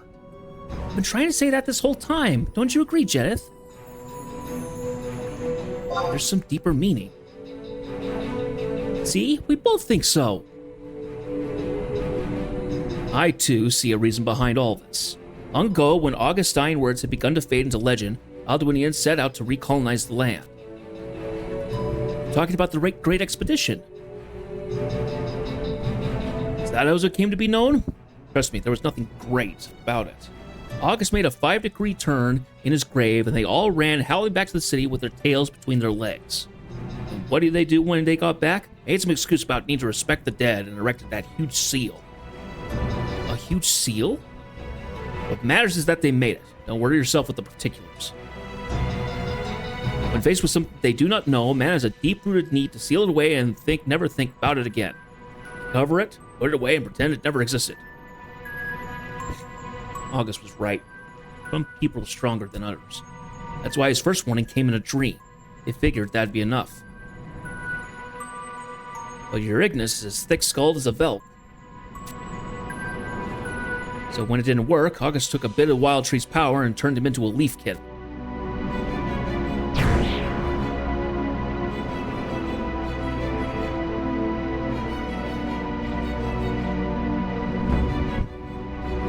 And the land shivers. Are those caused by the Founder King too? Would that they were. No matter how strong a man is, he can't make the earth tremble.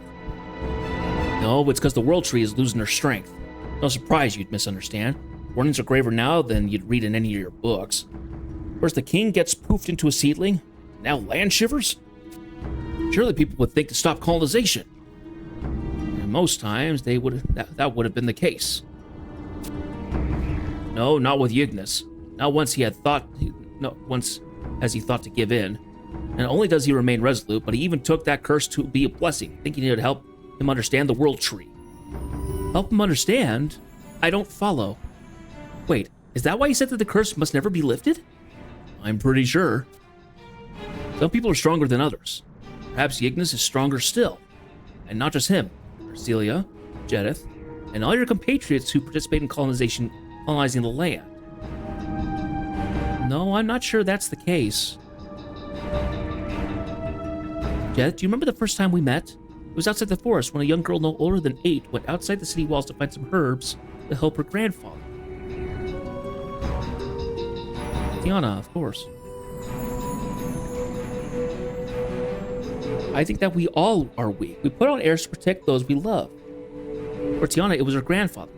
For my brother, it was the people of Adoulin. And for this princess, it's not just the people, but all things that live on the continent. Would you not say so, Jedith? I agree. Jedith, why are you nodding?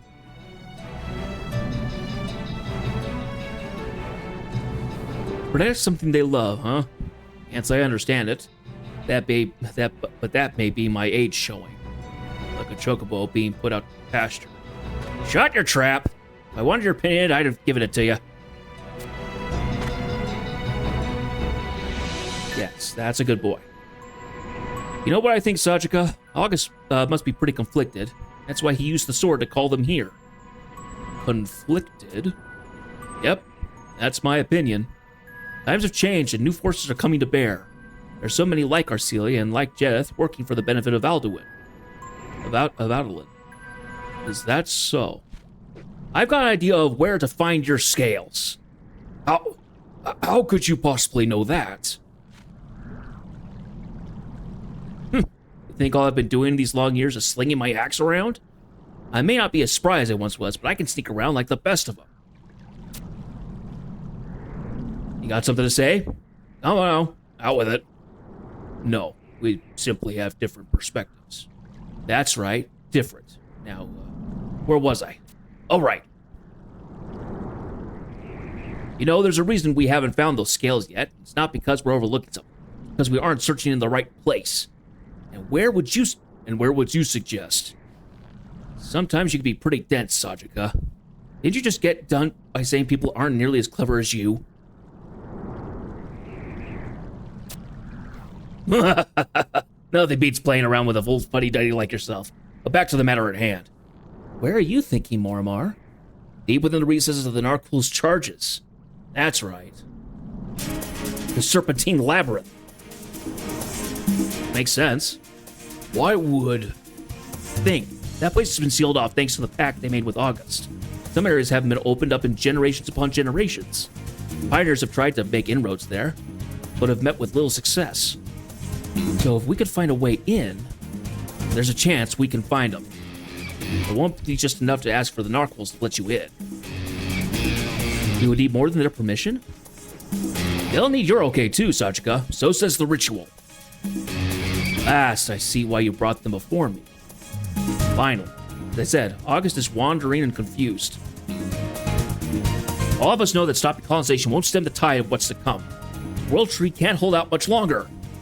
I got to thinking, you've got to lead them deep inside the labyrinth, even if it means letting colonization go on. You can't just let them hurt the forest without purpose, right? And you cut where it happens to this land.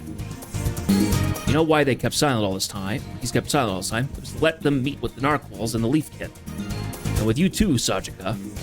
Ever since that Yignis turned into one of those little green buggers, August hasn't made a single peep like he did during the Great Expedition. No, colonization has proceeded quite smoothly. The pioneers have breached the reaches of the Serpentine Labyrinth. Isn't that all the proof you need? There have been no sacrifices and no saviors. Everything's just on the edge of boiling over. Do you disagree? I'm more than willing to listen.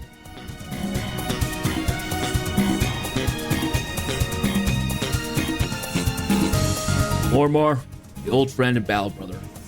Death, you and your ilk are indeed this new force Mormar thinks you are. I shall bestow upon you my protection, that you may light the way ahead. Light me up like a beacon, why don't you? Sajika's blessing, you should be able to enter areas of the Serpentine Labyrinth that were once forbidden. You know your task, to search for the dragon scales. Get a move on, before it's too late. I'll go with you, Jedith. Unfortunately, dear princess, I can't allow you to. Not that I don't appreciate your valor, far from it. Your talents are better used elsewhere. Adoulin can only protect you so much. There are other things you need to be doing. Like what? Look within yourself. Searching for dragon scales is the best way you can help. What about Adoulin? They don't need a shining beacon given the state Yignis is in. You're right. I'm needed in the city. Jeth, I know that you can do this without me. There are things in Adoulin that only I can handle. Among them, gathering information. And I'm sure you'll do the same, though in a different way. I know searching for those scales will be dangerous, and it may mean your life. But there's no one I would trust more. After all, we have each other. We each have our role to play.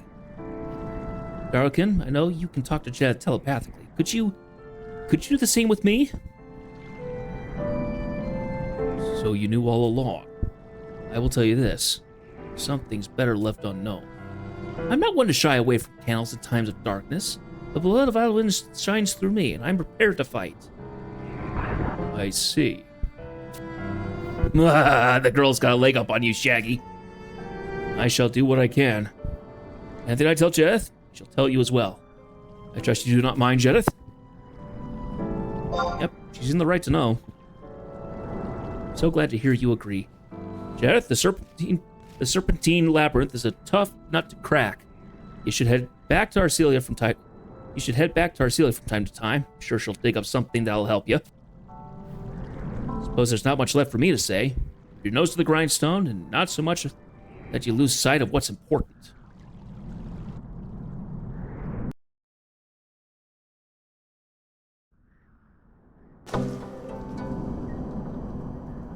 Okay, so we are now to head to Outer Rakaznar by using Lezrindor's entrance in the rift.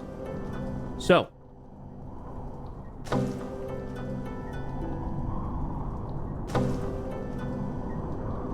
whew.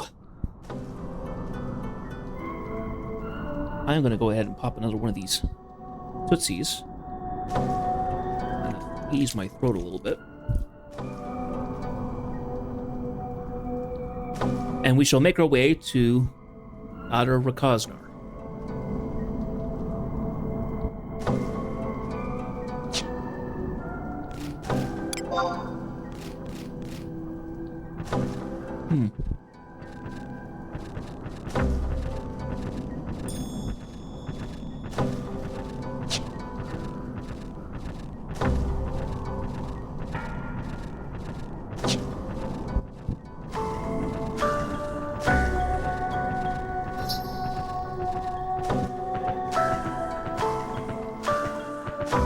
So as I was looking at the Tootsie Rolls, I found out there are sour versions as well.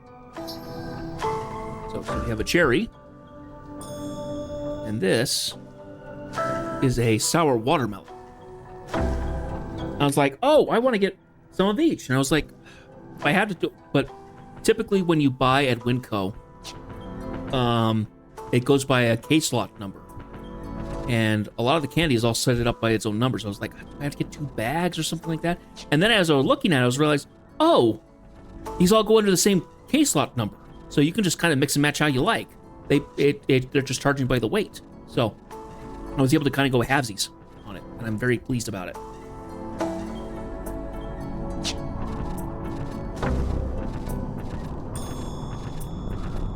And the sour Tootsies have actually been quite yummy.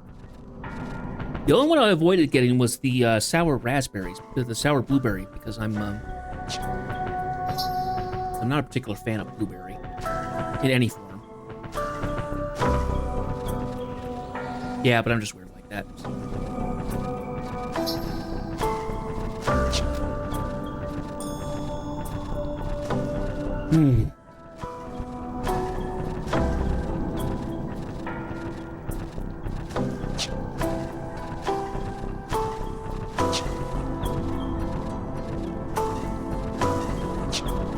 It's also the place where I get my lemon heads for the channel put redemption.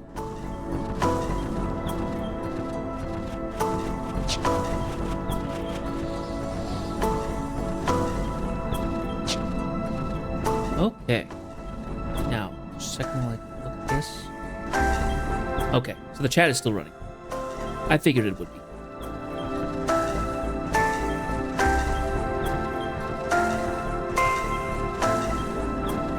So, why I have to check on it specifically is because, for the most part, the page is covered up, the second screen is covered up with a wiki for Final Fantasy, as well as my chat software.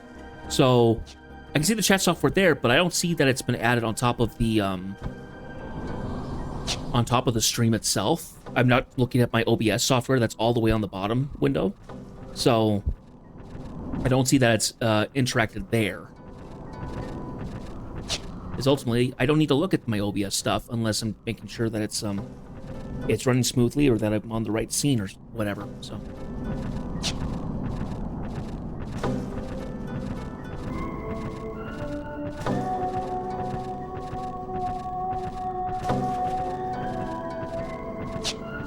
I'm hearing the gentle pips and pops of fireworks in the distance.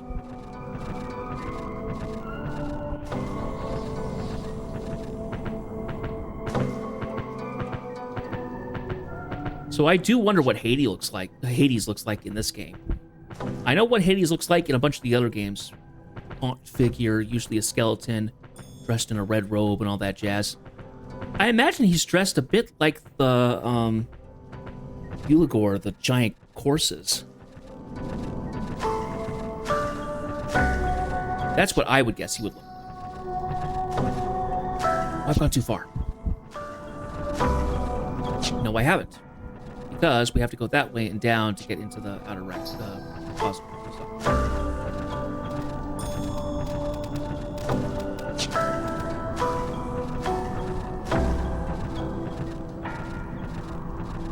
Someone's in here. Oh, I was just about to say, someone's been through here recently because the colonization thing's not here. It's here.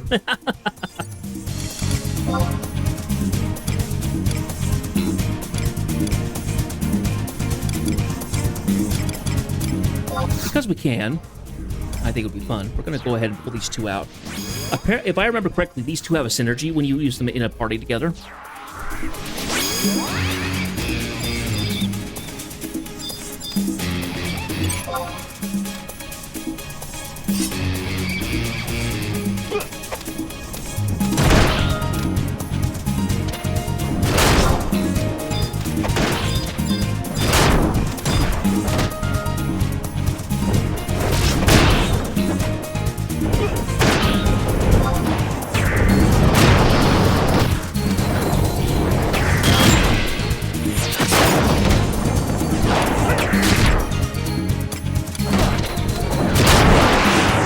Enemies are attacking me. I don't have a healer out. Better beat this fast.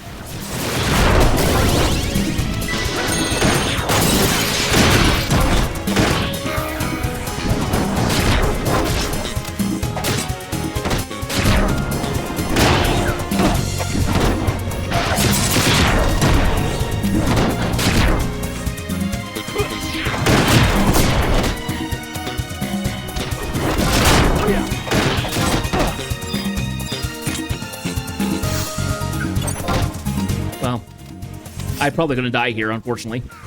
I was too dumb to think that that would be safe.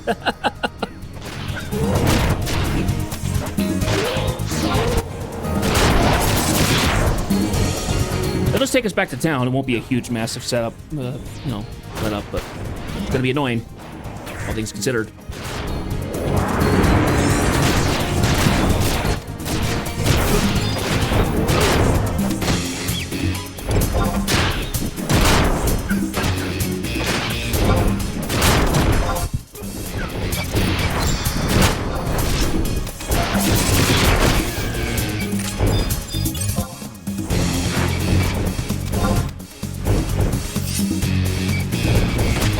As long as the Pungent Oldham doesn't attack me, I'm okay with that.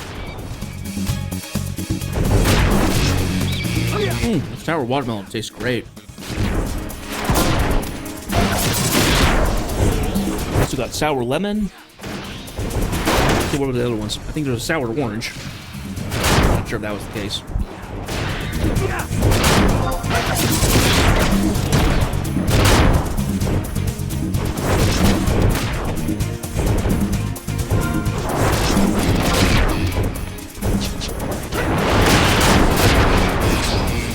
If that thing casts its rage and it gets burn on me, I'm gonna die.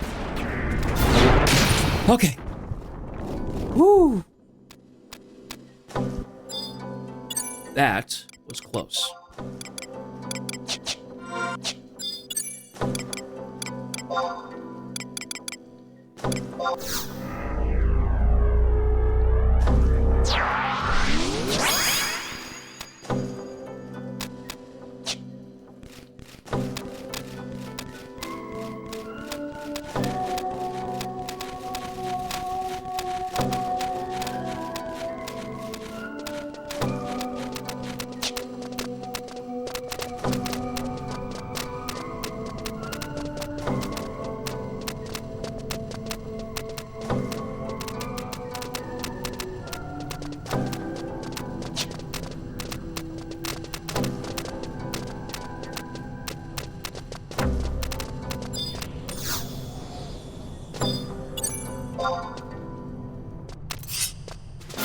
So what I'm going to do is I'm going to attack that grapple formation and then run away before it hits me with frost.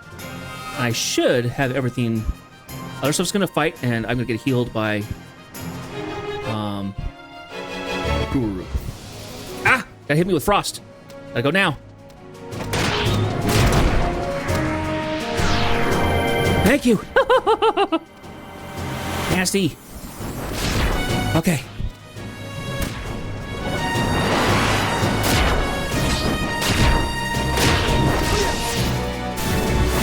Woo.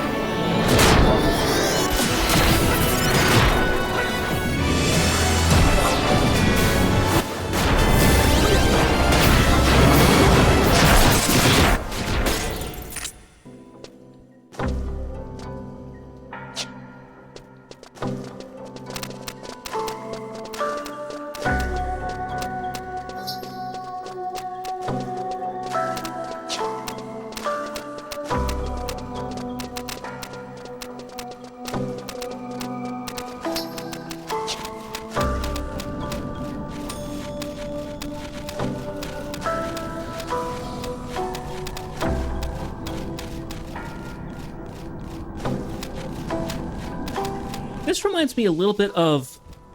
I'm trying to remember what, it's the area in the step. What is it called?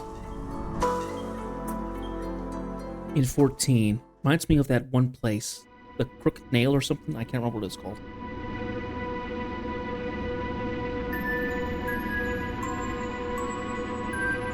Okay, so we need to go to the FGS ceiling upstairs, map 1 at I-11. I-11 is all the way...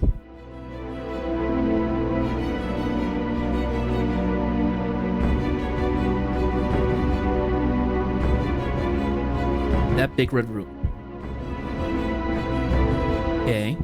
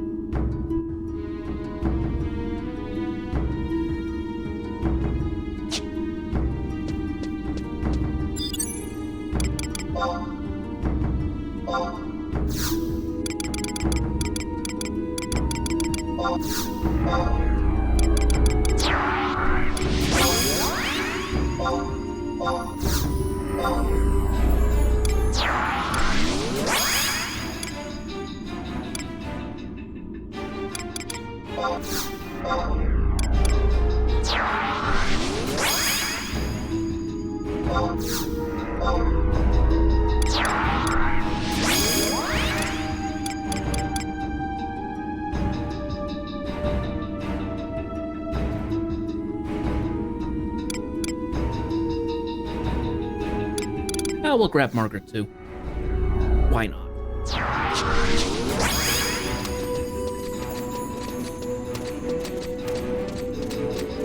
Okay, so let's see if we can make our way around to all these locations.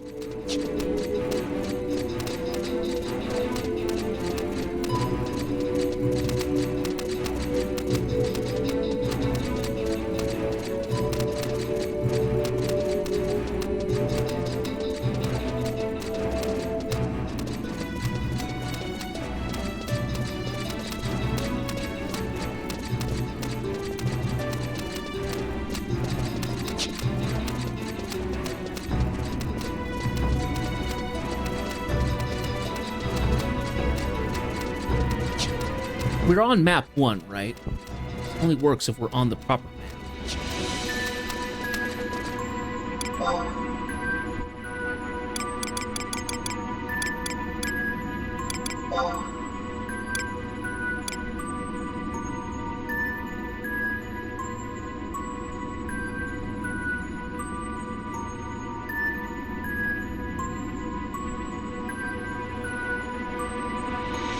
So the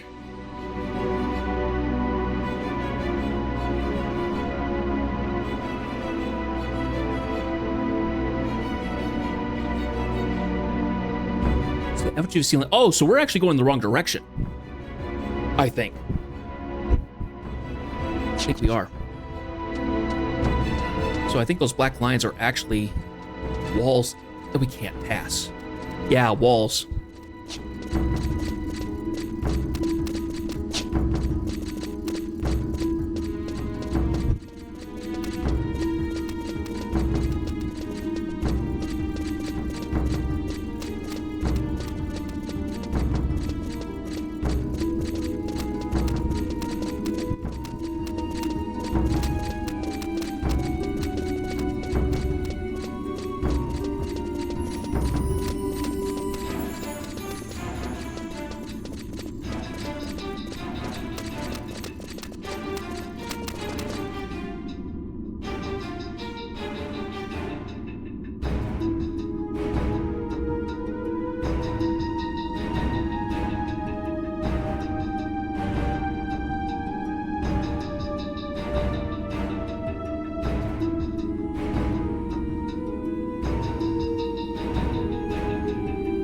Okay, so maybe I am... Hang on. So one is at I-11, which is an effigy of ceiling. Oh, I get it. There's two effigies of ceiling, and they both hold scales. Okay. Slightly confused by that. The one at I... So I was going the right direction. The other one is at H2, which is up. Which is the one that's showing up on the map.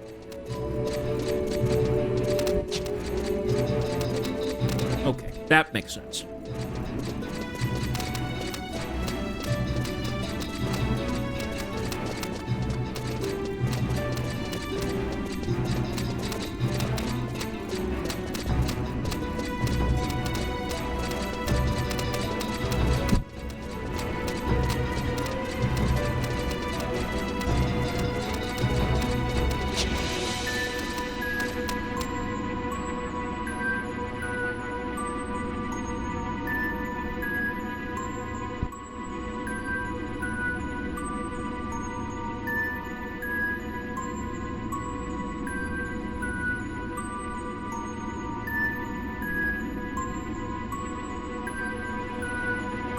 What's the map below look like then?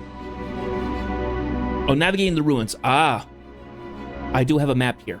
Okay.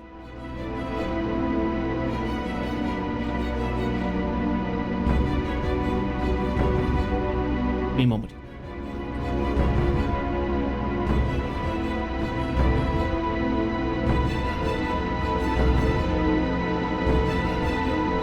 Okay, so we do need to go down the routes over here.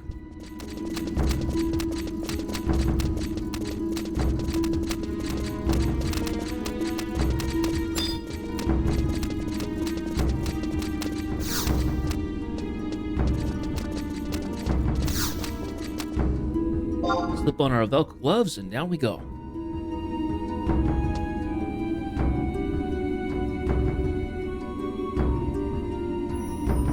Okay. So I think that part of what we're doing is we're... Okay, so that's where the apex bats are.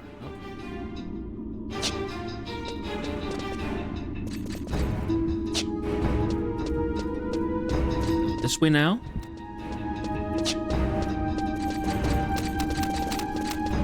There is a colonization reef through here. That's fine.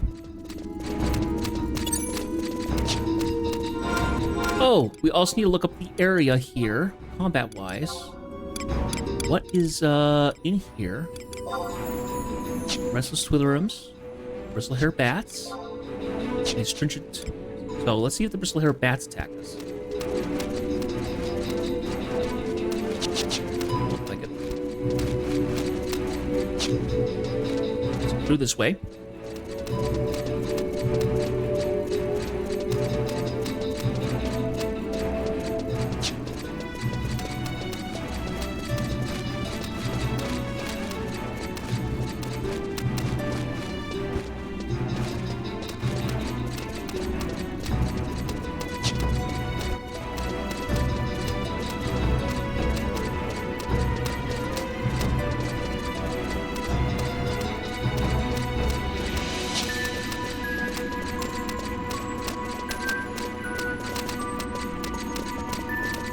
Here's the shunned hexers that we saw when we came here the first time.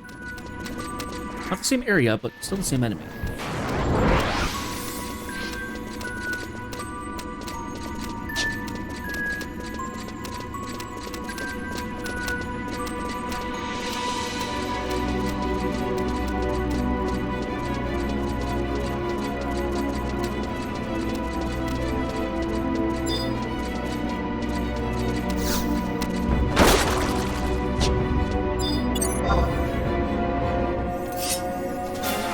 Hey, how that?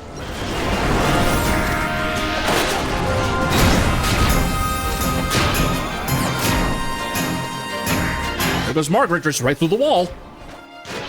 As does a Pururu. He's going like, hey, wait for me!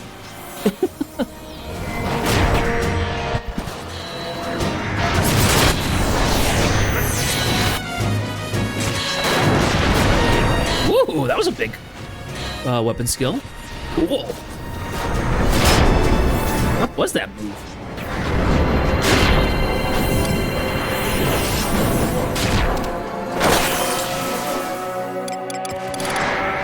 Right, no, it wasn't Righteous Rasp.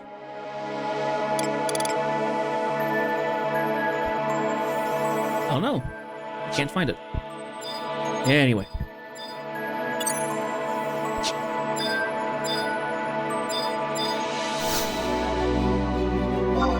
To a higher level. Boop. It's an elevator.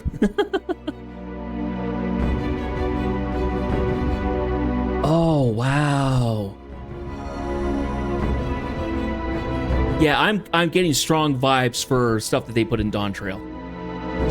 Geometric shapes and stuff like that. I don't remember what the zone was, but I can't remember what the name was, but I do remember the zone. And this is, it very much feels like, this feels like a predecessor to it. Kind of cool, all things considered. All right, so we went to B, so now we need to go back up.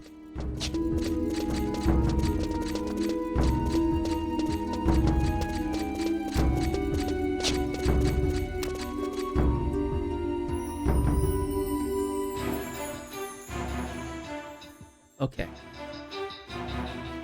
So we're going to kind of follow this line. Legionless Draugrs. Oh, I was going to say, I probably could bring Ingrid in and see how effective she is against the... Margaret! Because, Ingrid is, Ingrid's adept against the undead, and this area's full of undead. Let's use her then.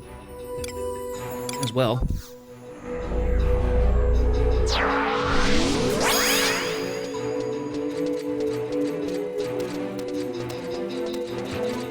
Oh, Draugr's gonna get us.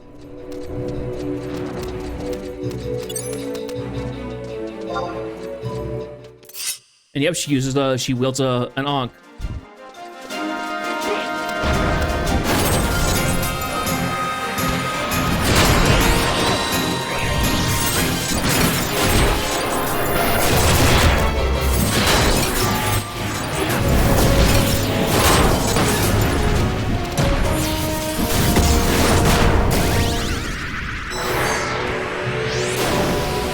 Nice.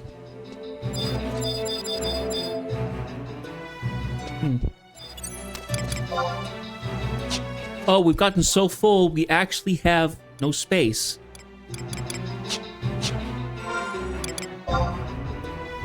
Wow. Oh! I have something I need to put it away. I'll explain that. Blah, blah, blah, blah, blah.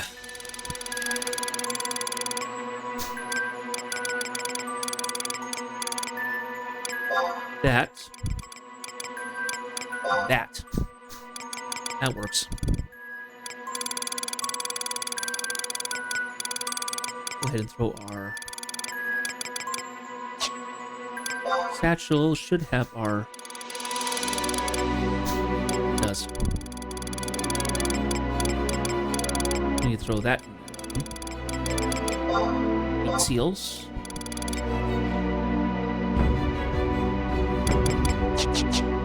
That's leave just a couple spots. Okay. Let me continue on.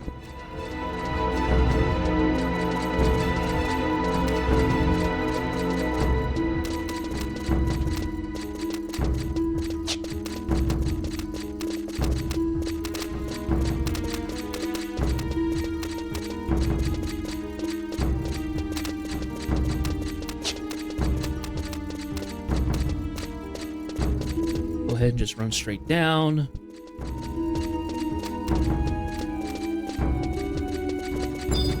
Suspended sculpture.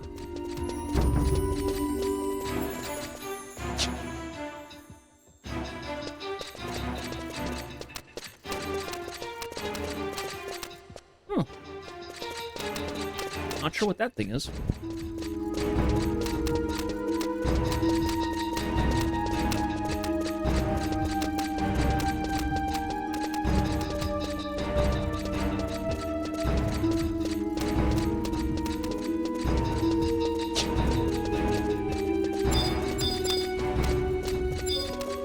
Oh, found somebody. Hanaku's fighting stuff down here. Now, somewhere in here is the scales. Should be looking for a...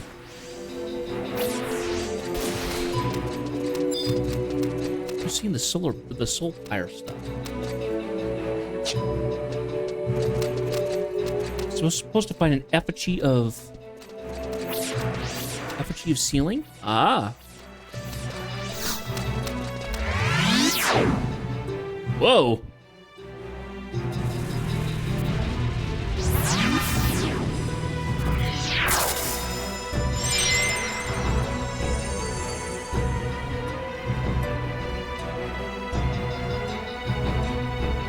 Star plus scale. You found one scale. All right.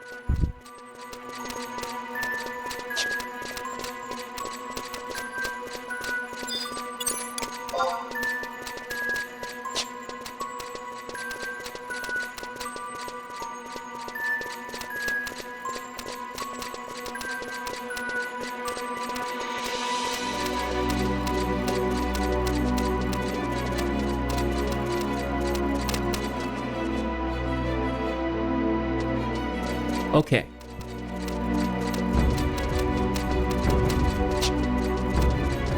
So apparently we have to go off and talk to the silvery plate here.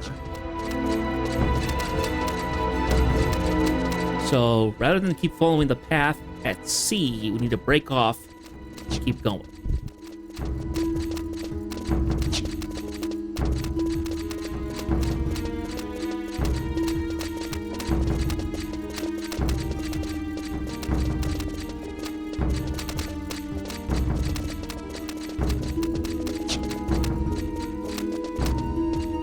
Undulating umbrals.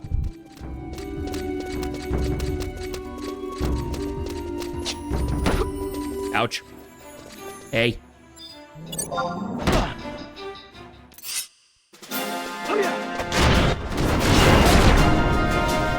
The umbrals are actually part of the sprite class, I think.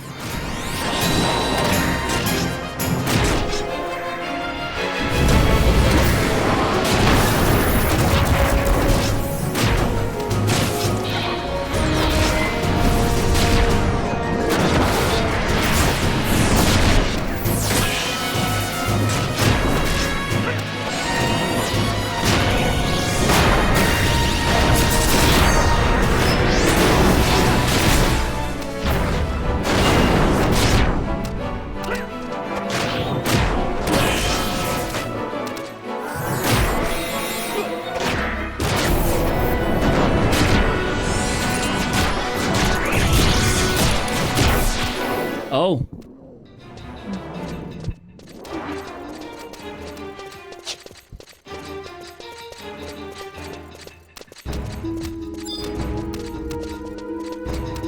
Butterini.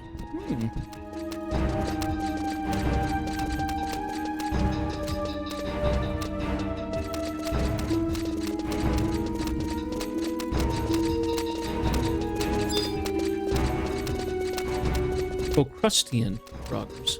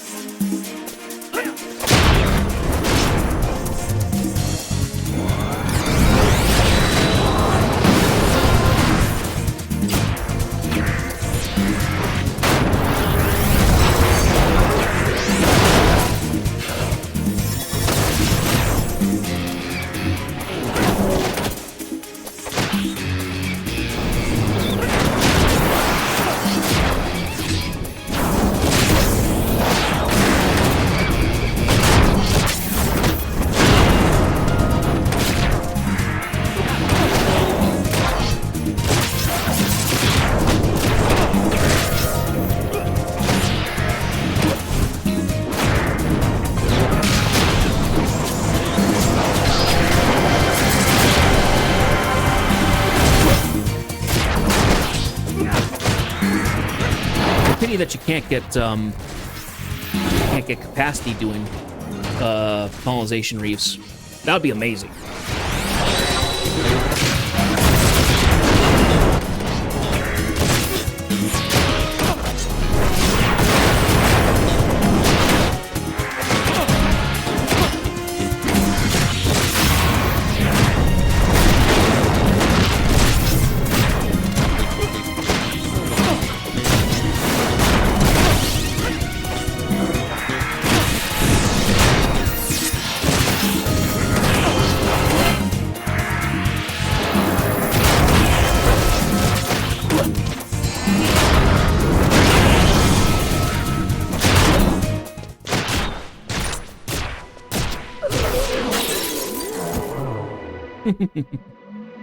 Okay.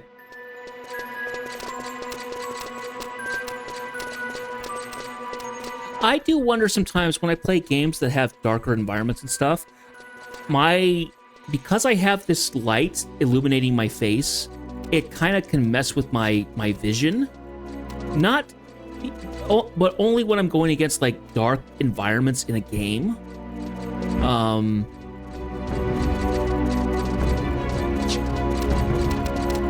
I think, when have I had that be a problem in the past?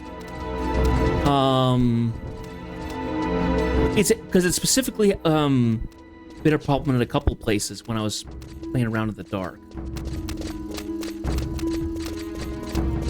What game was I playing? Oh, Dredge might have been one.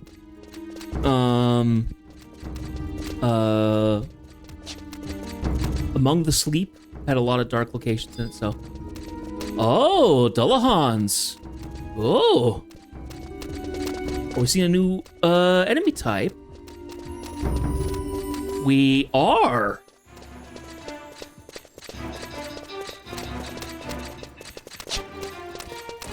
Interesting. Here, let's take a look at one of these things. Oh, they look cool. Oh, they look so great.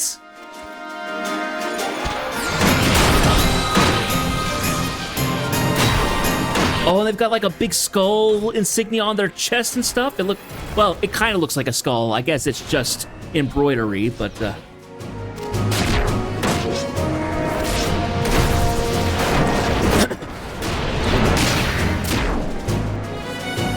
So Dullahans in 14, a lot more often than not, look like Iron Giants without the heads.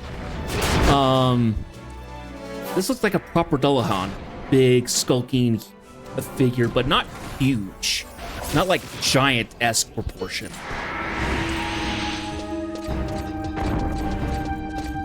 Yeah, the Dullahans look cool. And I don't remember seeing them anywhere else in the game, so I think this is the first time we see them.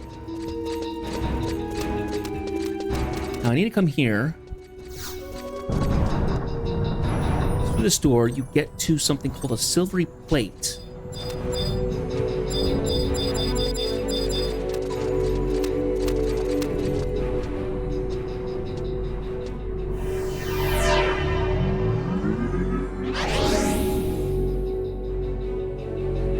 There we go, silvery plate.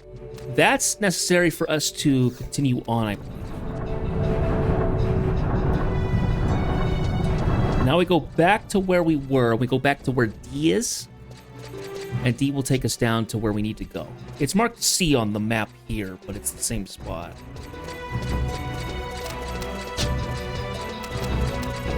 So the map here, it's marked for going to the Apex back camp, apparently.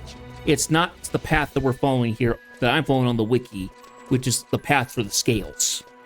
They just happen to coincide a lot of the places, the same spots. So.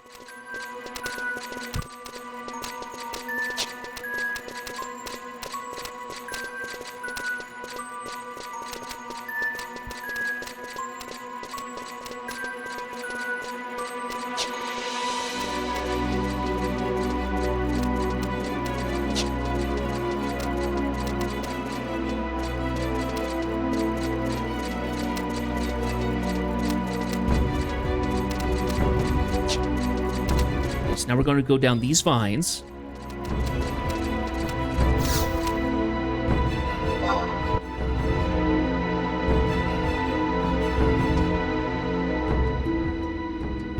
Okay, now where did that or come up the vines? I don't know.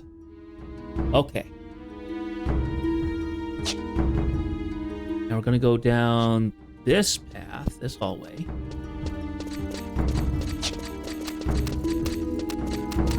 There's a warped entrance here. Interesting. Ah. It looks like one of the effigies of ceiling, but it's not. It's unmarked. It's no.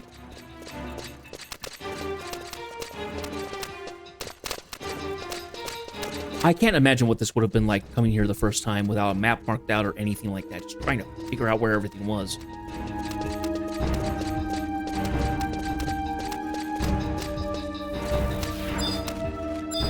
Vengeful shunned.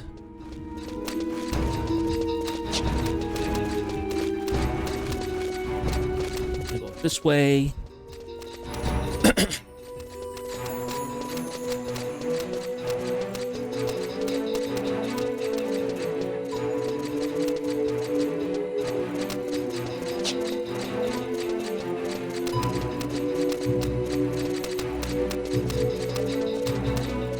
Shunned engravers.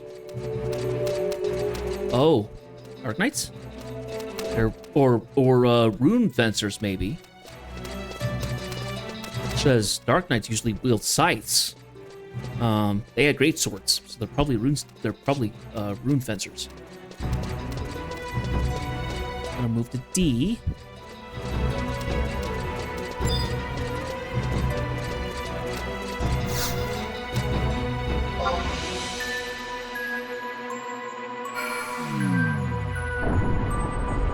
Okay, we got to D's nuts. All right. Back up the elevator we go.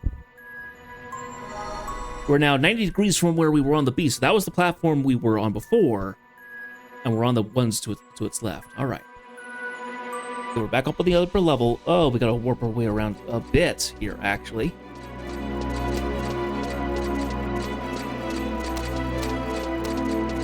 Okay, so we're gonna run all the way up there.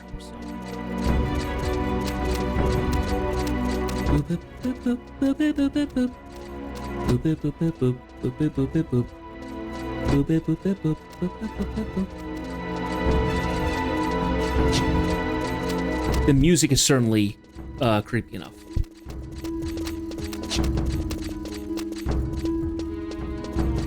Music is very much impaling. Like, this is a place people don't go. It's full of dangers.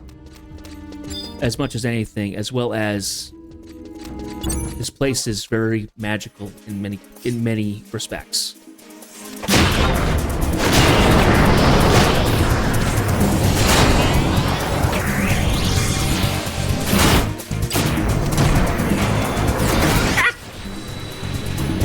The Umbral's behind me. The fact that they're able to pop light is actually kind of amazing.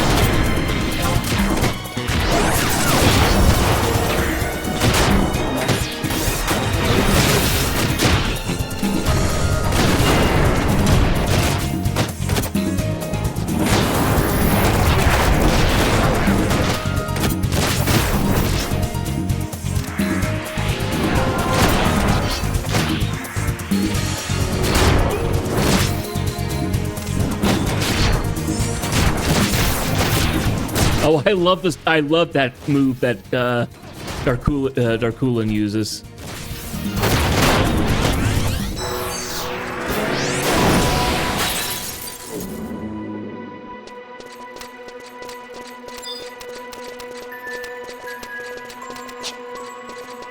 Kind of jumps around and smacks everything in the area. It actually looks really, really cool.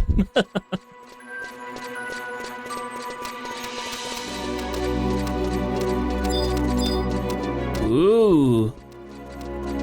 Phlegmatic Bergen. That's a dark elemental.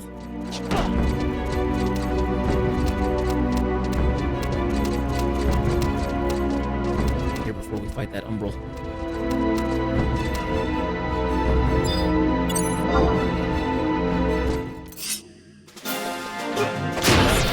All right, just you had your fun.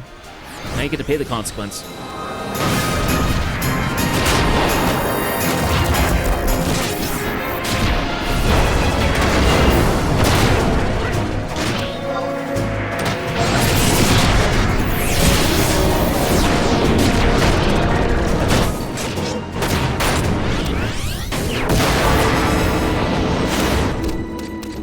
A jump point there.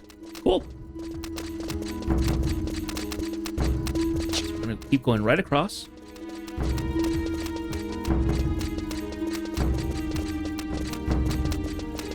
It's now 11 o'clock.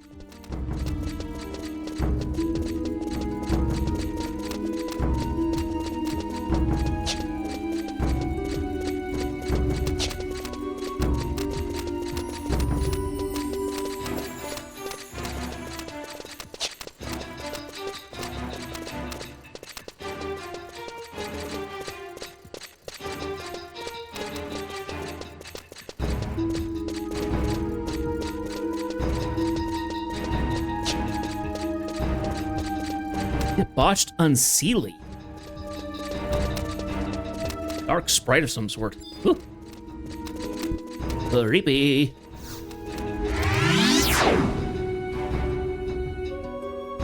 And here is our second scale. I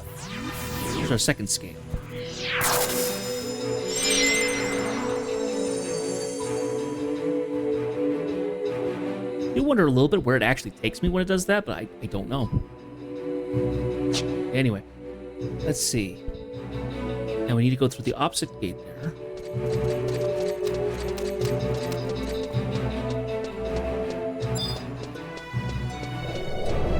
It's gonna attack me, I think. You can kind of tell. They often will do a little jerking motion towards you, or they'll turn, or their motion will change a specific way.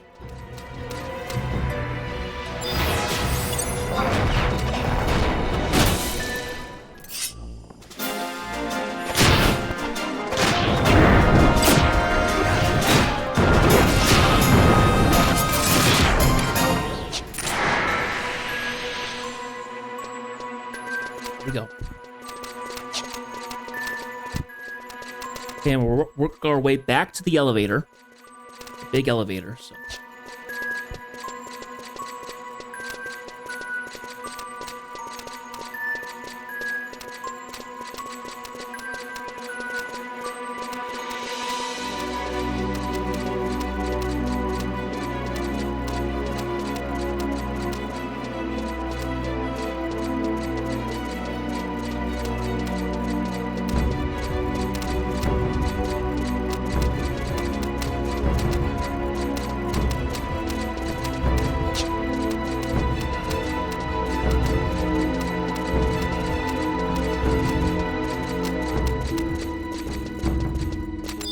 Ah, but we're going down this time.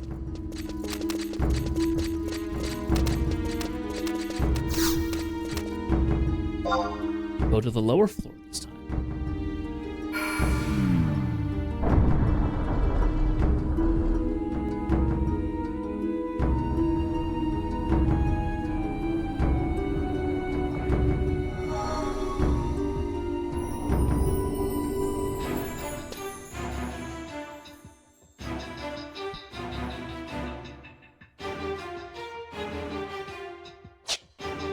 Okay.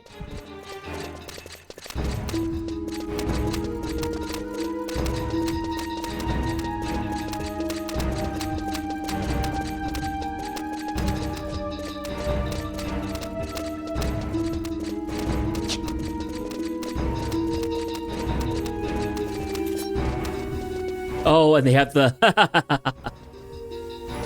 they have a step kind of like what they had back in Adoulin.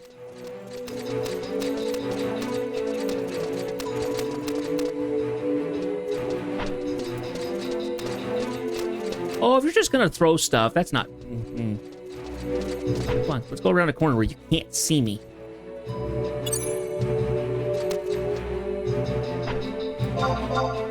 Yeah, it's an archer of some sort.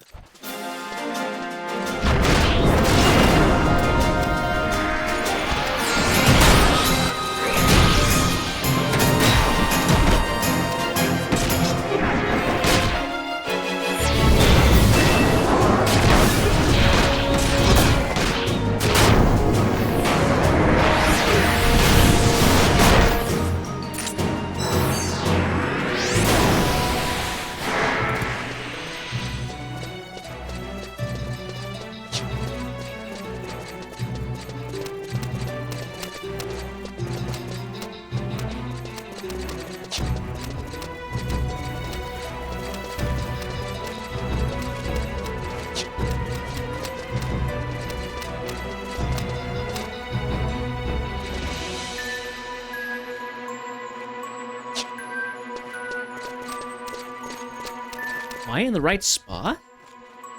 I think I am. Oh, we've got to get through this. We've got to go through the. Got to go through the barrier.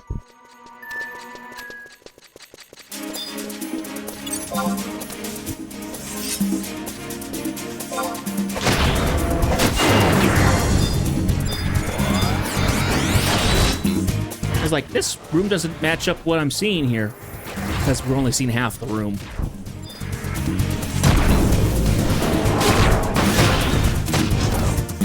All the other ones have been closed, so... And I didn't remember that I'd already seen a barrier like this when we first got pulverizing, so...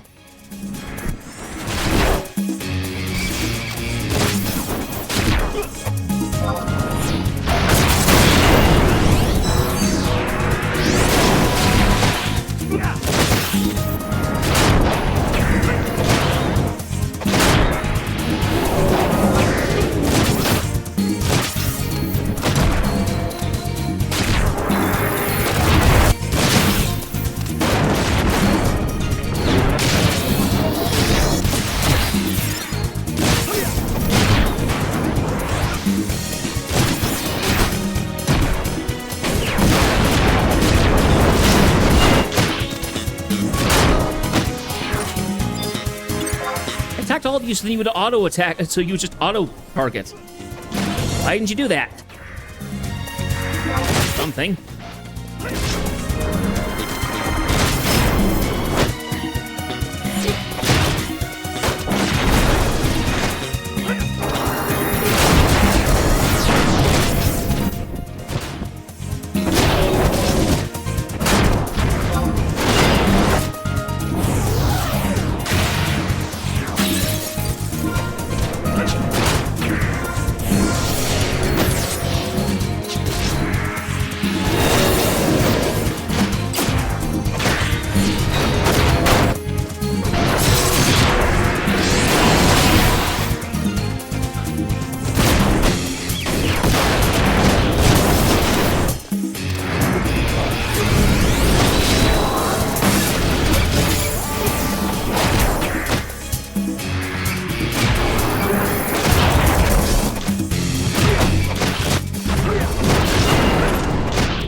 Updraft mantle.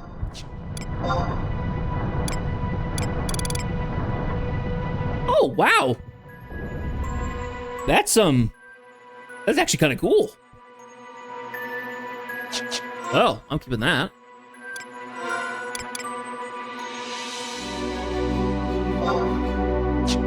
At least for the time being.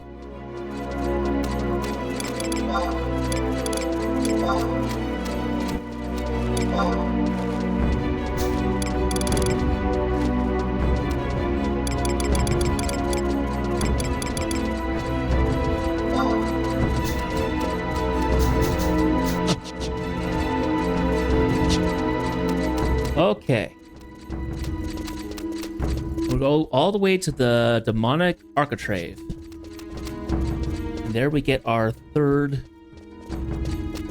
scale.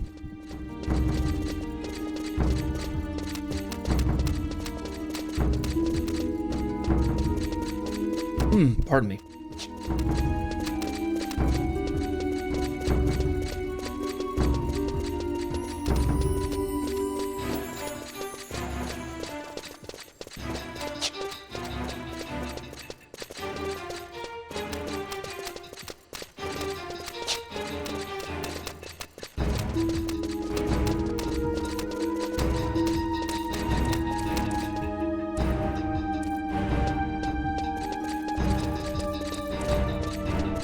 Gonna run into one of those.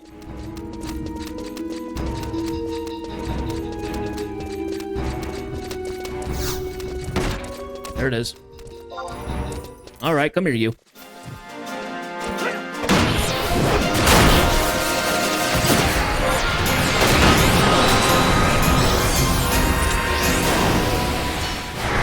Ba-boom. Here we go.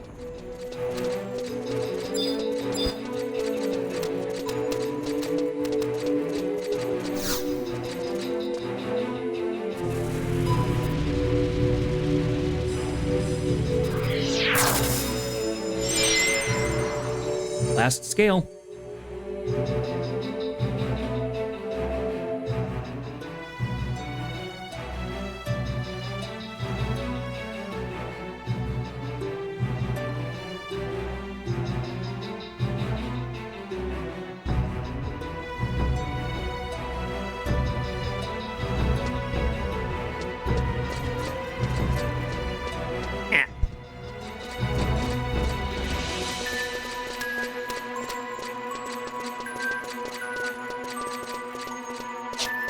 Now we can go back to the room that we, back to the previous chamber, warp to entrance, and allows us to get out of here. What we'll do is we will get out, and I'll warp back to town. I need to sell some stuff. Get some stuff out of my inventory because it's full. I was very aware at some point it was going to get full. I just didn't expect it to happen here, so.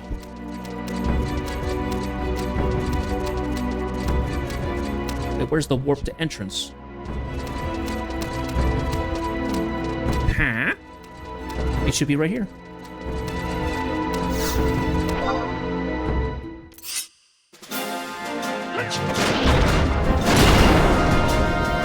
Maybe the map's slightly incorrect.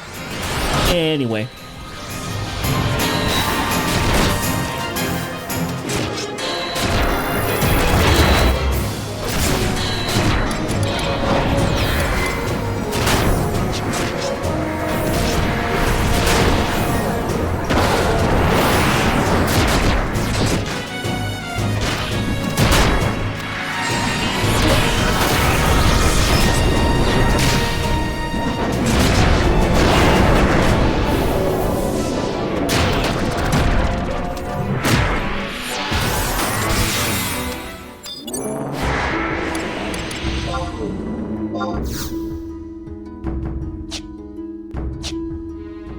Go ahead and use our warp ring and let's get out of here.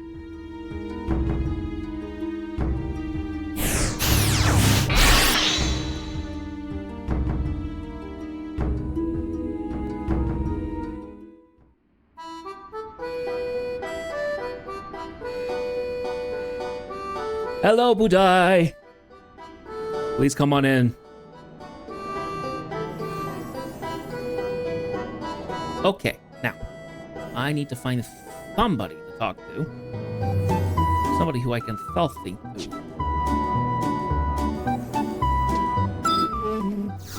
Oh, I think I remember. I need to talk to...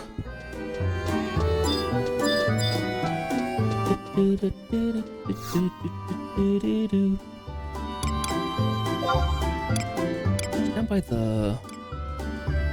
Yeah, down here, I think.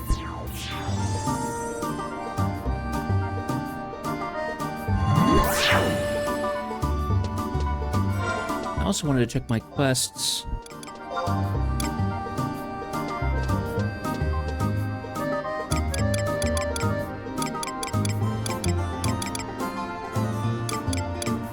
You? Nothing yet.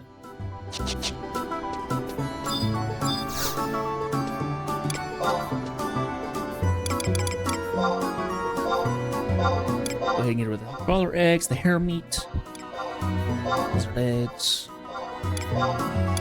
jail shell, warthog meat, these things. That's the bubbles out, they're useless. Sharp prime mantle, I can always get another one. I have.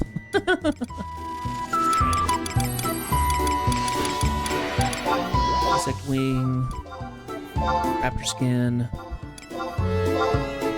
ram skin, pupil shells, pea shell.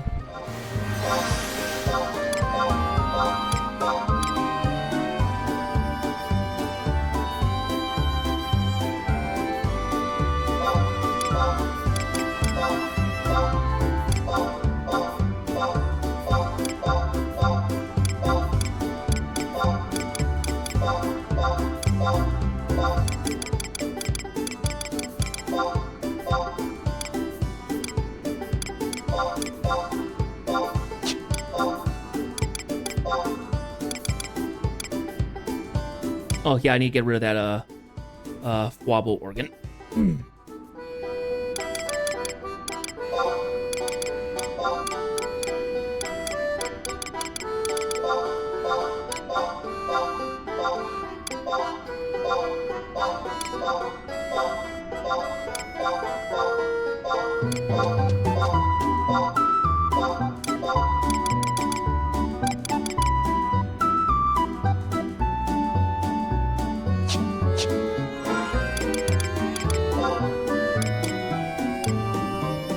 There you are. Get out of here, you silly thing. Okay.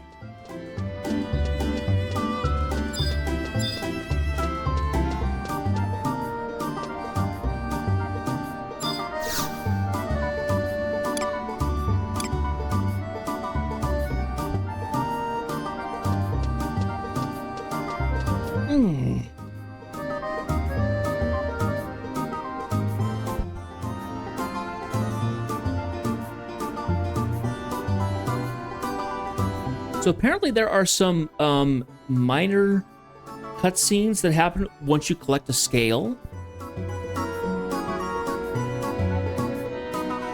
And one of them is at the library. I would like to just quickly go over to the library. I need to talk to Adoulin inside the library.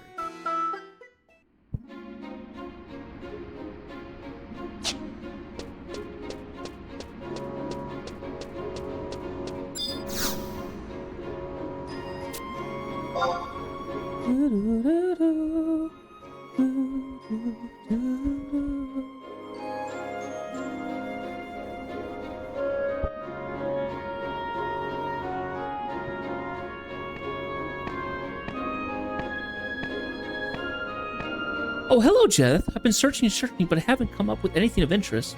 How about you? You say this is one of his scales? I thought it would be more physical in form. Or does it look like this because it was sealed away for so long? Its light is so comfortably warm, but the scale itself is so frail. Perhaps there are more left to be found. I've taken a good look at the documents here in the closed stacks. We were right in thinking that the Serpentine Labyrinth and Rakaznar are the same place. If so, then it means it existed in Ubuka long before the Founder King ever laid eyes on it. Then it follows that there was a civilization that came long before, one with the technology to build such an enigmatic structure.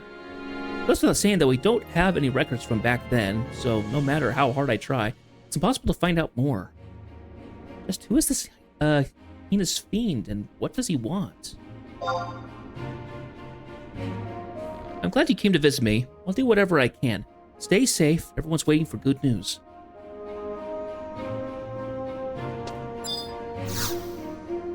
And then there's the other one that you do by going to Khmer Drifts and talking, basically going to see, oh, what's his name? Yasig? That his name? Yasig? Gajig? Anyway, we're gonna warp ourselves out to Khmer Drifts.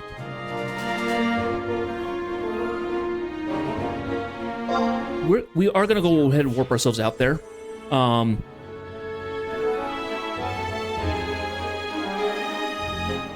think you can go to the Goblin Footprint.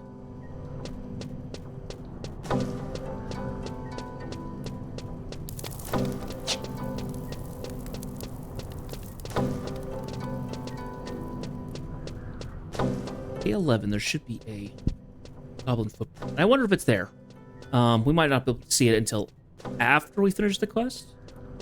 But while we're here, let's look.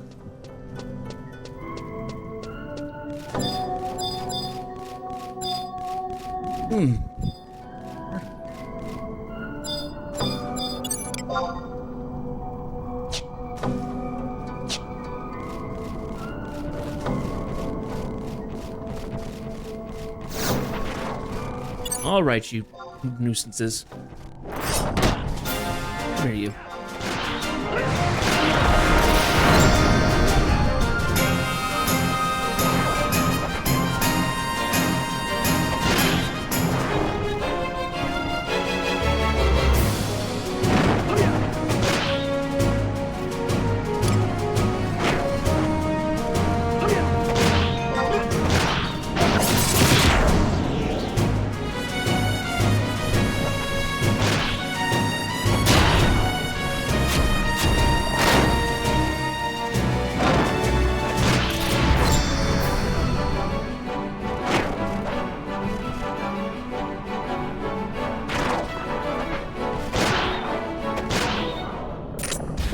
I love that I can sometimes counter the attacks.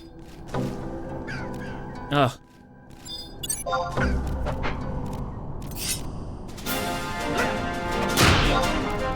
Everything here wants to attack me.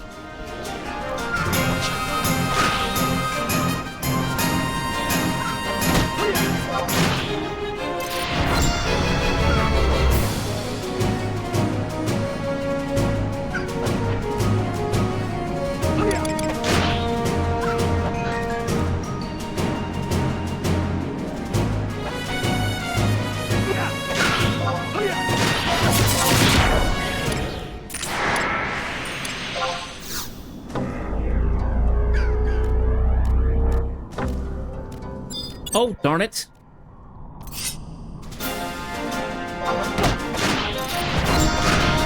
Was I so close that it linked? Or was it susceptible to magic or something? I don't know. That's really annoying.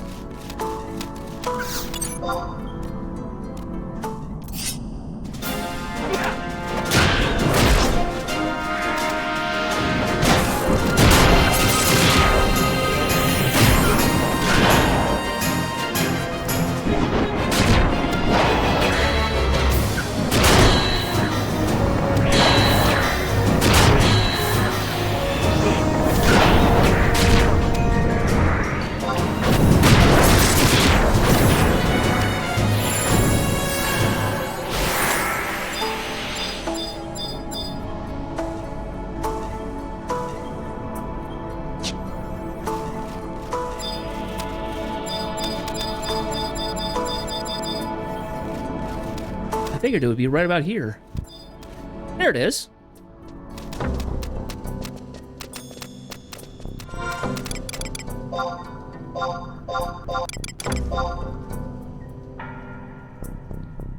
Oh my god!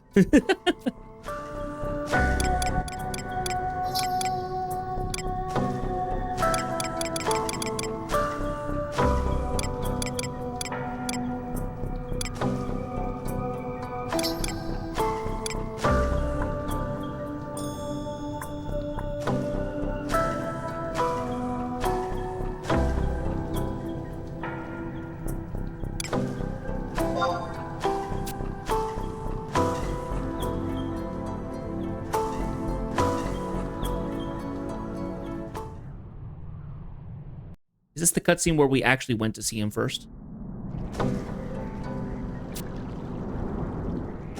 Oh, yes, it is.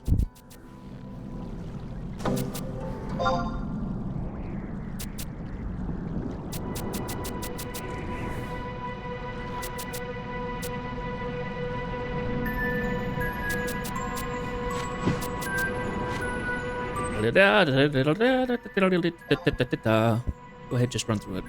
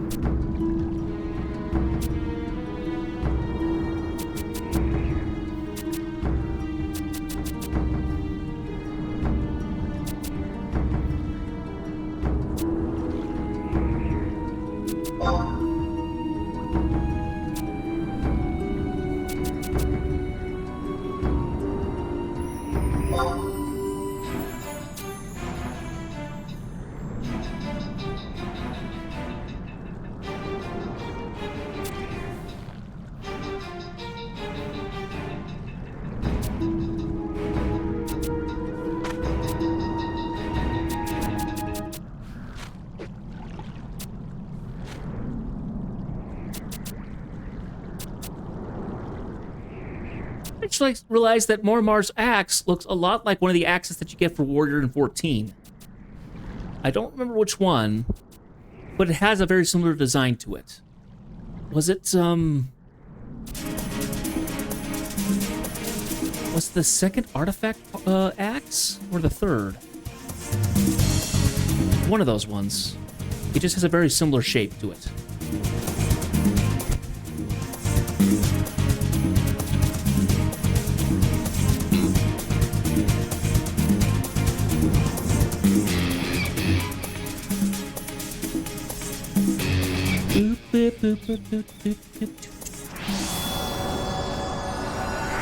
Protection, blah, blah, blah.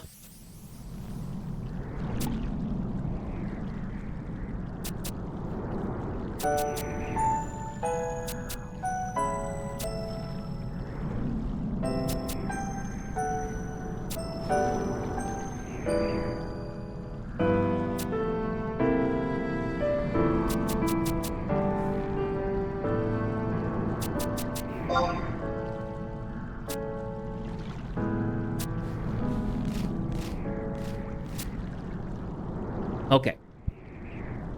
Sorry about that. I thought we were going to get a cutscene that I was expecting, just a little cutscene or something. Nope.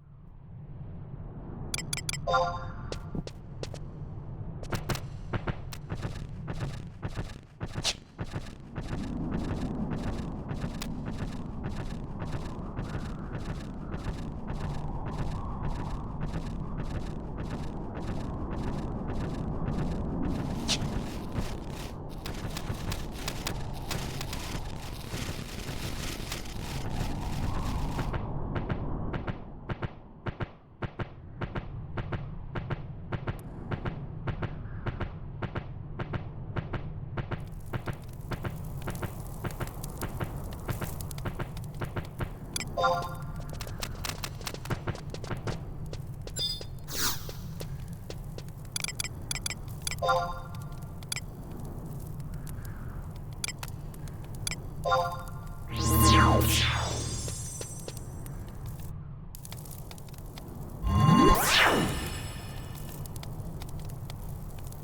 time to go back and up the Jossack.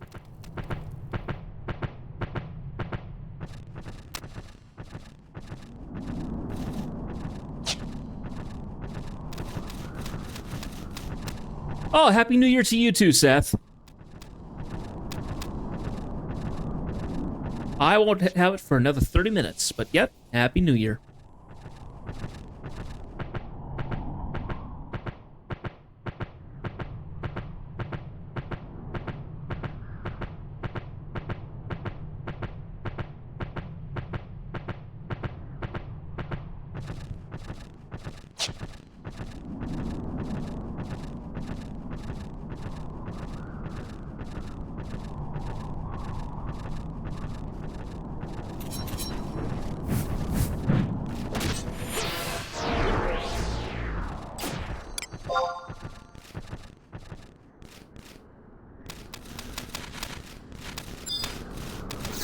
Okay.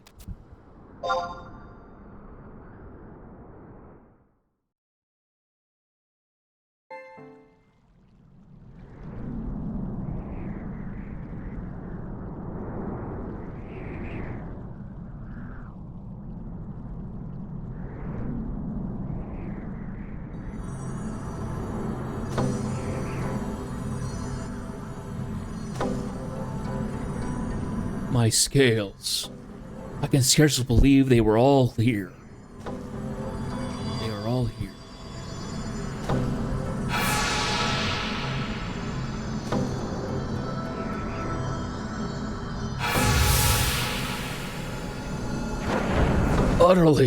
Utterly amazing!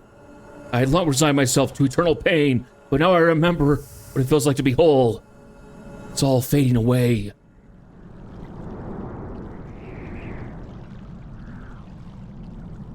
The nightmare is over.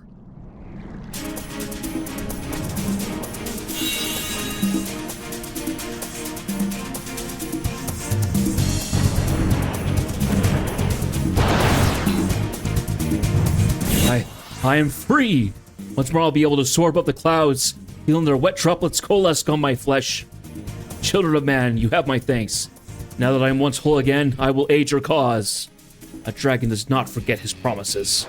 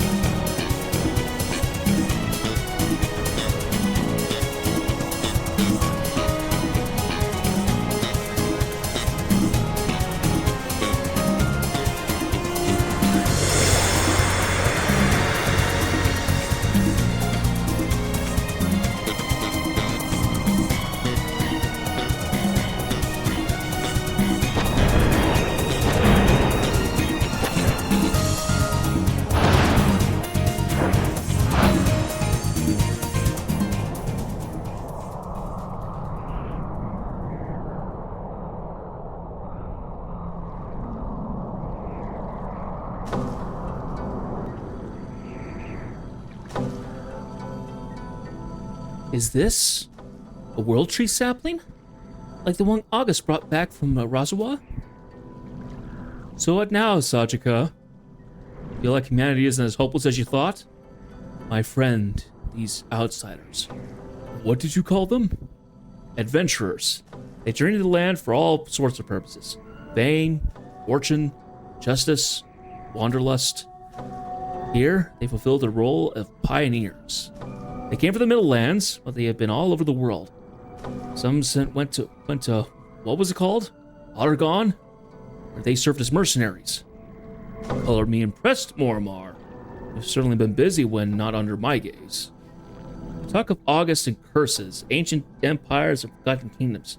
But with Vanadil today, because of young men and women like Jedith. An age of adventure. Speaking of powers long forgotten, back in those olden days, there were three forces that made this all possible. Savage yet noble hero, King August, twinned world tree, which watched over all life, and you, Sajika, holy dragon whose light shines like the freshly woken sun.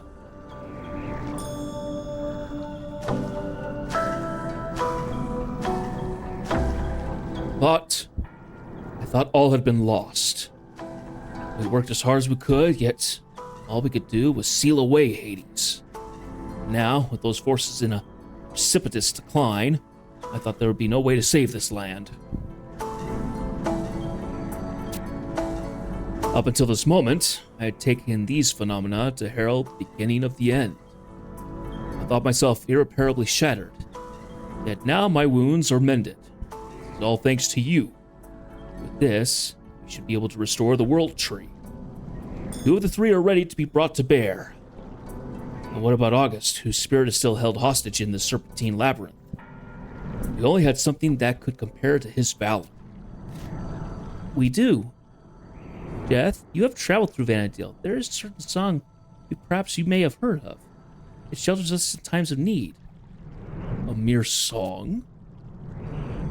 Yes, the song has been passed down in Adoulin from generation to generation, and it is said to have come from the goddess herself. Oh! Though storms may brew and threaten the land, there is one shining star that shall help us to stand. It remains resolute before man, before beast, and brings with it a song, a bright hope when fortune has ceased. Its ally is just, its eyes raise to the sky, protecting us from our foes, blessing from on high. It's been around longer than Adoulin. Some scholars assert that it was originally sung in a tongue not known to the people of Vanadil. The section we know is but one part of a greater whole. Our interpretation may be wrong, but nevertheless, it is a beacon that guides Adoulinians in dark times. The goddess of the dawn has served as our eternal protector, and we cannot help but think these words spilled forth from her lips. Hearing this song now, I feel like all hope is not lost, that tomorrow will be a brighter day. As Sajika said, maybe we do not have the three forces that sealed Hades away so long ago, but we have something now that they did not.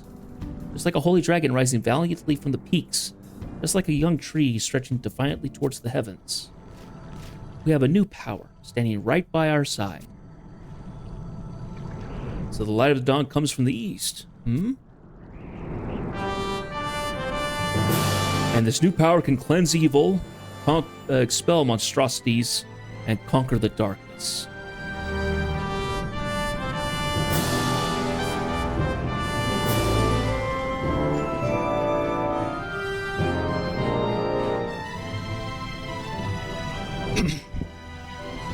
Sajika, this sapling you have given us, what are we to do with it?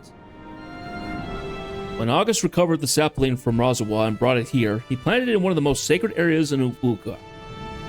Such an area would have long since fallen to the choking miasmas of the Serpentine Labyrinth. Were you able to affix it to the roots of the existing world tree, you may be able to bring it back to life.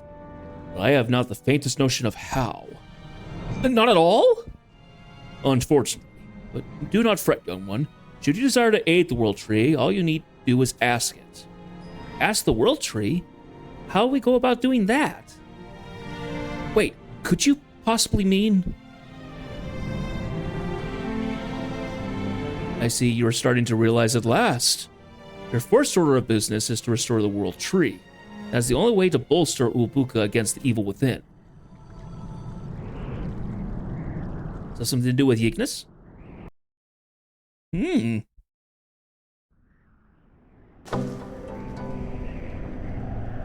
Okay.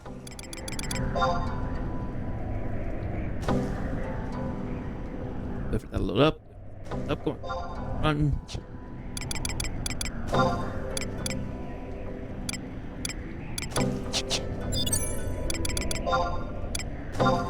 Okay, I'll be right back. I need to refill some water.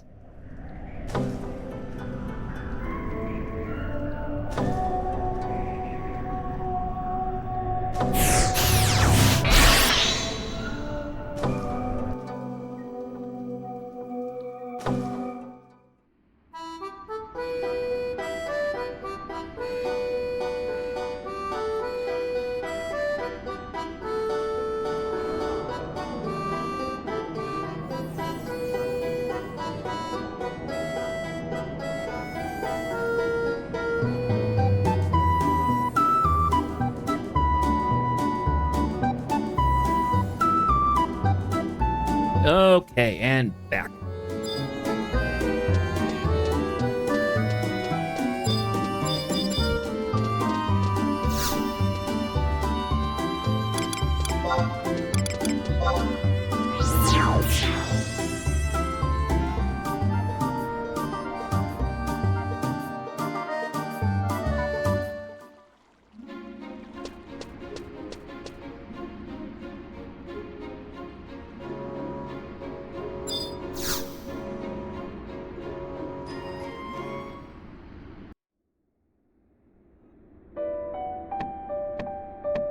Why am I not surprised to see you, Jedith? To build the World Tree, we must ask the World Tree for its help. So of course I thought...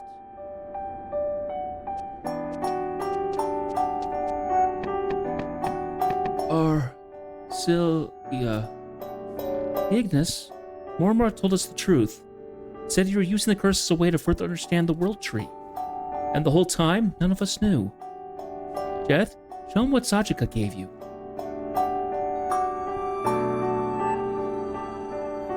You show Ignis the World Tree sap. Ignis, do you see the World Tree sap that Jedith has?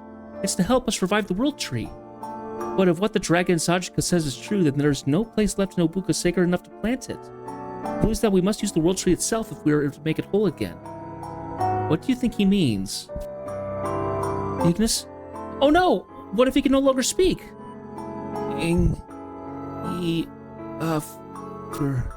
Ignis? I can't understand. Ignis? Ignis' voice grows soft and is beyond comprehension. Even your Rasalachia, Ome, only echoes back the same cryptic message. Jedith, do you understand what he said?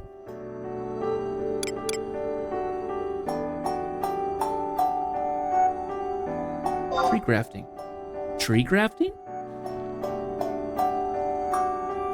Isn't that where you take part of one tree and attach it to another so they both live? Oh, Jedith, you're magnificent! I have a wiki. Ignis, thank you. One issue remains. How are we supposed to graft a sapling to roots buried so far underground?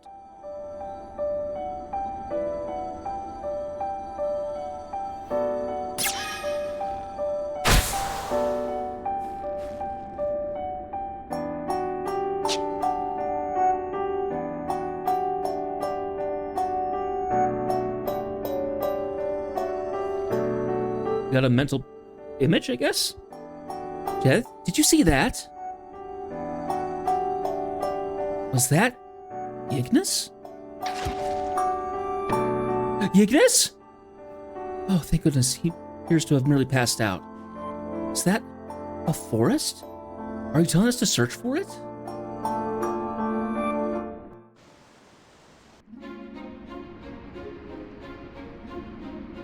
Oh, look at all these mentors.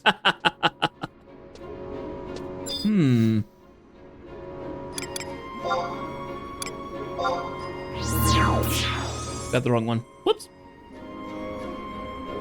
That's okay.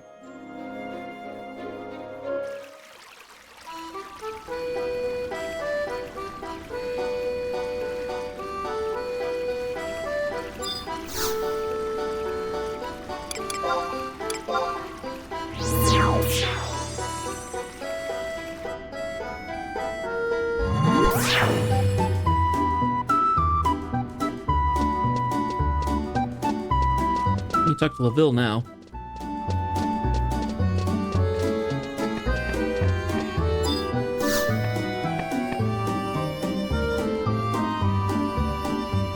An untainted section of the forest, You mean like a new Ergon locus? This might be a little of a long shot, but one of your pioneer buddies came by the other day saying that he saw a wooded area deep within Khmer Drifts. I've never been out there myself, but it doesn't make any sense. There's no business for a forest to be in that desolate wasteland. On the other hand, Upuka is a land of mysteries. Who can really tell? Yorshia and Arletial are forests, and the soil there reeks of poisons. On the third hand, frostbite does strange things to a man's faculties. I'm sorry, Jeth, I probably left you more confused than when you came in.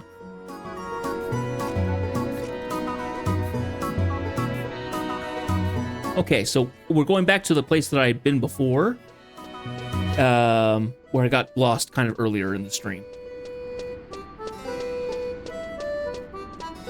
Which is good. Means that I know how to get there.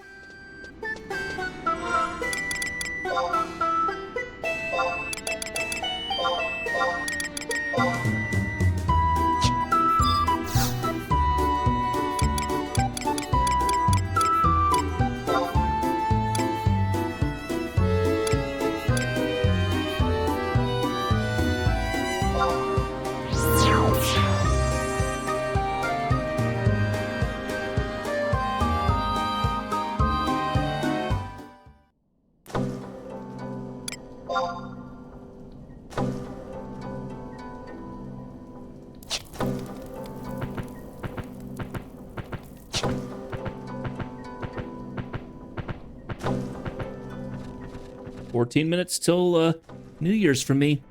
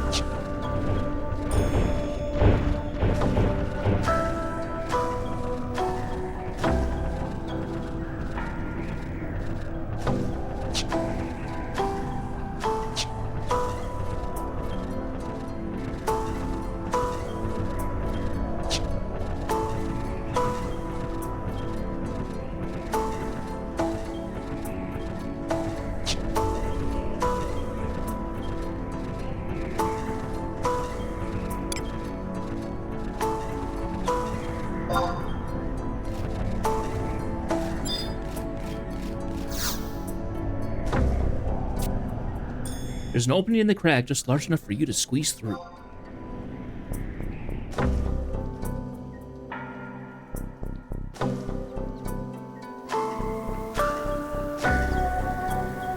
Oh.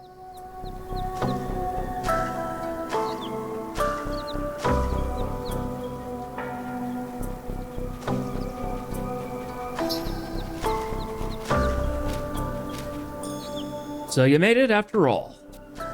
Sometimes the truth is right under your nose, and you don't know, and you just don't know it. We thought this place was destroyed and buried centuries ago.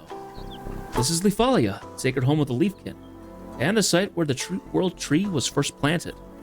To think that we're actually here. You know you're itching to get started, but we've got to wait for Darulkin to bring your princess. How's about taking a look around while you wait?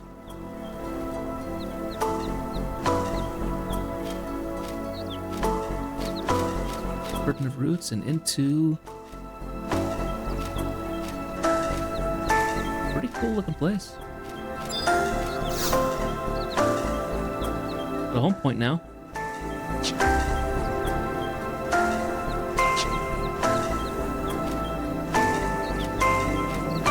Wow.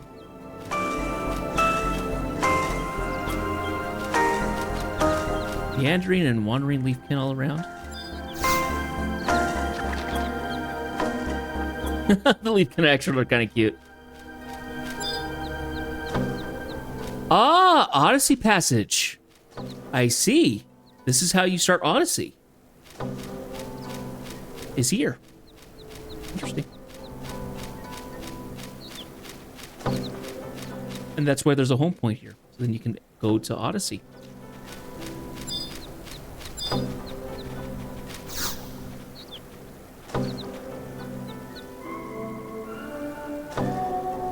I have seen all, children, both what you have done and what has befallen the world, and I have chosen to put my faith in you. Clear water is our sustenance, shining light our shelter. Without those, we would never survive. Our mother cries out for aid. Come, let us begin the preparations.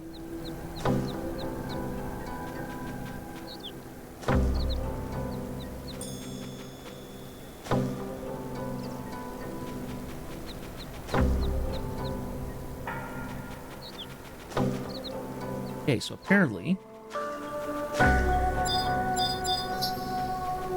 together, we have to find the heroic footprints.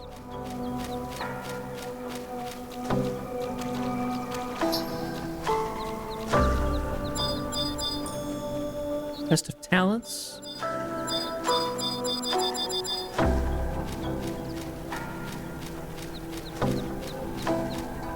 H8. Oh, everything's there.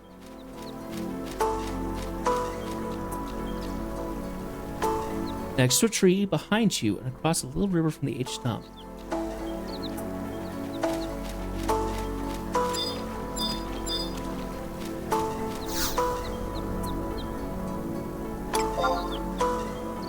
Oh.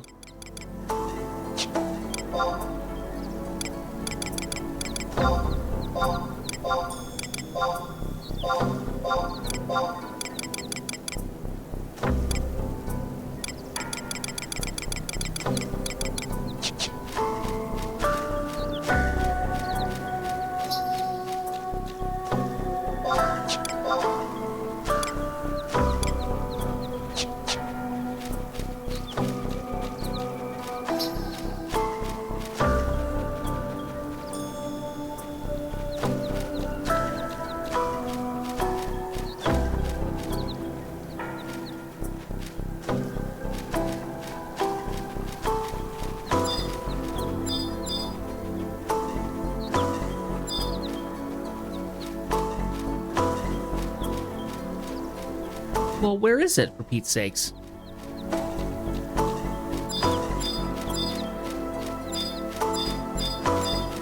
Oh, there they are. Immediately hidden.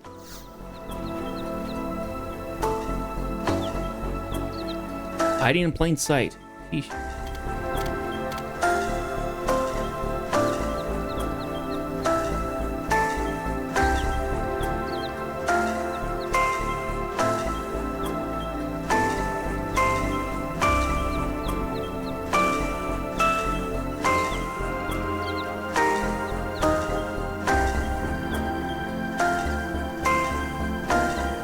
Glad you could make it.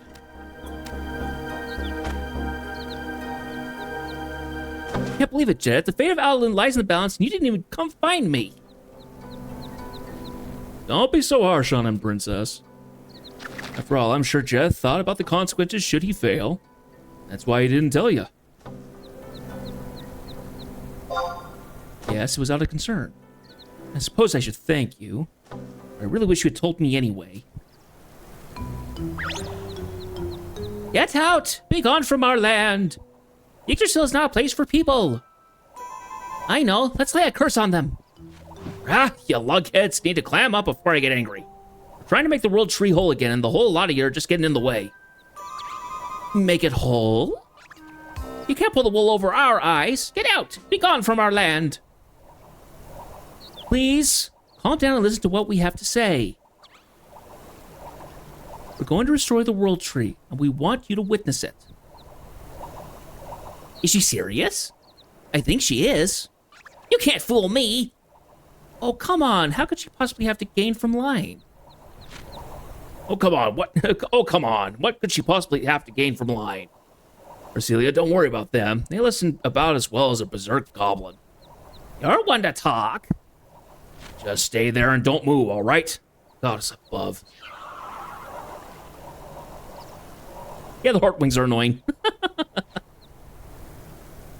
See what I mean? A bunch of bodiless spirits. They sure act up like little kids.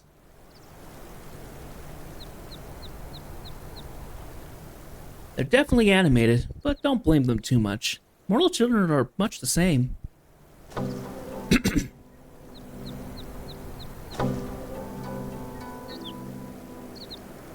Yes, this is my brother. Heard Darkul and Colin, and he grabbed onto my leg and wouldn't let go.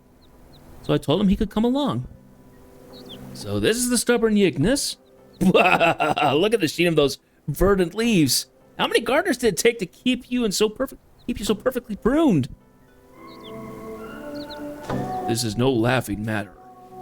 Oh, I meant no offense. He just looks so regal. No, you were making fun of him. When will you ever... So little mirth in the world. Can't you allow me just one joke? Well, this is quite the spectacle. Who goes there? Melvian. Minister Melvian? Then my eyes do not deceive me. That is, indeed, Princess Arcelia. When I saw a dainty figure riding atop a golden beast, I could have sworn my eyes were playing a trick on me. But here you are, in the flesh. Is Melvian Hades? I can only thank my good sense in choosing to follow your tracks. What would bring you to Khmer? My dear, I've always been a student of history, called an intellectual curiosity. I chanced upon quite an intriguing volume and spent many a night poring over it.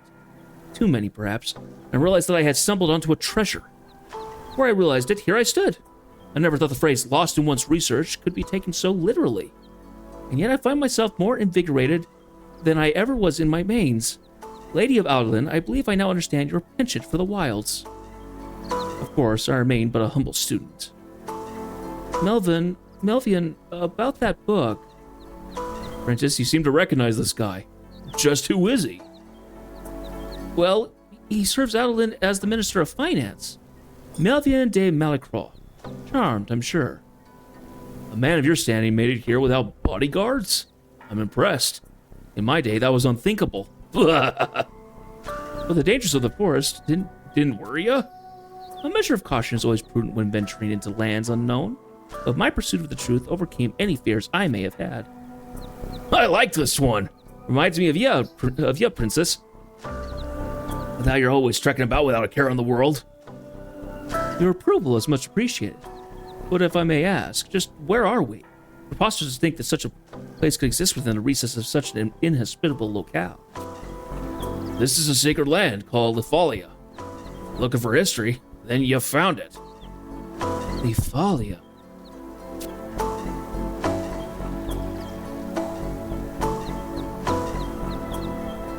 Oh, preparations must be almost complete.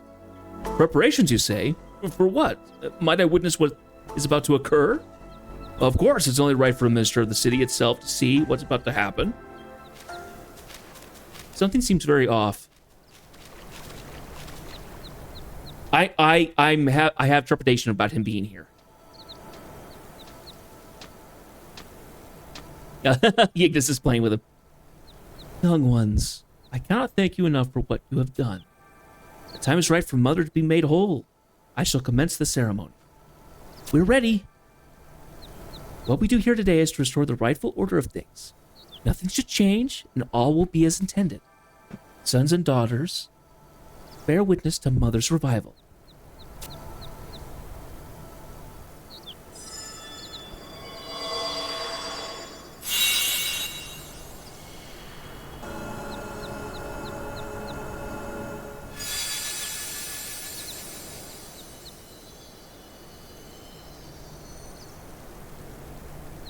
Okay. So she absorbed it. And then she releases it at the dead tree.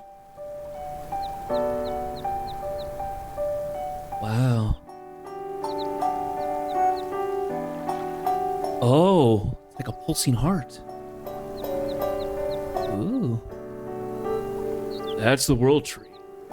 Look at what's happened to it. Look, Jeth. It's really true.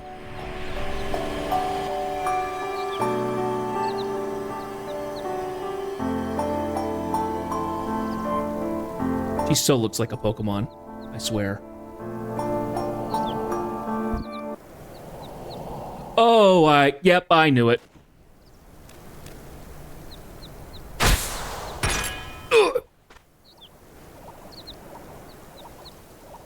You monster! What have you done? All these years, Mormar, and you haven't changed a bit.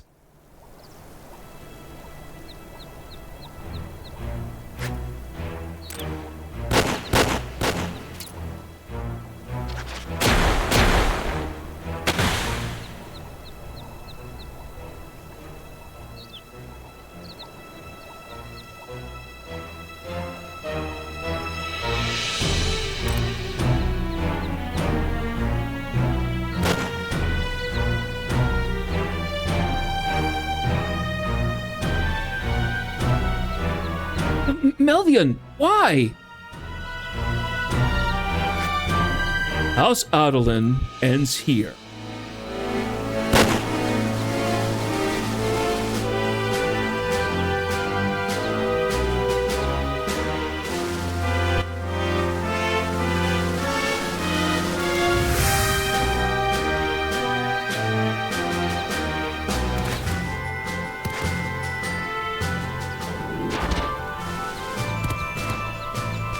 The fact that he's able to stay away from Darkulian like that is pretty amazing. Oh, gotcha.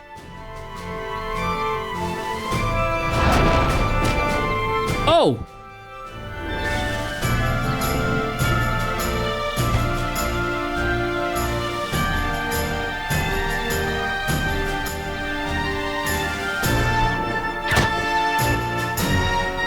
Filthy beast. I'll end you like I did him.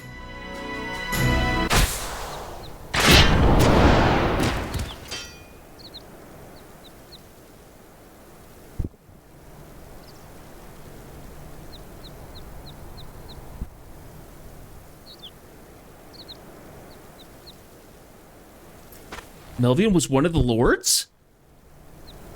Darn you, Melvian. Thought you won, but I'm no ordinary man. Guard it all to the abyss. What on Vanadil was he thinking?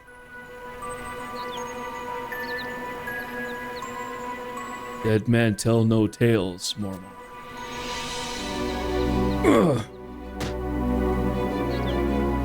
What was I supposed to do?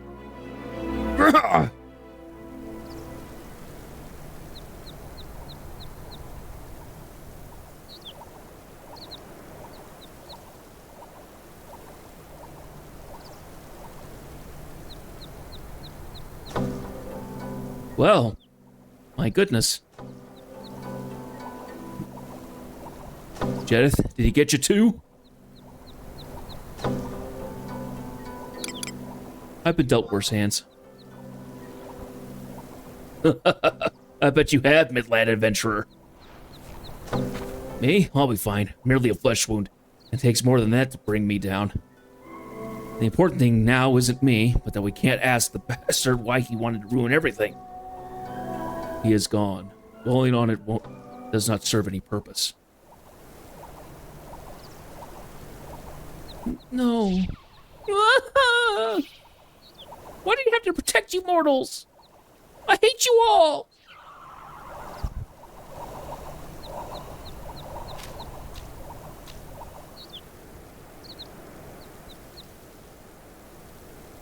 You couldn't have known.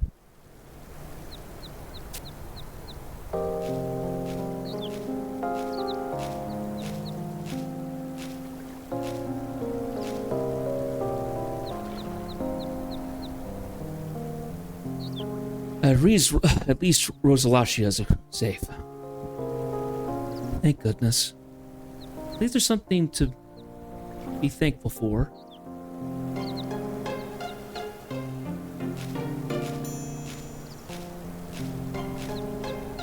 I heard what happened. I tried to protect her from harm. That bluster about hating people was just a front, wasn't it?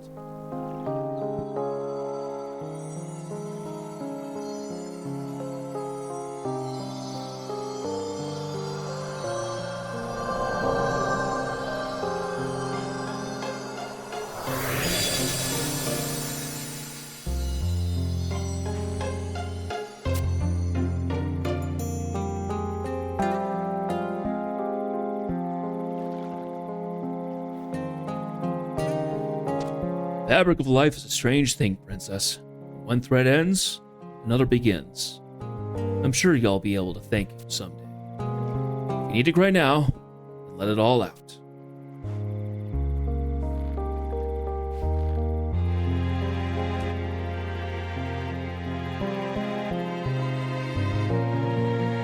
We gotta press on, or their sacrifices will have been for nothing.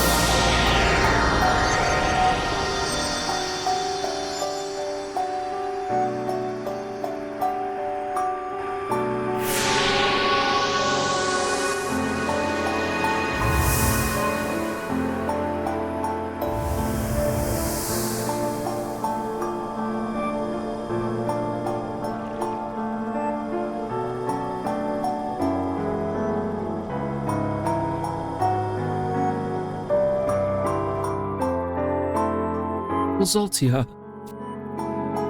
says it's never tasted so bittersweet. Just prevent Hades from rising up again. I'm sure of it. As long as it grows strong and healthy, I'd not worry about that. This land is protected not just by Sajika from the peaks, also by Kumha in the snowfields. Neither or any of them will let any harm come to it. That's true.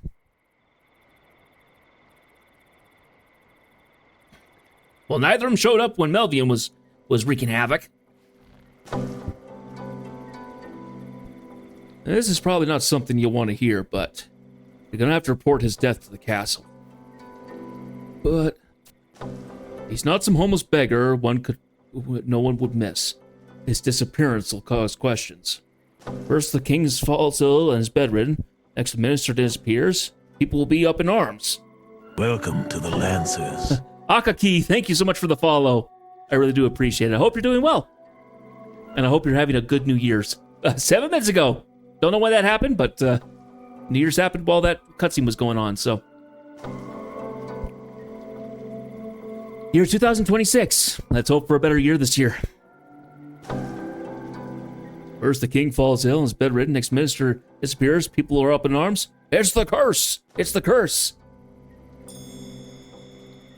Oh, I just took a shot at Akaki. But people know he's dead, and it'll just be normal internal strife. Won't be pleasant, but certainly better than the alternative. There's no need to tell everyone the nitty-gritty. I'll just find some way to dispose of the body myself. All you need to say is that you saw him in calmer drifts. Okay. That dull attitude won't move the hearts of Adoulin. With Yignis as he is, the people will turn to you for leadership. Adoulin wouldn't be the first nation ruled by a woman, nor would it be the last. Jedith, she's counting on you for words of encouragement. I know you can do it. You're right. I can, and I must. That also would make you my first follower of the year, Akaki. So.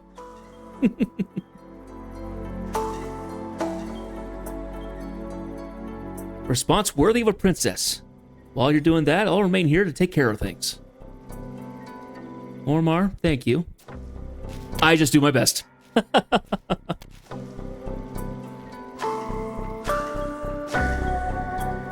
And thank you, Jeth. I would never be able to make it here without your help. Mere words are not enough. To Adoulin, there is much to be done. Okay.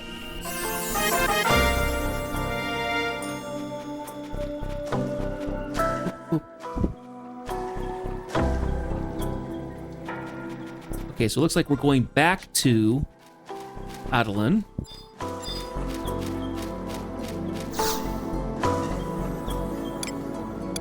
We have a nice, wonderful home point here that we can just use.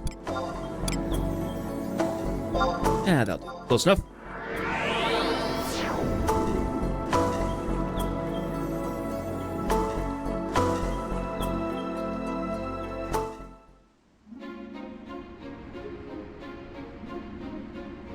Alrighty. Waypoint. Yo. Up to the castle gates.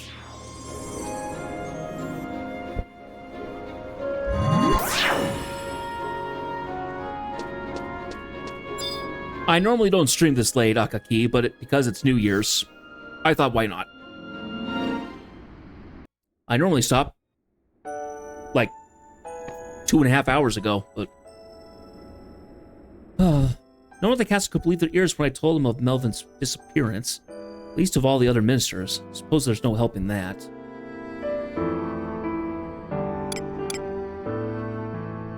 You must have had your hands full. I am on Bahamut, which is currently locked. I was lucky to jump into it, how long has it been? Maybe 4 months at this point? So yeah. I'm so glad you stuck with me through it all, Jeth. I've done to open my eyes to the world ever since we first met. There's so much I didn't know about pioneering, the jungle, and even my own homeland. Every step is a new journey. Cooped up in a castle like I was, forgot what real life was like. But you showed me that I must not be content with with how I am right now, that I must continue to push myself each day. For that, I will always be grateful. I'd like to present you with a little something from both you and my brother. I know these trinkets aren't much, but they're artifacts that symbolize important moments in Adoulin's history. I'd like to let you have them all, but... Tradition. Ignis wants to say that tradition is to let those who serve the house well choose one. Okay, so looking at what we have, so we have auto re-raise in Reeves, which could be useful. We have regen and refresh, just as useful, and we have regain. Not as important for, well, I guess it doesn't matter at this point because we're gonna get a +1 at some point. But we'll go with Arcelia's Grace. How about that? I hope you will treat it as it is, a valued heirloom. Remember that ancient Adoulinian song I sang back at Mount Camir? Maybe Mormir is right. The light of dawn comes from the east. I, for one, believe you pioneers have been sent to rescue this land. Forgive me if my words cause undue burden. The World Tree may be safe, yet Adoulin's struggles are far from over. As long as we live, we will keep fighting. And Jeth, we will continue to need your help. Don't give me those puppy dog eyes. No, no. Thank you.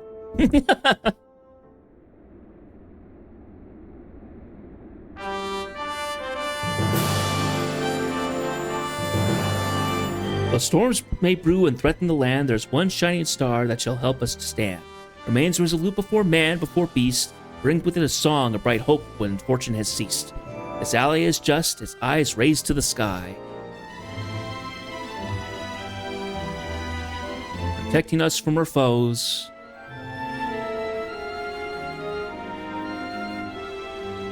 A blessing from on high. Oh, you're gonna make me blush. All right.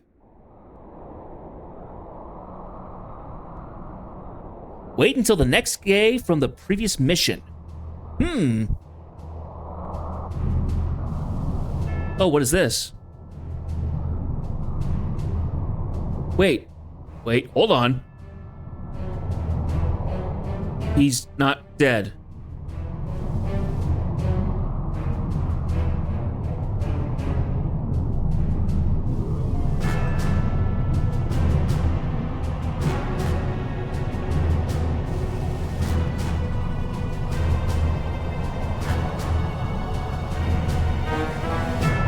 Huh. I guess the threat of Hades is still not gone, so.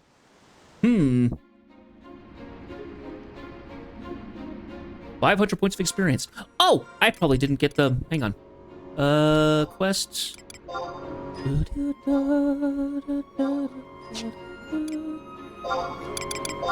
Chapter 4. Right, okay.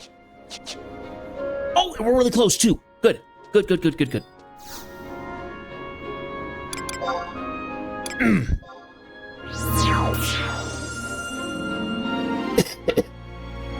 Oh, pardon me.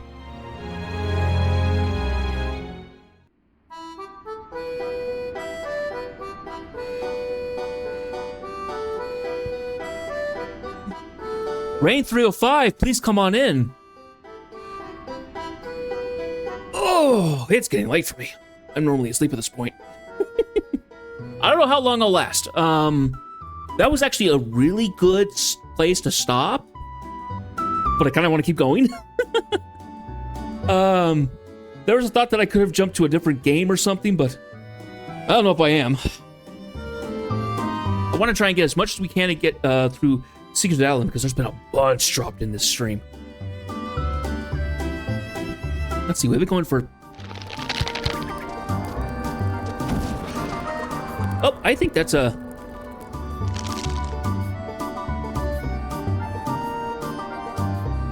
Oh, yeah, I need to change that. Thank you, Hakaki, for the sub. Yeah, I have not changed that from the Halloween one. Why is that still going off? That shouldn't be going off.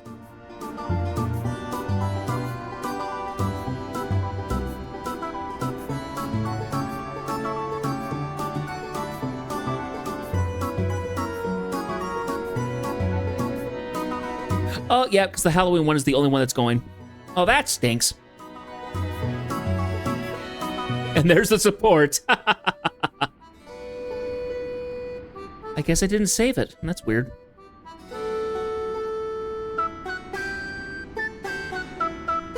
Oh, I might have swapped it, but I didn't save it in the mixed up. Okay, so that's what that happened.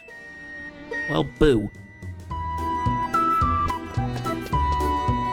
Alrighty. Fantastic.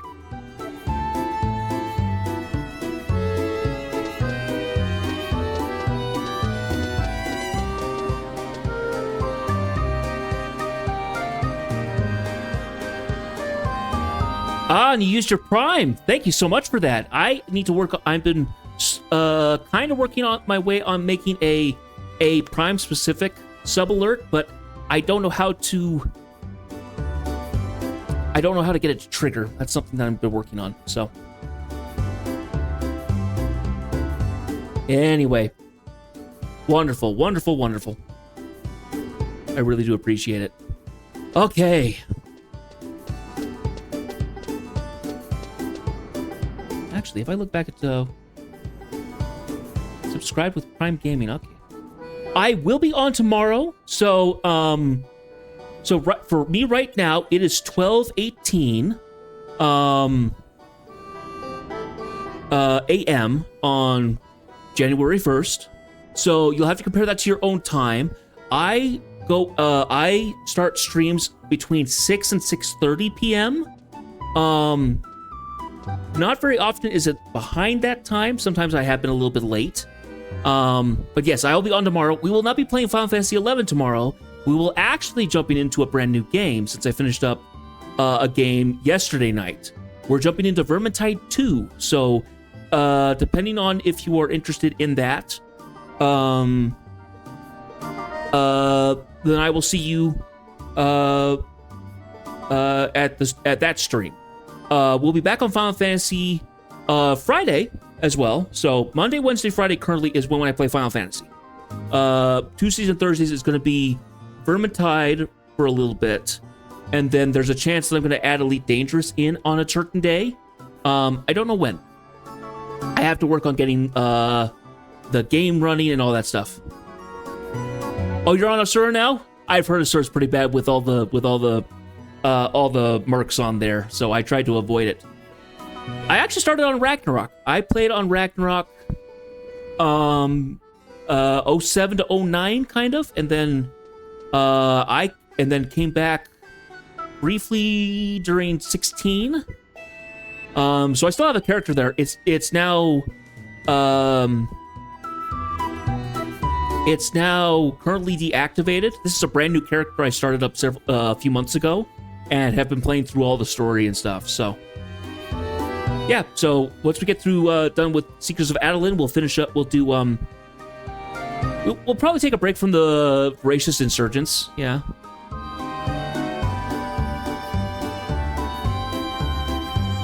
Yeah. No, Ragnarok was actually pretty decent. I was a lot younger when we played on Ragnarok. But, yeah, I decided I wanted to have a fresh start because I was like, if I start fresh, then I have all this stuff that I can go with, and yeah. In 2007, yeah.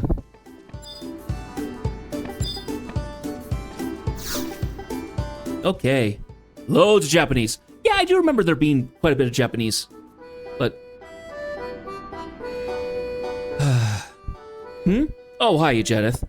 You're probably more at home bashing in skulls than playing politics, but have you heard the rumors about Lord Melvian? What's Melvian? Of course, what a tragedy. The shockwaves of the news shook the city harder than those recent land shivers. Of course, you've seen him in the flesh, so who am I to tell you what a hard-working, dedicated man he was? His order is positively in shambles. They're out of steam from covering his duties, never mind finding a replacement, or more likely replacements. Why? Well, Melvian could do the work of 100 men, and now they've got to divvy it up. What do you mean, divvy it up? Well, let's use an example that strikes close to home. Let's say Meister Lei, who's able to do more work than the rest of the coalition, ends up sending you and me to do her dirty work. Ugh, even thinking about it makes my skin crawl. Of course, this would be true of any order, but to think all this would happen right when colonization was just hitting its stride, especially when the word is you've found a way deeper into Rakazillion or whatever. Lately, the ground's been shaking more than just metaphorically. Speaking of another land shiver. I think that might have been the biggest land shiver yet. I tell you, this just ain't natural. You and the princess were all smiles when you returned from the continent, so I figured all was right with the world. But things are never that simple, are they? And now, with the whole Melvian debacle, leaders of the other 11 orders are at each other's throats like raptors down in the Water Garden Coliseum. You can only imagine the mopey look of the princess's angelic face. Jedith, if anyone knows how to rouse her spirits, it's you. Go to Arcelia, for both our sakes. My guessing is that when I cut out last time, that would have been the end of the story plot to that point, and we've gotten into the next update. The next section, essentially. Okay. The next mission is Christ from the Deep. Yep, Adoulin Castle. Okay. Oh, do you know what I want to do first? I want to go over and grab some imperators from the Couriers Coalition.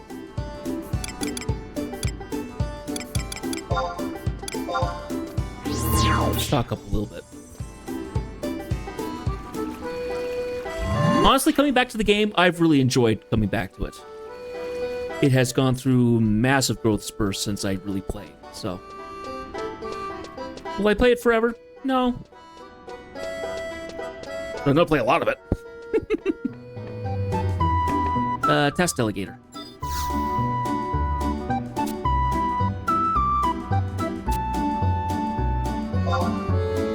We'll go ahead and do frontline support, I think. Yeah, we'll do that one. Just make sure that I've gotten all these, getting all these ones done. Take 3, of course. Here we go. Yeah, I don't know what my sleeping schedule is going to be like, because it was kind of shambles for the couple weeks before Christmas. Just kind of doing parties and staying up late and stuff like that. Staying up all night for New Year's is just going to be just as bad. Luckily, I don't have work.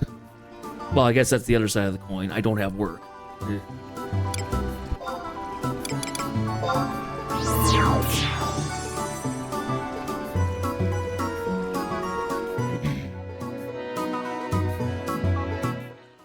Oh well. Here's to a new year that I'll probably be able to find work again. Okay.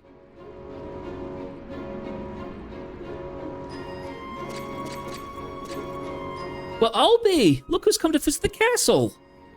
Who are you again? Gotcha. Of course I remember you, Jenneth. I'm not gonna pull your leg out of its socket this go. No, there's something I want to talk to you about. Come on, let's go somewhere quiet.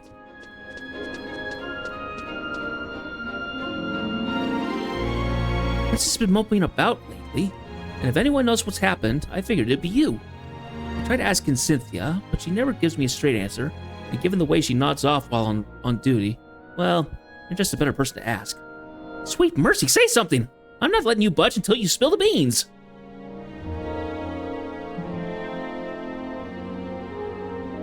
Peacekeeper's coalition has arrived at a only reasonable conclusion. Wounds on his body are signs of a struggle. Beyond doubt, concerns me more is his motive for escaping unfettered to such a desolate wasteland. Listen to the two of you, dullards to a fault. Stay your tongue, Lay.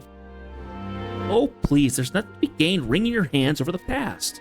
Riddle me this. The head of one of our 12's esteemed orders shirks his duties to go gallivanting in the forest, and he ends up sleeping with the fishes. It's made a laughingstock out of all of us. Lay, do you not think he was a fool? He grew complacent, thinking Eastern Albuca safe from forgetting what it means to fear the forest. When Yagnas ordered colonization to commence, we all knew that there would be prices to be paid. Let there be no doubt, Melvin dug his own grave. So stop shedding tears for that moron, or else we won't be able to move forward. Lay's words may be verbal briars, but I find myself in total agreement, Taru. And Melvian supported colonization more than any of us, so the rumors going about town don't surprise me in the least. Rumors? What rumors? That Melvian's death is not a coincidence, but rather a carefully orchestrated plataru by those opposed to our exploration on the continent. How dare you! You waltz in here after contributing nothing for months and have the gall to... Stop your whining, Godsig. I didn't say I'm a believer, just that hushed words and furtive glances are being exchanged in dank taverns and back alleys. Stop hemming and hawing, Margaret. If you have something one thing to say, then out with it. Rumors are a vicious thing, Chero Machero. Forgive me for thinking out loud, but couldn't it also be the radical faction of colonization supporters assassinated Melvin to cast aspirations on those opposed? Unthinkable winkable. Explain yourself. Melvin exerted a disproportionate amount of influence over those in his camp. None of us can deny it. He spent so much time and effort sending swords to the wilds. Is it so unthinkable that one found its way back into his back? Whose side are you on, Margaret? We've always counted the Order of Haverton's support. It's not about political posturing. I'm simply ensuring that we're properly diligent in considering all perspectives. You disgust me. You are not considering all perspectives, just stirring the pot. This nation's divided enough without you deepening the rift. I've done nothing other than provide an alternative hypothesis. The only one who truly knows what happened is the man himself. Without further evidence, we cannot but speculate. I'm sure we all value your opinion. Get back to your books and leave the discussion to those more qualified. We all had our duck walks in a row, and something like this had to happen. Enough of this senseless bickering. We all know why we are here today, and I bid us get started. Jeez, I'd love to just put them all together and just knock heads. Pete's sakes.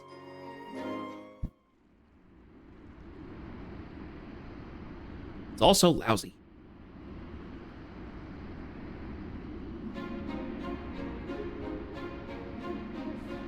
Your spin a vivid yarn, Jenneth.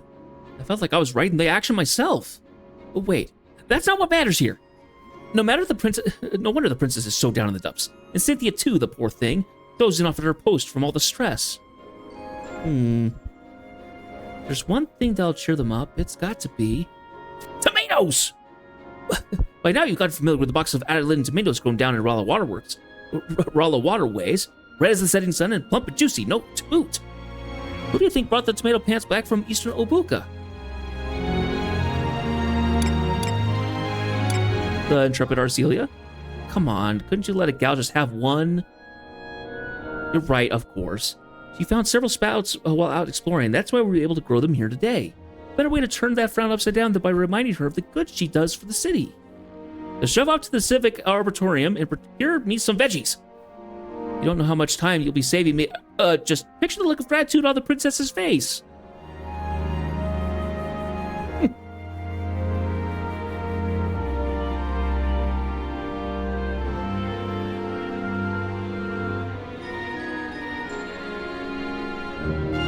All right. So we gotta get to the Waterworks, Western Adoulin. I think we can do... Oh, that's right. Yeah, we go to 6. I don't think I went to 6. I think I went to 3.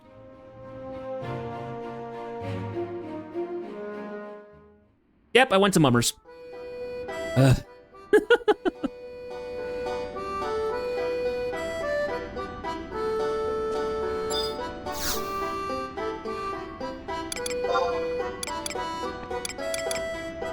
The rent-a-room. There we go. That's what we're looking for. How many merit points do I have right now? Do I need to spend them? Give me a second here.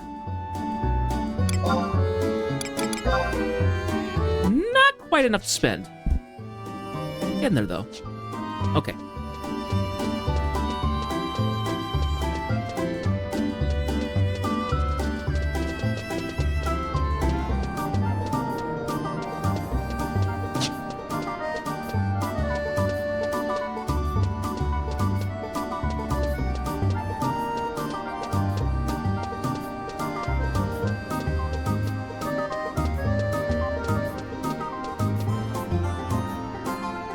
So I do wonder why we're getting more land shivers, because that would have been that was explained as the tree, the world tree shivering in pain.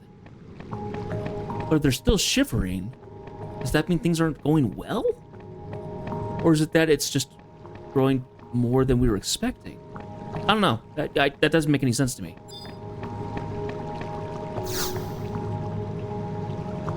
Chavava.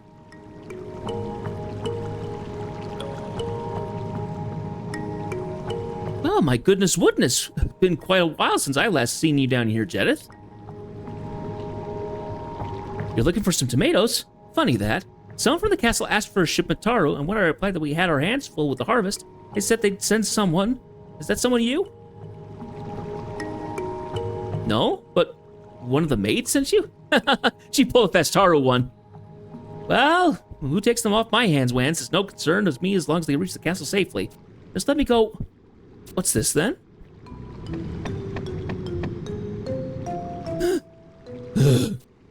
My legs. Why'd I haul my keister down here without an escort or anything? Must be because Granith has her eyes on me. Phew, got the wind back in my sails. Sorry to keep you waiting. It's me, Ramilla from Castle Adoulin. Of course you are. So what brings you down to Arboretum? Arboretum. Did your superiors find out you forced this pioneer weird to do your dirty work? You're, well, half right. Sorry, Jedith, I didn't mean any harm by it. And just what do you mean by half right, Taru? Yes, well, Arcelia personally told me to come down here and tell Jedith that there's something she'd like to share with them. And there you have it. Oh, the tomatoes! Fear not. The sensational Fermilla will take it upon herself to see they arrive safely at the castle. Wasn't that your job, Wob, to begin with? So hot tut, Jedith, the princess is waiting for you. I'd give anything for the princess to trust me like she does Jedith and Greneth. Sitting here moping and muttering doesn't do anyone any favors. You'll see, I'll become the best maid servant Adoulin has ever seen. If that's truly what you desire, Wire, then the first step is not to shove your work onto others. You're a sharp tongue, Chavava. Your words are like knives. But maybe it was my fault after all. Who's Greneth? Do we know who Greneth is? Stop dwelling on what happened and learn from it. You're a good kid, Framilla. Here. We all want to see this city thrive and prosper. You have your own role to play, as do I and every other man and woman at this side of Eurus yet. You're right, of course. And take some pride in your work. Got it.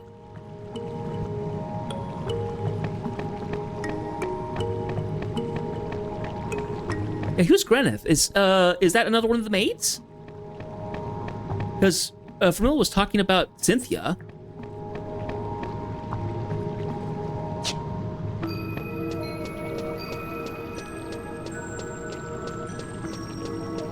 I think Cynthia is one of the other maids. I don't know. We haven't talked to any of the other maids, so Framilla's the only one we know. Oh. It feels looking out at this giant harbor here and seeing no ships. None whatsoever. Not even a mog dinghy. Oh well, maybe that's the point. You think that the waterway and the wharf and stuff like that, there would be ships everywhere. Maybe they just didn't have the capacity to put those models in.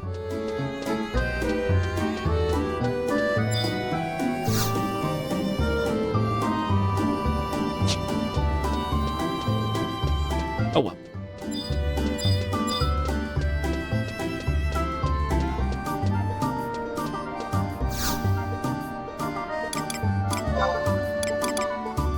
Gonna go back to the castle gates, talk to Trisbach.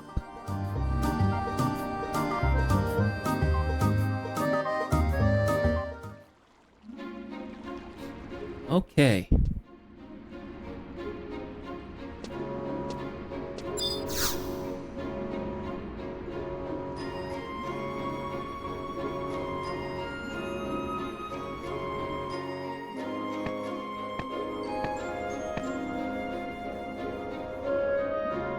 Jedith, you came! Thank goodness Framilla reached you in time.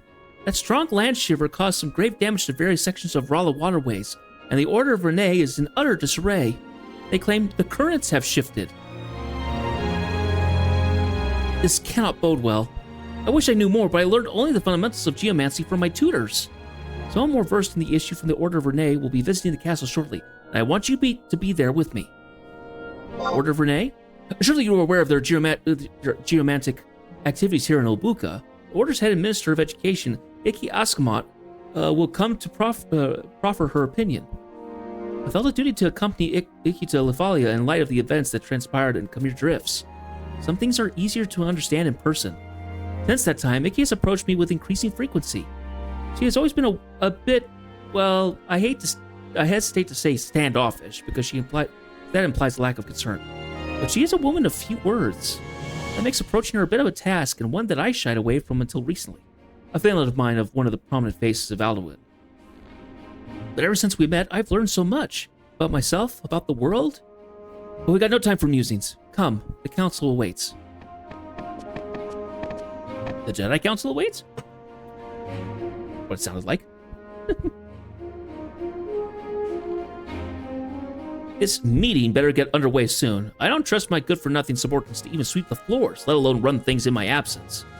Olay, ever the sourpuss. Iki never would have called us here if she didn't have something important to say, and I may provide some juicy tidbits that will help you and yours. Only one can hope. Iki, please, we're all interested in hearing your observations. I'm afraid the situation is grave. An area of the waterways has collapsed. That lynch shiver river sent my shelves tumbling to the ground, so I'm not surprised that dilapidated cesspool would cave in. We'll just have to repair it. What's the problem? Just draw back a quick budget, Taru, and I'll hire some workers to get it patched up in no time. All things in this world are in flux. But once it's formed, will return to dust. That is an immutable law of nature. We mustn't lay blame on things that break. It is the way of things. Huh? You're all whapping your gums, and all I hear is nonsense. Come on, Iki, stop pretending to be all cryptic and mysterious, and say what you mean. You're the head of an order warder, not a babbling doomsayer. I'm sorry. Not even that bad. I just want you to be more clear. Be direct and to the point, Taru. We're all listening. Go on. Darn you, woman. Out with it. Give him a kick in the rump. Oh, I kind of want to do it. Should I do it? Oh, I wanted to kick the skeezer since I met him. Oh, give him a kick in the rump. Jeth, just what are you? You get away from me. Your hovering is making me ill. Give him a kick to the rump. Jeth, so what are you? Oh, okay, so I can't actually do it. Darn it. Get away from me. Stop covering my...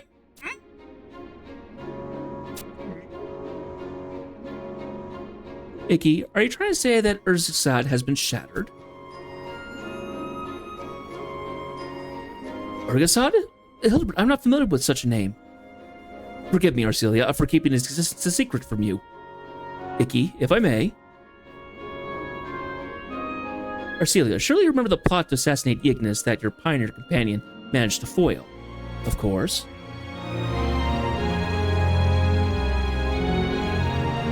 When I saw that Ignis had been transformed into that most curious form, I began to doubt that the catalyst was the curse of the Founder King after all. I consider myself a lettered man and happen to know a good deal about the events that transpired during the Great Expedition.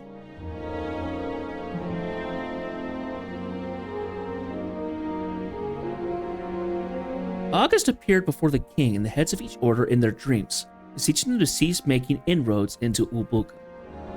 This was but one several incidents that spurred them to turn tail and seal themselves within the city walls. Not content with merely heeding the Founder King's warning, Adoulin's ruler created a new grave in honor of Augustus' memory deep within Rala waterways. I trust all present are familiar with this part of the story. Jeth, you are not of our land. Do you need me to go over the details once more? Please, I didn't quite catch everything. Understood, but pay careful attention this time.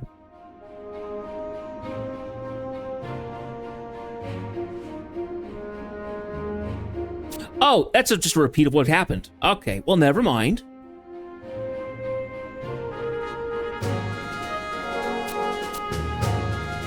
I thought he was going to do like a quick rerun of the reasons why it was made up. Never mind. No need.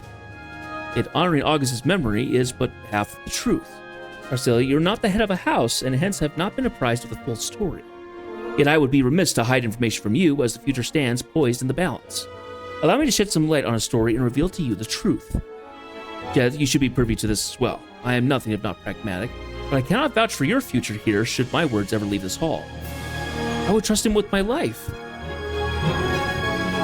Hildebert, your riddles rival those of Icky. What is this half-truth of which you speak? The shrine dedicated to August is more than just a memorial. It is a giant geomantic seal. A seal containing the spirit of August himself?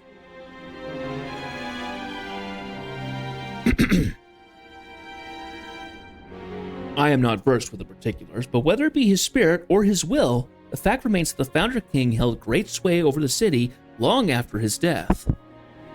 It loomed over the populace, threatening it with divine punishment should they not heed his warnings.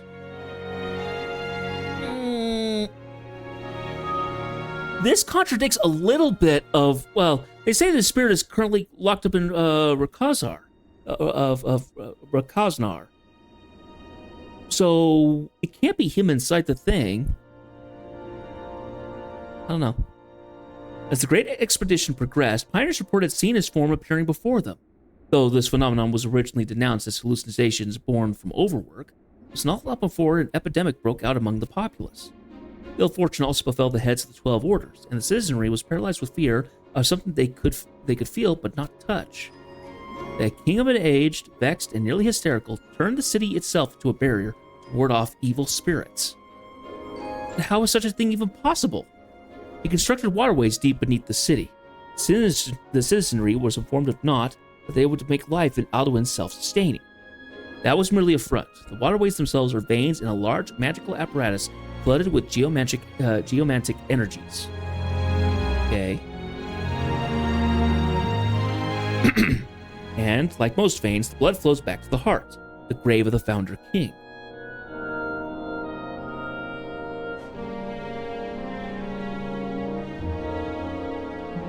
This must be the seal Mormor was referring to back in Kamar Drifts.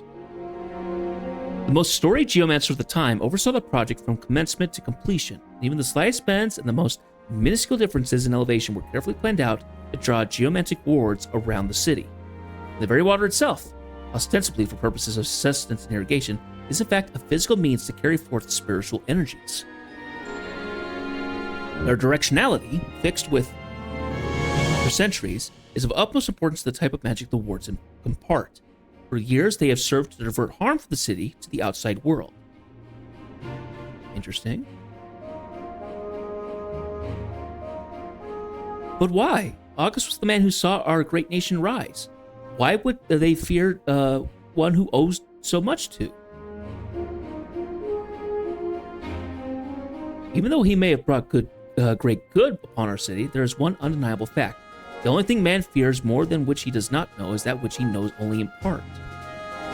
Yet their caution appears to have been well placed. Up until now, no other calamity has befallen our land, and we have been content to live in peace for several centuries. And now, it's broken. Who cares? If it's broke woke, then we fix it. I don't see any problem. A lot of you sit here chit-chattering, Taru, and wringing your hands when there's progress to be made. No wonder it's taken us this long to get where we are. What's with you people? Once we find the money, it'll be a snap. Up and at 'em. Just spend some coin, hire a bunch of those pioneers to get on it, and... Hey, not again!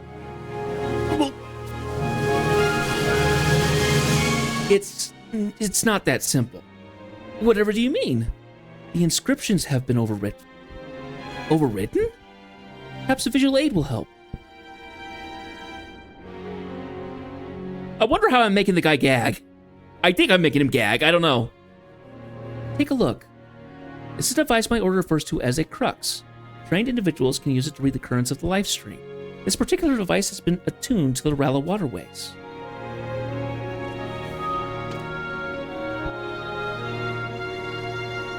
Now, see how it is contorted. This means that the incantation has been transposed into something else.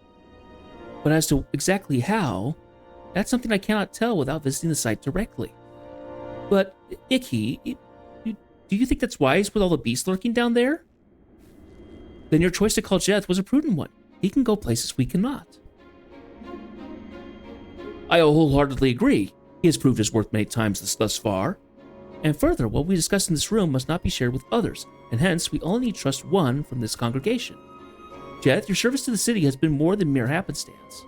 Having Ursilia vouch for you is proof beyond doubt. Okay, so they at least all agree on that part. Then we are in accord. Jeth, we anxiously await your successful return. I'll do all I can. Okay, so back to business as usual. Okay, so we have to enter and click 2 NPCs and 1 spot on the ground. Does it show on the map in the thing?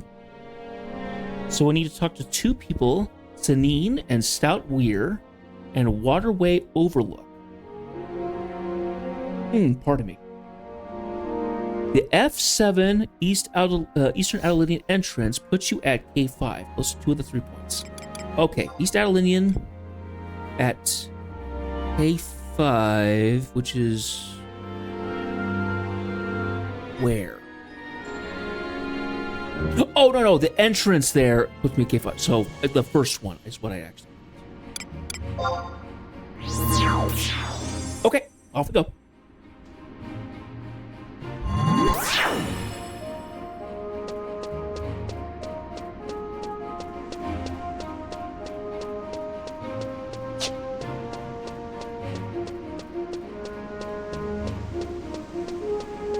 I think what we'll do is we'll go until we hit another wait until the next game day time for a mission, and we will stop there. That's probably the latest I will go. Because frankly, this has been a long stream so far. We're nearly cracking 7 hours. Even when I did my birthday stream nearly 3 weeks ago, I was taking breaks between it. So. Though I have had a couple small breaks here. Anyway, Okay, so N7, I6, and D8. So N7, which is way over here. Probably, okay. So probably, if I had to guess, it's the square there. It's this square right here in the center. D8. Probably right there.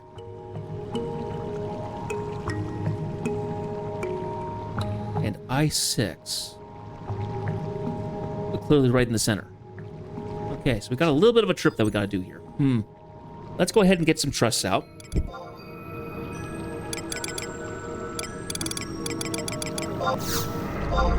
Ever faithful Val.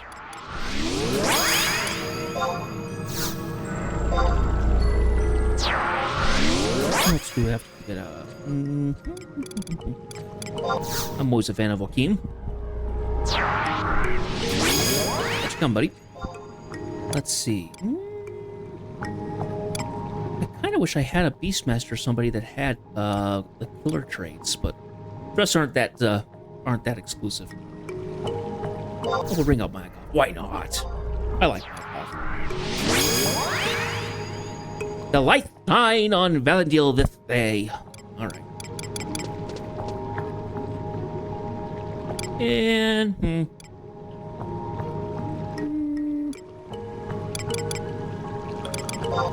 yeah, we'll do Dark Adoulin.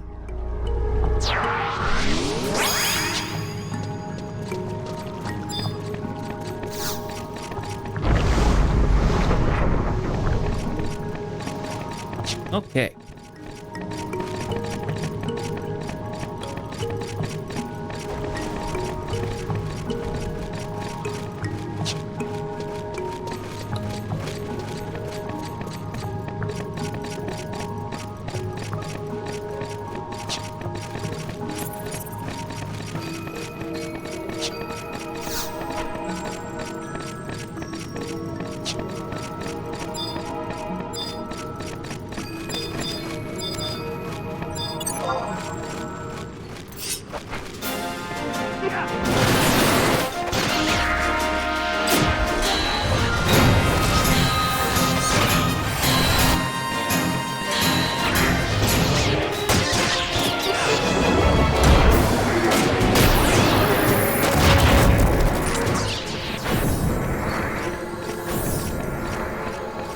Let's see.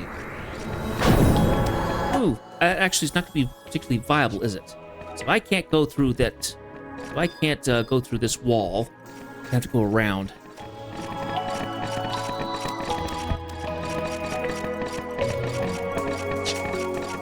Great.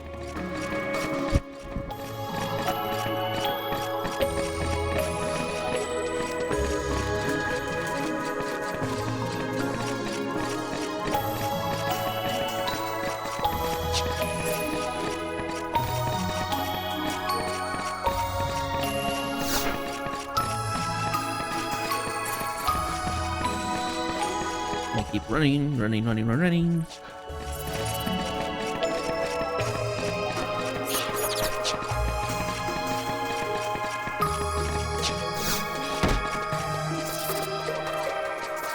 Okay, that's our limit. That's probably our limit that we can go to. Not many nasties.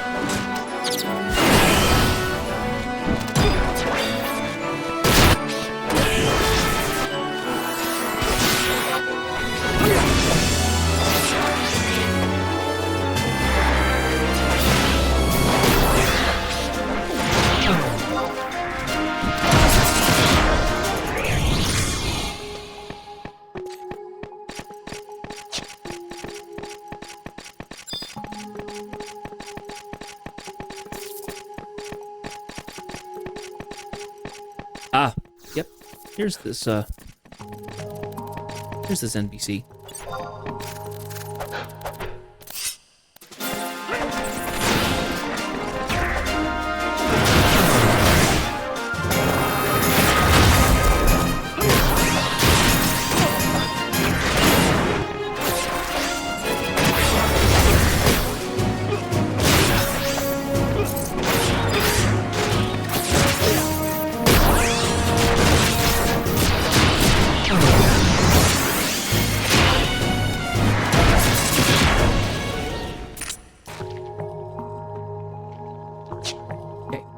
Talk to you.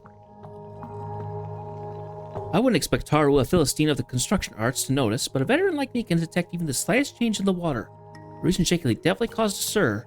One of my colleagues, report Taru, heard a loud crack, like a bomb going off. Yes, I mentioned that would put us in a bit of a pickle wickle. I'll say we can, it's all we can do to even find the source. Repairing it? Bah! You must hope those pioneers good for more than just traipsing in the jungle. Definitely not good. Now we have to travel across the map.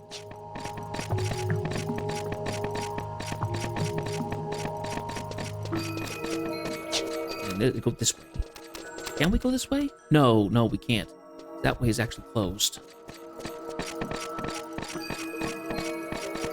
Which is really dumb. Why have that? Why have it set up like that if you actually can't traverse it? Drives me a little nuts.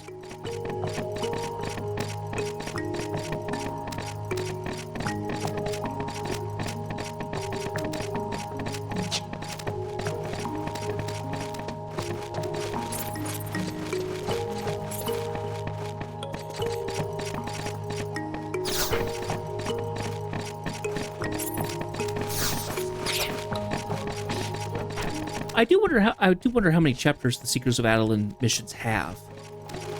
So we're currently in section 4. What have the other ones had for sections? I know. Well, they've had missions. Let's see. If we go back to quests, we go to objective list, go to tutorial. Mathia had 8. Aragon had 6. Altana had 8. How's that? Oh! Because there was something more that we had to do for 8.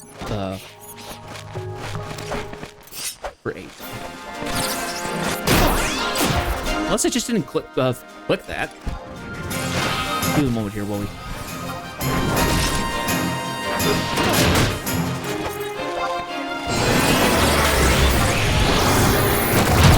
Yep, there we go. First time completion of this objective will confer a 10% capacity point bonus. Ooh!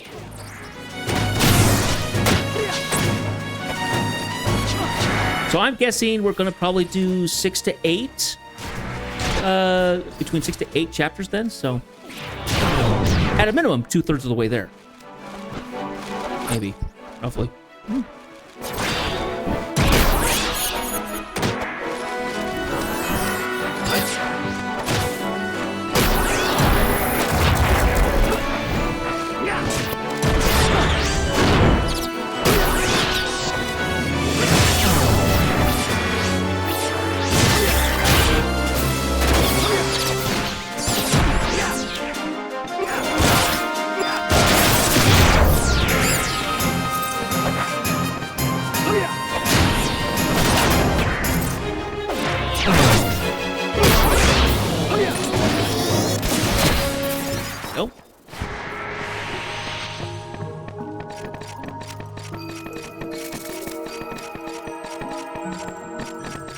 Yes, Mr. Leech. Yes, I'm gonna piss you off. Yes, you're gonna come attack me, and then you're going to die with lots of holes and cuts in your body. I'll turn you into a balloon.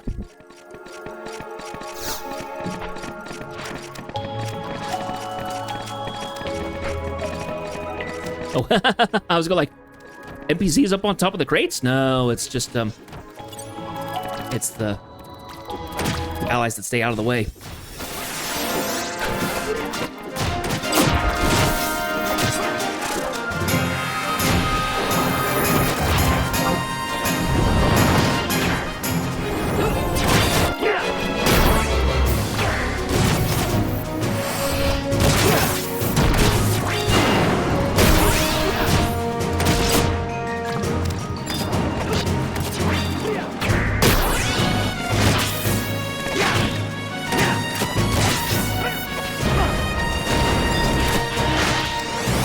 I swear, if I had all the crab meat that I gotten in this game in real life, I would have gotten sick of crab meat.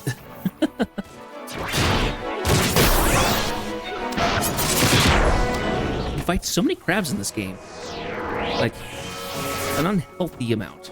Now let's see, where's that overload? So I6, I'm at H6, which means I need to go, one back over this way.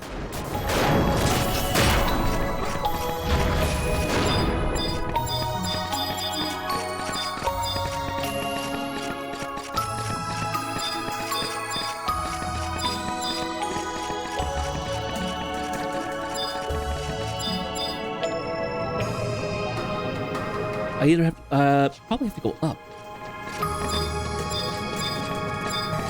Oh, there we are. Quick glance reveals spoiled water trickling from upstream, likely caused by a effluvium from the recent destruction. If I remember correctly, effluvium is like debris.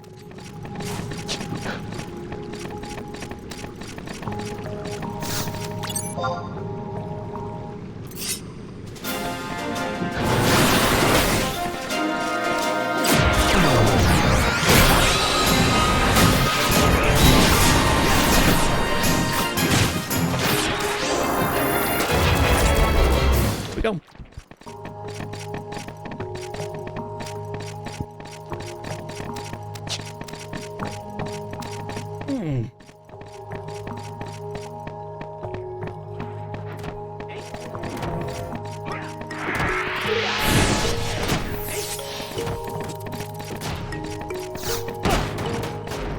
More crabs.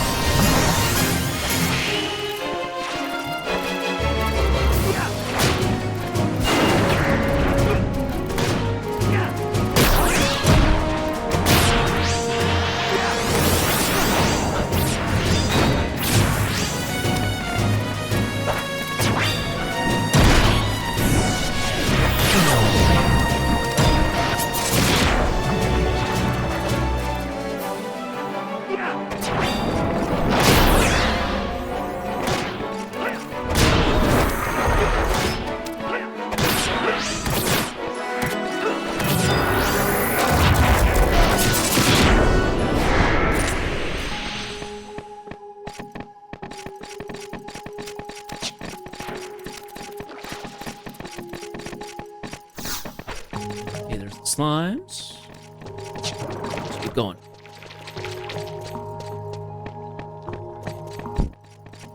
I don't have to look at them. They still see me. The whole thing. Oh yeah, we're gonna have to fight more Diamites. Yay! Giant ape of the giant 10-legged ticks that they are.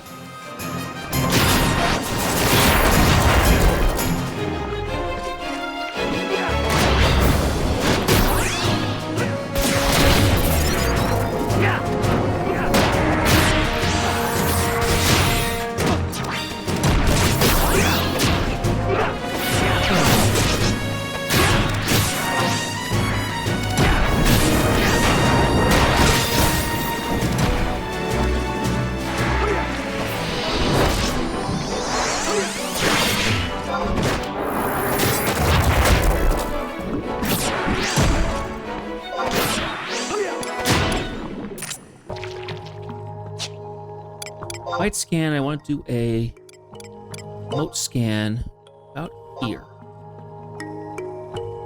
Nothing.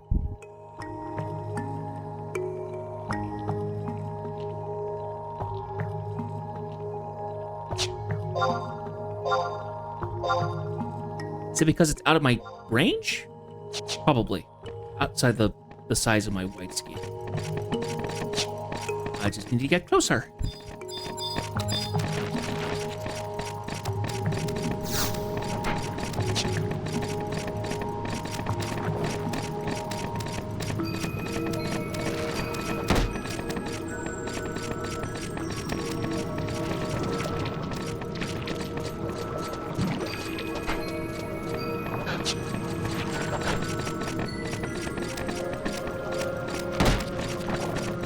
I swear the dire mites look like something you'd find in the real world.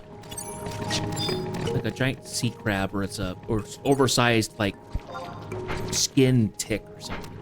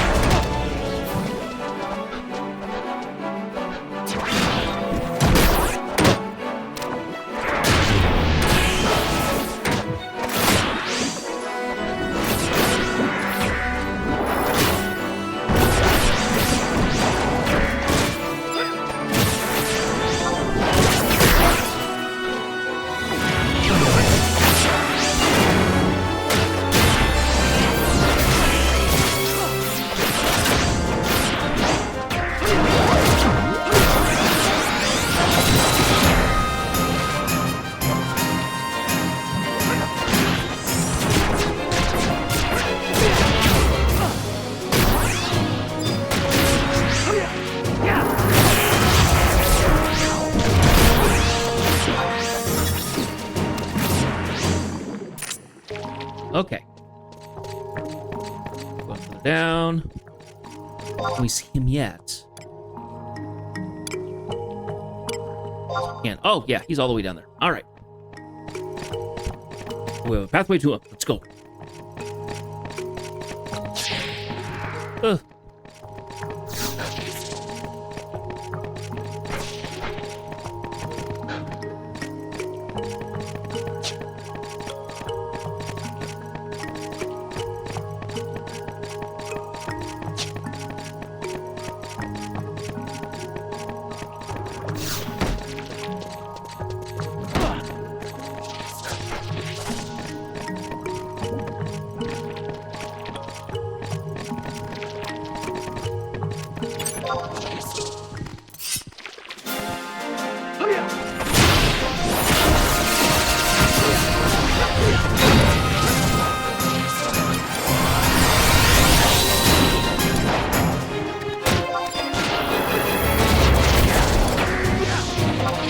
The water fungus are down here, so we can get them. Toads must be further down on this section.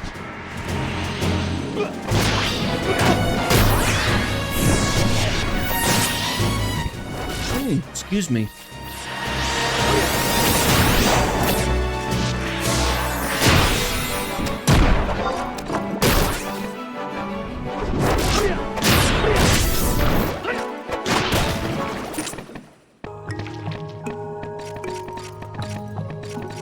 Oh, and the toads are here too. Well, what do you know?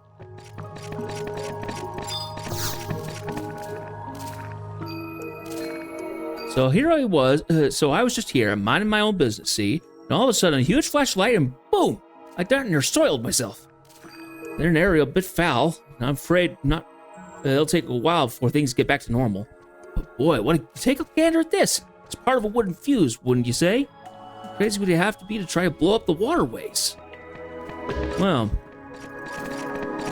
not crazy. Certainly, does not look good. So it wasn't destroyed in a quake, it was sabotage.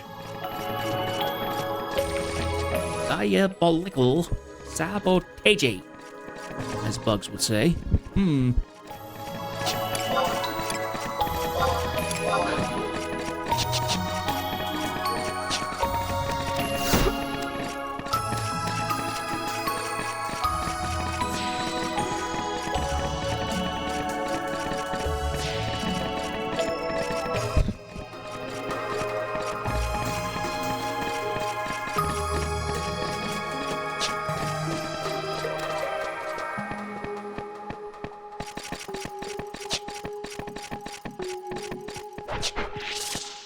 Guess it would be faster to get out of the waterways going to E5 rather than trying to run all the way back to East Adoulin. Let's not do that. Let's go ahead and run back the way we really should.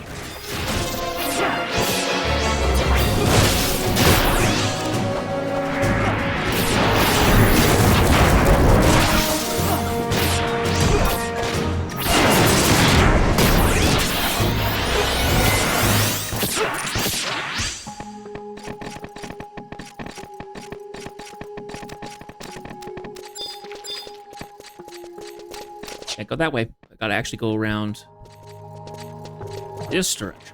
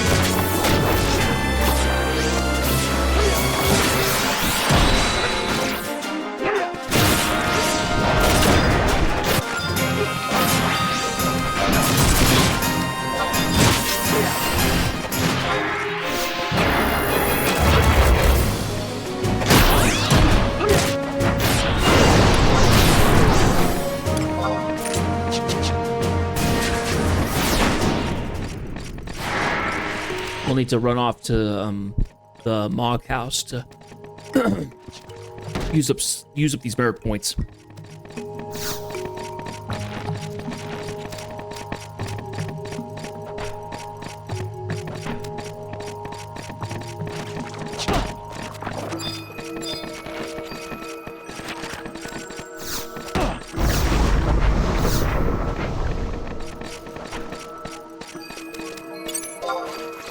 All right.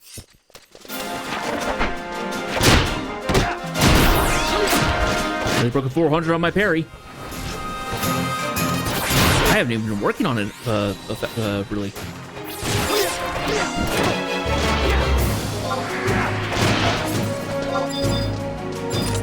Oh, not done. One last one.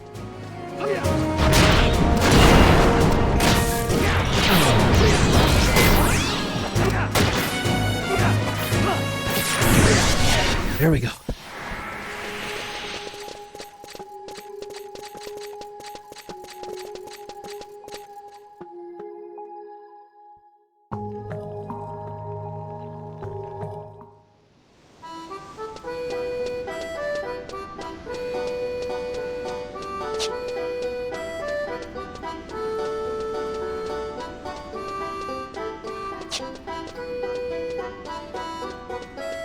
Go ahead and run down this way.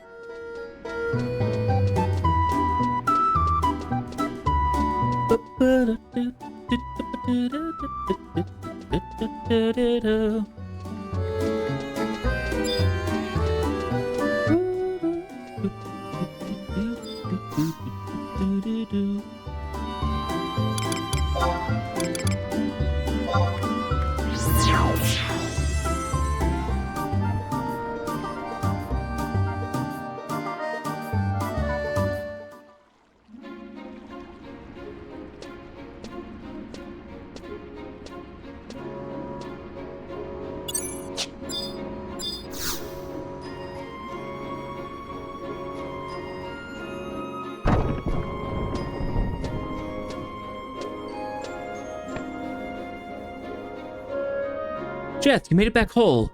With all that trekking and fighting, you must be positively exhausted. I'm afraid we haven't much time. Please, what happened? Yes, we must know. The flow of water has changed? What? An explosion or a bright flash of light? What on Vanadil? This is a broken fuse? And the huge shaking wasn't a land shiver, but rather... I was afraid of this. Arcelia, it's as I told you. The currents changed not of their own accord, but by the hand of another. Every ripple, every breath, all worked in concert, forming a barrier that forestalled spirits of a most foul nature. A barrier to ward off evil? Exactly. It has served its purpose well. Yet Ygnus' transformation into a leafkin was not only the doing of a founder king, he surely had help from the World Tree.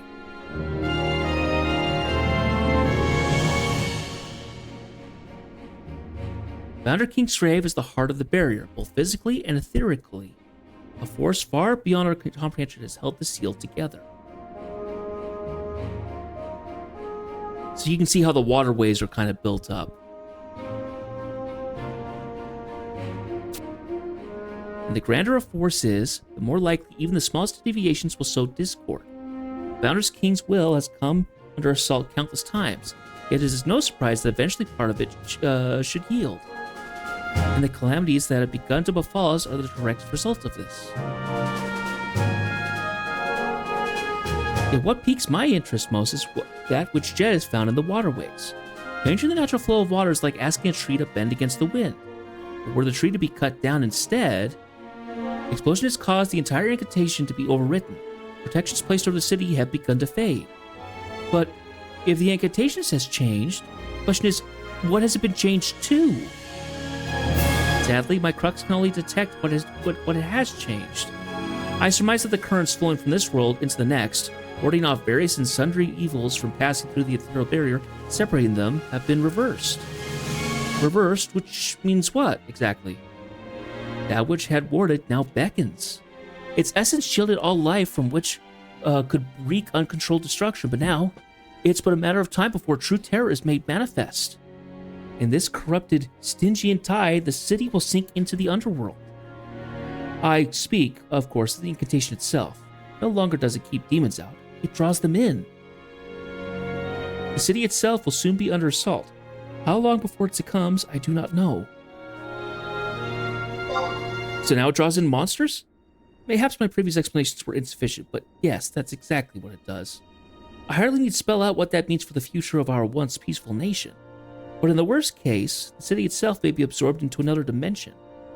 What?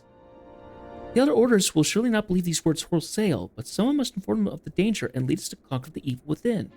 Yet, that task must fall to someone other than me. Arcelia, you bore witness to all the events that have transpired in the forest. I can think of no other, well, as a person, as the bloodline and as of the bloodline of the Founder King. I suppose you're right. I'll do what I can. Ikki, I ask you to share with them the same tale you've just shared with us. Then it is decided. We'll convene a meeting of the 12 orders post-haste. We must make clear what really happened in the waterways, and Lefalia. Jeth, you've always been giving me the courage to go on. I'd like you to be present too. Certainly. Response warms my heart. Then I must make the appropriate preparations. Of course, we must convince them, at any cost. Jeth, I have to get ready too. Let's meet up here once everyone's set. Until then. Okay.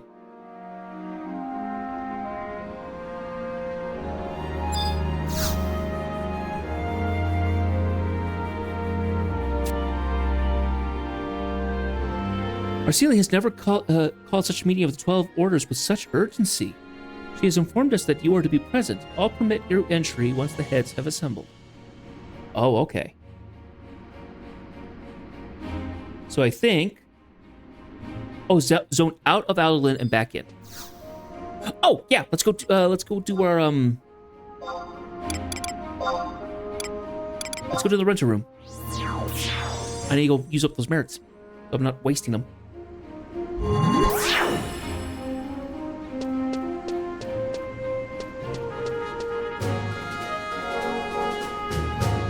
It looks like we're going to have another lengthy cutscene with the emergency meeting. And then we have to wait another day. So this will probably be the end of the stream. Because honestly, I'm feeling tired. My energy is drained away. And unfortunately, I'm going to probably be wired for a little bit just because I've been staying up. So my body's kicked in a little bit more. But, yeah, I think it's time to go to bed. Or at least stop this stream. And try to unwind.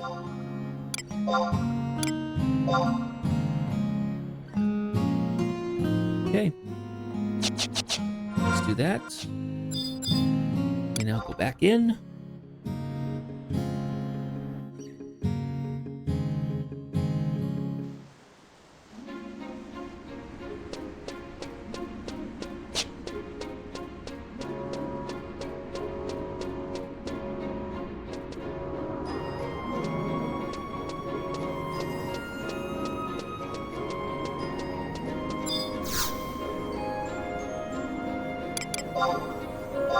You go to Eastern. I'll go back up to the gates. To the gates!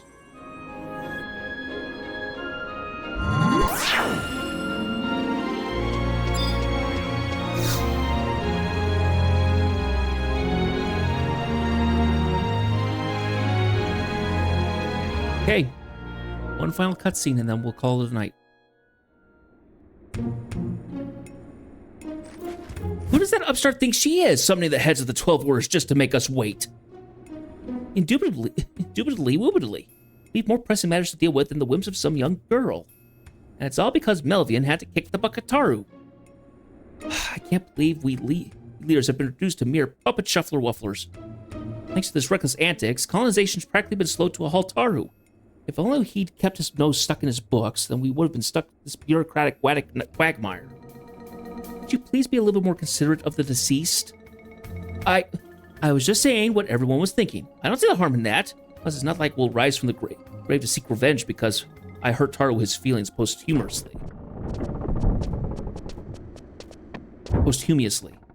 My apologies, everyone. I did not expect it to take so long. I hope you do not intend to start the meeting off at a short notice as you sent out those summons. Some of us still have yet to arrive. I have something to say that simply cannot wait. Please, the future of Adoulin lies in the balance. The future of Adoulin, you say? I was under the impression that you were only investigating what took place in the waterways. I was. Well, thank the gods that we dropped everything so this royal run Taru could waste our time with information on Watergate. Didn't you know Reginald and Amchuchu are already flexing their mental Taru to come up with a solution for that? Anyway, on to something of substance-wubstance. Conditioned wishes of the hinterlands are going worse by the day. Heretofore, unseen Monstarus have been brazenly appearing before coalition staff even at high noon.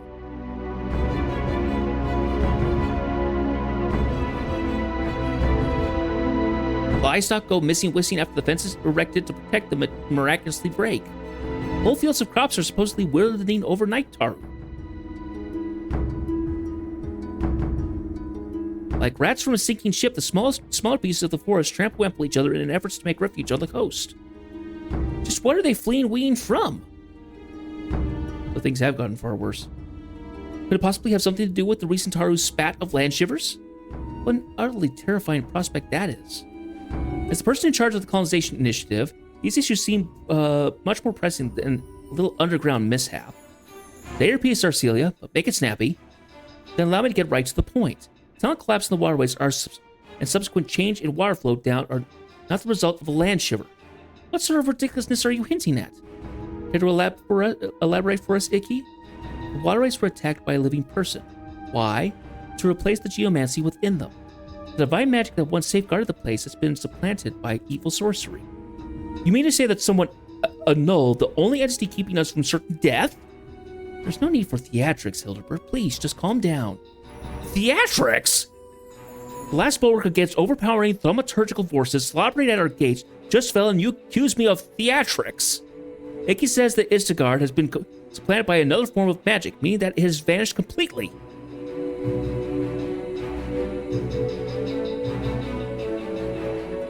For all intents and purposes, we have reverted to the age of the Great Expedition. The curse of the Founder King shall descend upon Adoulin once more. Our thriving society will be utterly ruined. If only we had not begun raping the land by trying to colonize it. I scoff off in your general direction, Hilbert. If we had a pinch of Hildred for every hole in your logic, we could build a new waterway out of solid gold. Besides, who cares if some musty superstition no longer sealed away? I know I'm not afraid of any evil spirit Taru. Even if I were, though, simply deploy our vast army of Weatherspoon exorcists and hocus pocus it away. We could hold a grand-scale Wake of the Lilies and curry worry pioneer support as well. Hey, how about chant Tarawina ritualistic phrase like, the power of Altina compels you to get people more involved? Yes, I'll have the Ministry of Commerce sponsor vendors. We'll be swimming women and bailed. You know not of what you speak, Chero Majero. At least I know what I ate this morning, you old fart Taru. Calling our founding father an evil spirit to hocus pocus away is an affront to our whole civilization. Pardon my naivete. I didn't realize I was free reign to curse worse my own people as long as I founded their home millennia ago. Even the village idiot Taru knows that someone who harms an entire city should be considered evil. I beg of you, do not let your emotions get the better of you. There's something I must say. World-shattering news, everyone. Shattering Taru news, everyone. Let's not just return from surveying the damaged waterways and made a startling discovery. Those walls didn't come crumbling down because of a land shiver. You may need to take a seat, Taru, for this. They fell at the hands of a living being. Isn't it just the most shocking walking news of our lives? Apparently not. But why? I'm possibly befuddled. Because Icky just got done telling us the same thing. You were close, though. Close only Taro's is in on the dot and hand grenades. How about this juicy-wussy bit of intelligence, then? The explosive was used was so ancient, as far as I know, the only person who would have knowledge to build it was Melvian. What did you say? I said that the Zara was ancient Taro. In other words, really old. No, not that. The part where you implied Melvian built it. Ah, yes, the distinguishing characteristics of the fuse. From what I gleaned, it looked like the one that set the time at which the device detonated Tarus. Technology employs dates back to the Great War that raged long ago. I remember him showing me a diagram of it in his notebook. The remains of this one matched it perfectly. As I have never seen one in these lands before, I postulate, Taru, that Melvian was intimately acquainted with its workings. Well, this doesn't come as a surprise either, does it? You people are no fun one. What was that? What do you suppose this means for us? Sorry to barge in on the tippy-top secret conversation, but isn't there something off about all this? What would a lowly servant know of critical analysis? It's hardly a place to go. I think we should go to Melvin's gone. Know that Melvin's gone to the big treasury in the sky. But if that's true, how could he have known Mom would go boom boom? I think it's downright mean and rude to frame someone when he can't defend himself. Wait a second, I never said anything about being a Kopataru. Besides, shh, I'm trying to think. Eureka, my muse has inspired me. I know who did it. Now you listen here, you. Wait, you know who did it? I must Taru here. Please humor us. Okay, the culvert is...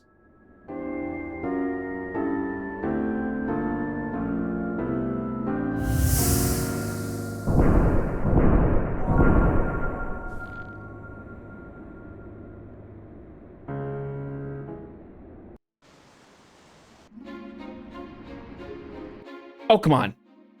Really? Put us on that cliffhanger? Of all things!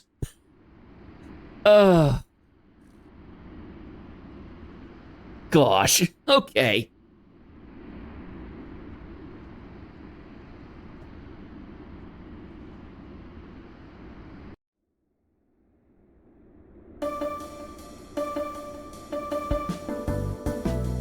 Oh, good. She's actually going to answer it. A topic we'll talk about later. In front of you is all giving me a case of the tummy titherums. I need some fresh air.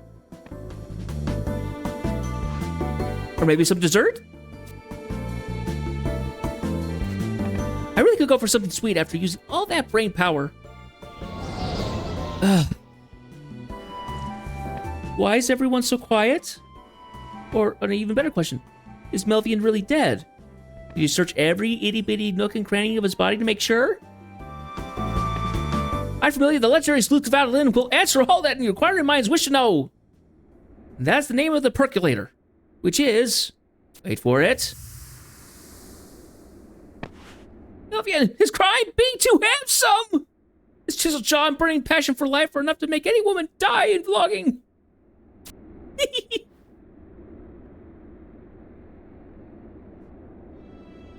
Ah, yes, death. Savior of all, release from constant suffering.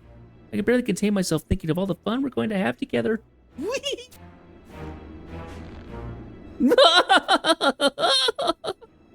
Jeth, you don't think this means... I've had it up to here with your nonsensical japes. This is not a schoolyard, but a seat of government.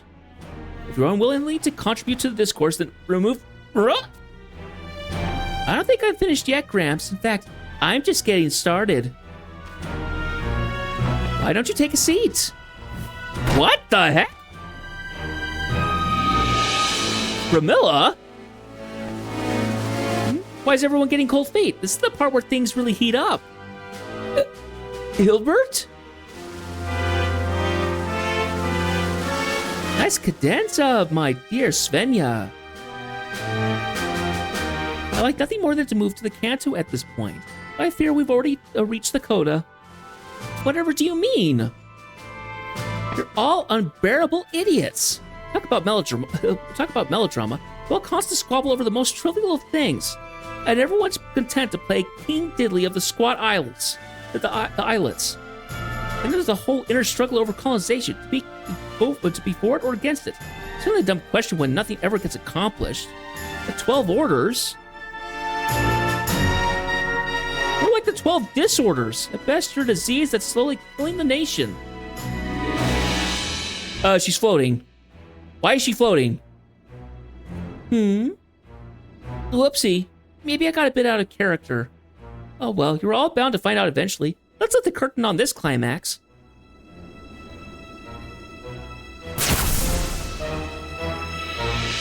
Pramila? Wow, this just went off the bazaar.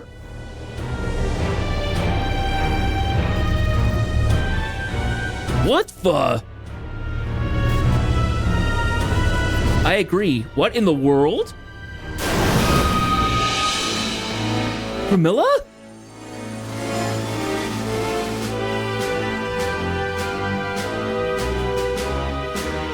Greetings, leader of the 12 orders. My name is Balamore, but you may know me by my other fantastical name, such as the Deathborn Zol. Deathborn what? Zol? Sounds like a ridiculous villain made up by a Galka youngling wundling. However, I'm playing only a supportive role.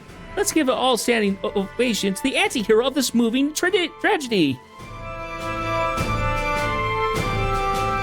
What? How? A demon? In the castle? What is this city coming to? Melvian? I assume all of you are present. Why, hello there, Arcelia. How nice to know that you made it back in one piece. But it seems you have not been completely honest with them. Do they understand the extent of the horrors that took place in that village deep within the jungle? Do they understand the extent of which that your friend of yours was involved? And do they understand exactly what you did to me? You're one to talk! I advise you not to employ intellectually dishonest tactics here. They will only serve to further tighten the noose around your neck. The more you try to conceal facts, the more seeds of curiosity you sow. Eventually, those seeds will sprout and bear the fruit of dissent. You had best repent before you are forced to eat the ire of every other order leader here. Although it pains me to say, I have preparations to which I must attend. Fare thee well, and may you soon all be able to pay nice for a tad bit longer.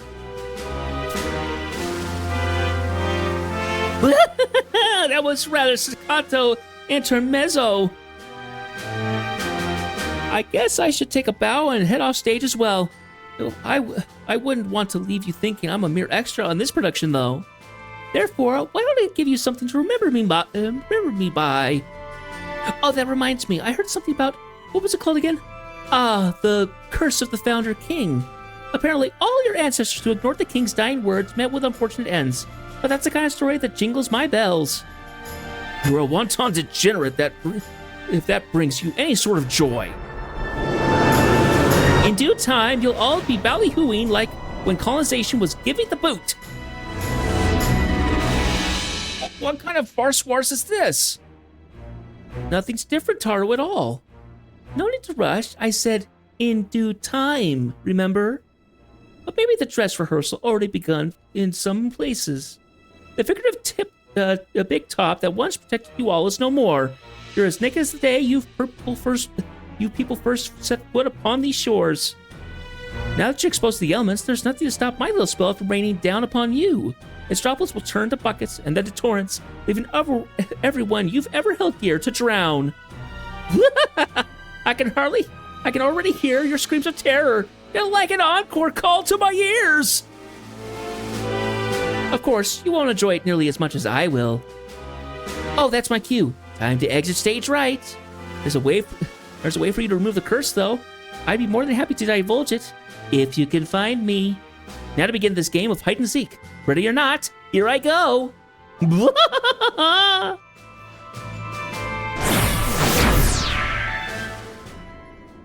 Right, old Harley Quinn now, isn't she? Gosh. Well. That was a crazy turn of events.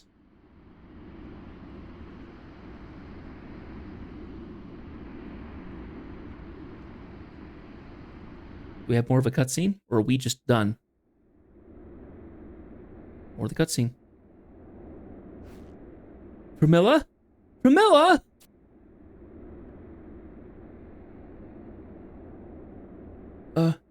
Arcelia?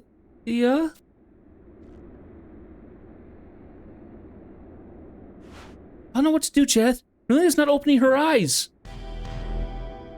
Just what have the Peacekeepers been doing this whole time anyway? Spit shining their Butarus? And Icky, how could you let that magic force veiling the city get destroyed? Incompetent Tarus, the both of you. Why do we even suffer your presence in these discussions? Are you trying to start something, Furball? All you do is put others down to build yourself up. You don't give a darn spot in the city's policies unless they make you bailed. A weak argument, Taro, made by an equally weak mind. I'm just telling it like it is. Face the truth and stop getting your britches in a bundle all over it. Relax and take a deep breath, you two. How are we supposed to be relaxed? Did you not just see what that phantasm? Some good that extra stupid thing is. And one of the gods' name was Melvian talking about Arcelia. Indeed, we would be most appreciative if you tell us the truth. Though I'm sure the whole thing is a plot by the pro-colonization faction to sell the integrity of those willing to uphold the Founder King's wishes. If you keep proposing ridiculous theories like that, Hillibert, I might actually start believing Machero's claim that you're senile. No one asked for you for your opinion, conspirator. The rotten rhetoric your kind spews forth does nothing but breed lies and deception. Such is made all the more apparent now that we know Melvian lives. Surely my theory is far less absurd than the blatant falsehood this girl has been feeding us. Enough already! Do none of you realize what just happened right in front of you? Oh, there is a typo there. Be adults and act your age for once. Who cares about your stance on the colonization movement? This is much bigger than that. Now's the time to put aside our differences for the good of the nation. Yet all you could do is sling mud at each other like prehistoric brutes. Look at the big picture. What's the purpose of our 12 orders? I've always thought it was to protect the people, but apparently you think it's to grab more power for yourselves. You completely ignore the plight in the jungle, pawning off the responsibility on pioneers. You each take credit for the movement's victories and blame each other for its failures. I can't take more of this useless bickering. Ruin is staring us right in the face, yet you're only looking for personal gain. Frankly, it's pathetic. Shut your darn mouth, wench. What would a mere child know of governing a city-state? It takes more than lofty ideals and good intentions to keep a nation functioning. I remain silent about your improper behavior in deference to the Chancellor. I see little reason to do so now. This is how you plan to act in his stead. You think your royal lineage grants you innate asylum from our skepticism? Anyone with half a head on their shoulders would doubt the veracity of the claims you make. Talking dragon? Clandestine village hidden in the shadow of Mount Khmer? Fie, I say. My sentiment Taros exactly. I don't know how you were able to win Icky's respect, but I doubt even half the people here believe your cockamamie-wamie stories. However, what Melvian said is a much more crucial subject. What do you think he needs to make preparations for? And how did he manage to fake his own death? Can you imagine going to that extent, Taro, for just for a prank? Don't think you could scary me with a dirty look? What? What are you doing, you idiot Taru? Out of the way! He's not breathing. You're joking, right, Taru? I wish I were. No, you can't be serious, Wirius. Of all the... First that phantasm appears in the castle. Now Cheramachero inexplicably collapses. But let's not forget about Melvian's return from the dead. All of this is entirely your doing. I can see why you're sometimes called the Wildborn Witch. You definitely seem to care more about the jungle than the sacred city. Exactly what is your plan for engendering the downfall of society, you evil enchantress? Stop right there, White Whiskers. What's all this caterwauling for?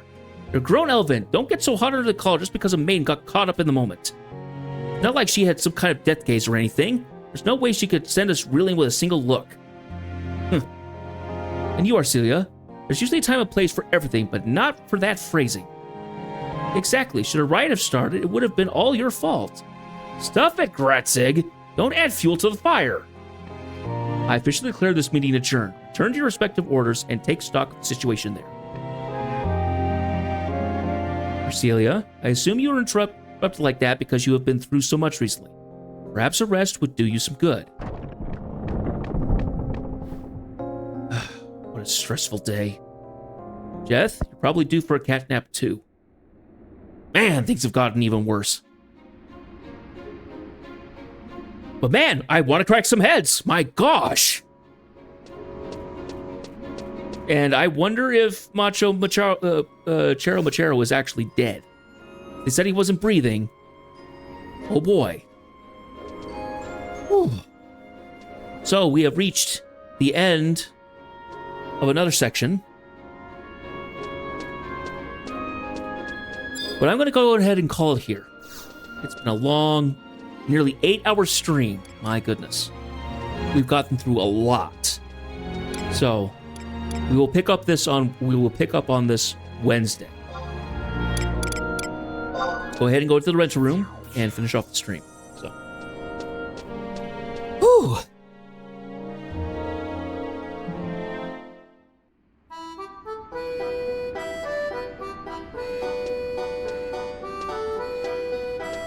So, once again, I would like to thank everybody for watching, everybody who showed up. I would like to thank Aki for joining the Lancers as well as subbing with a Prime. I'm ever so gracious for that. You're the first sub and follower of the new year, so welcome to the Lancers. I hope to see you in the chats again soon. If you're primarily here for Final Fantasy XI, by all means, it's going to be around for quite some time. So thank you for that. Seth, thank you so much. Have a happy new year. As for everybody else, I hope you have a happy new year, and I hope you all are able to rest up and get some good sleep after tonight. If you got drunk from all the festivities and stuff, I hope your hangover gets cleared up fairly well. Make sure you eat some food. That helps with the process.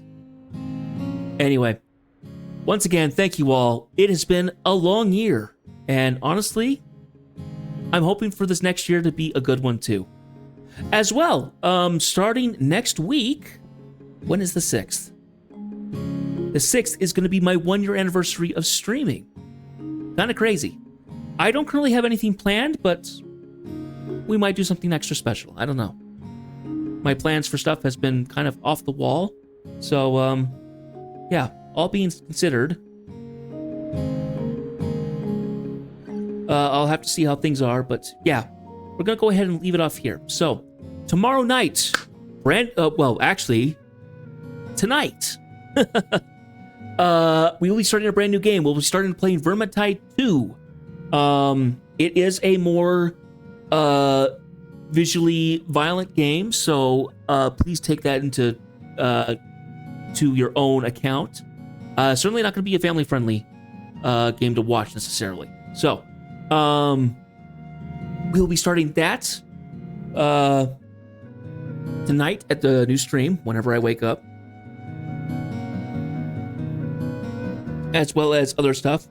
I'm going to be working on some things for the stream, just in general. I need to get more alerts set up. I need to get more voice, more commands set up for you guys.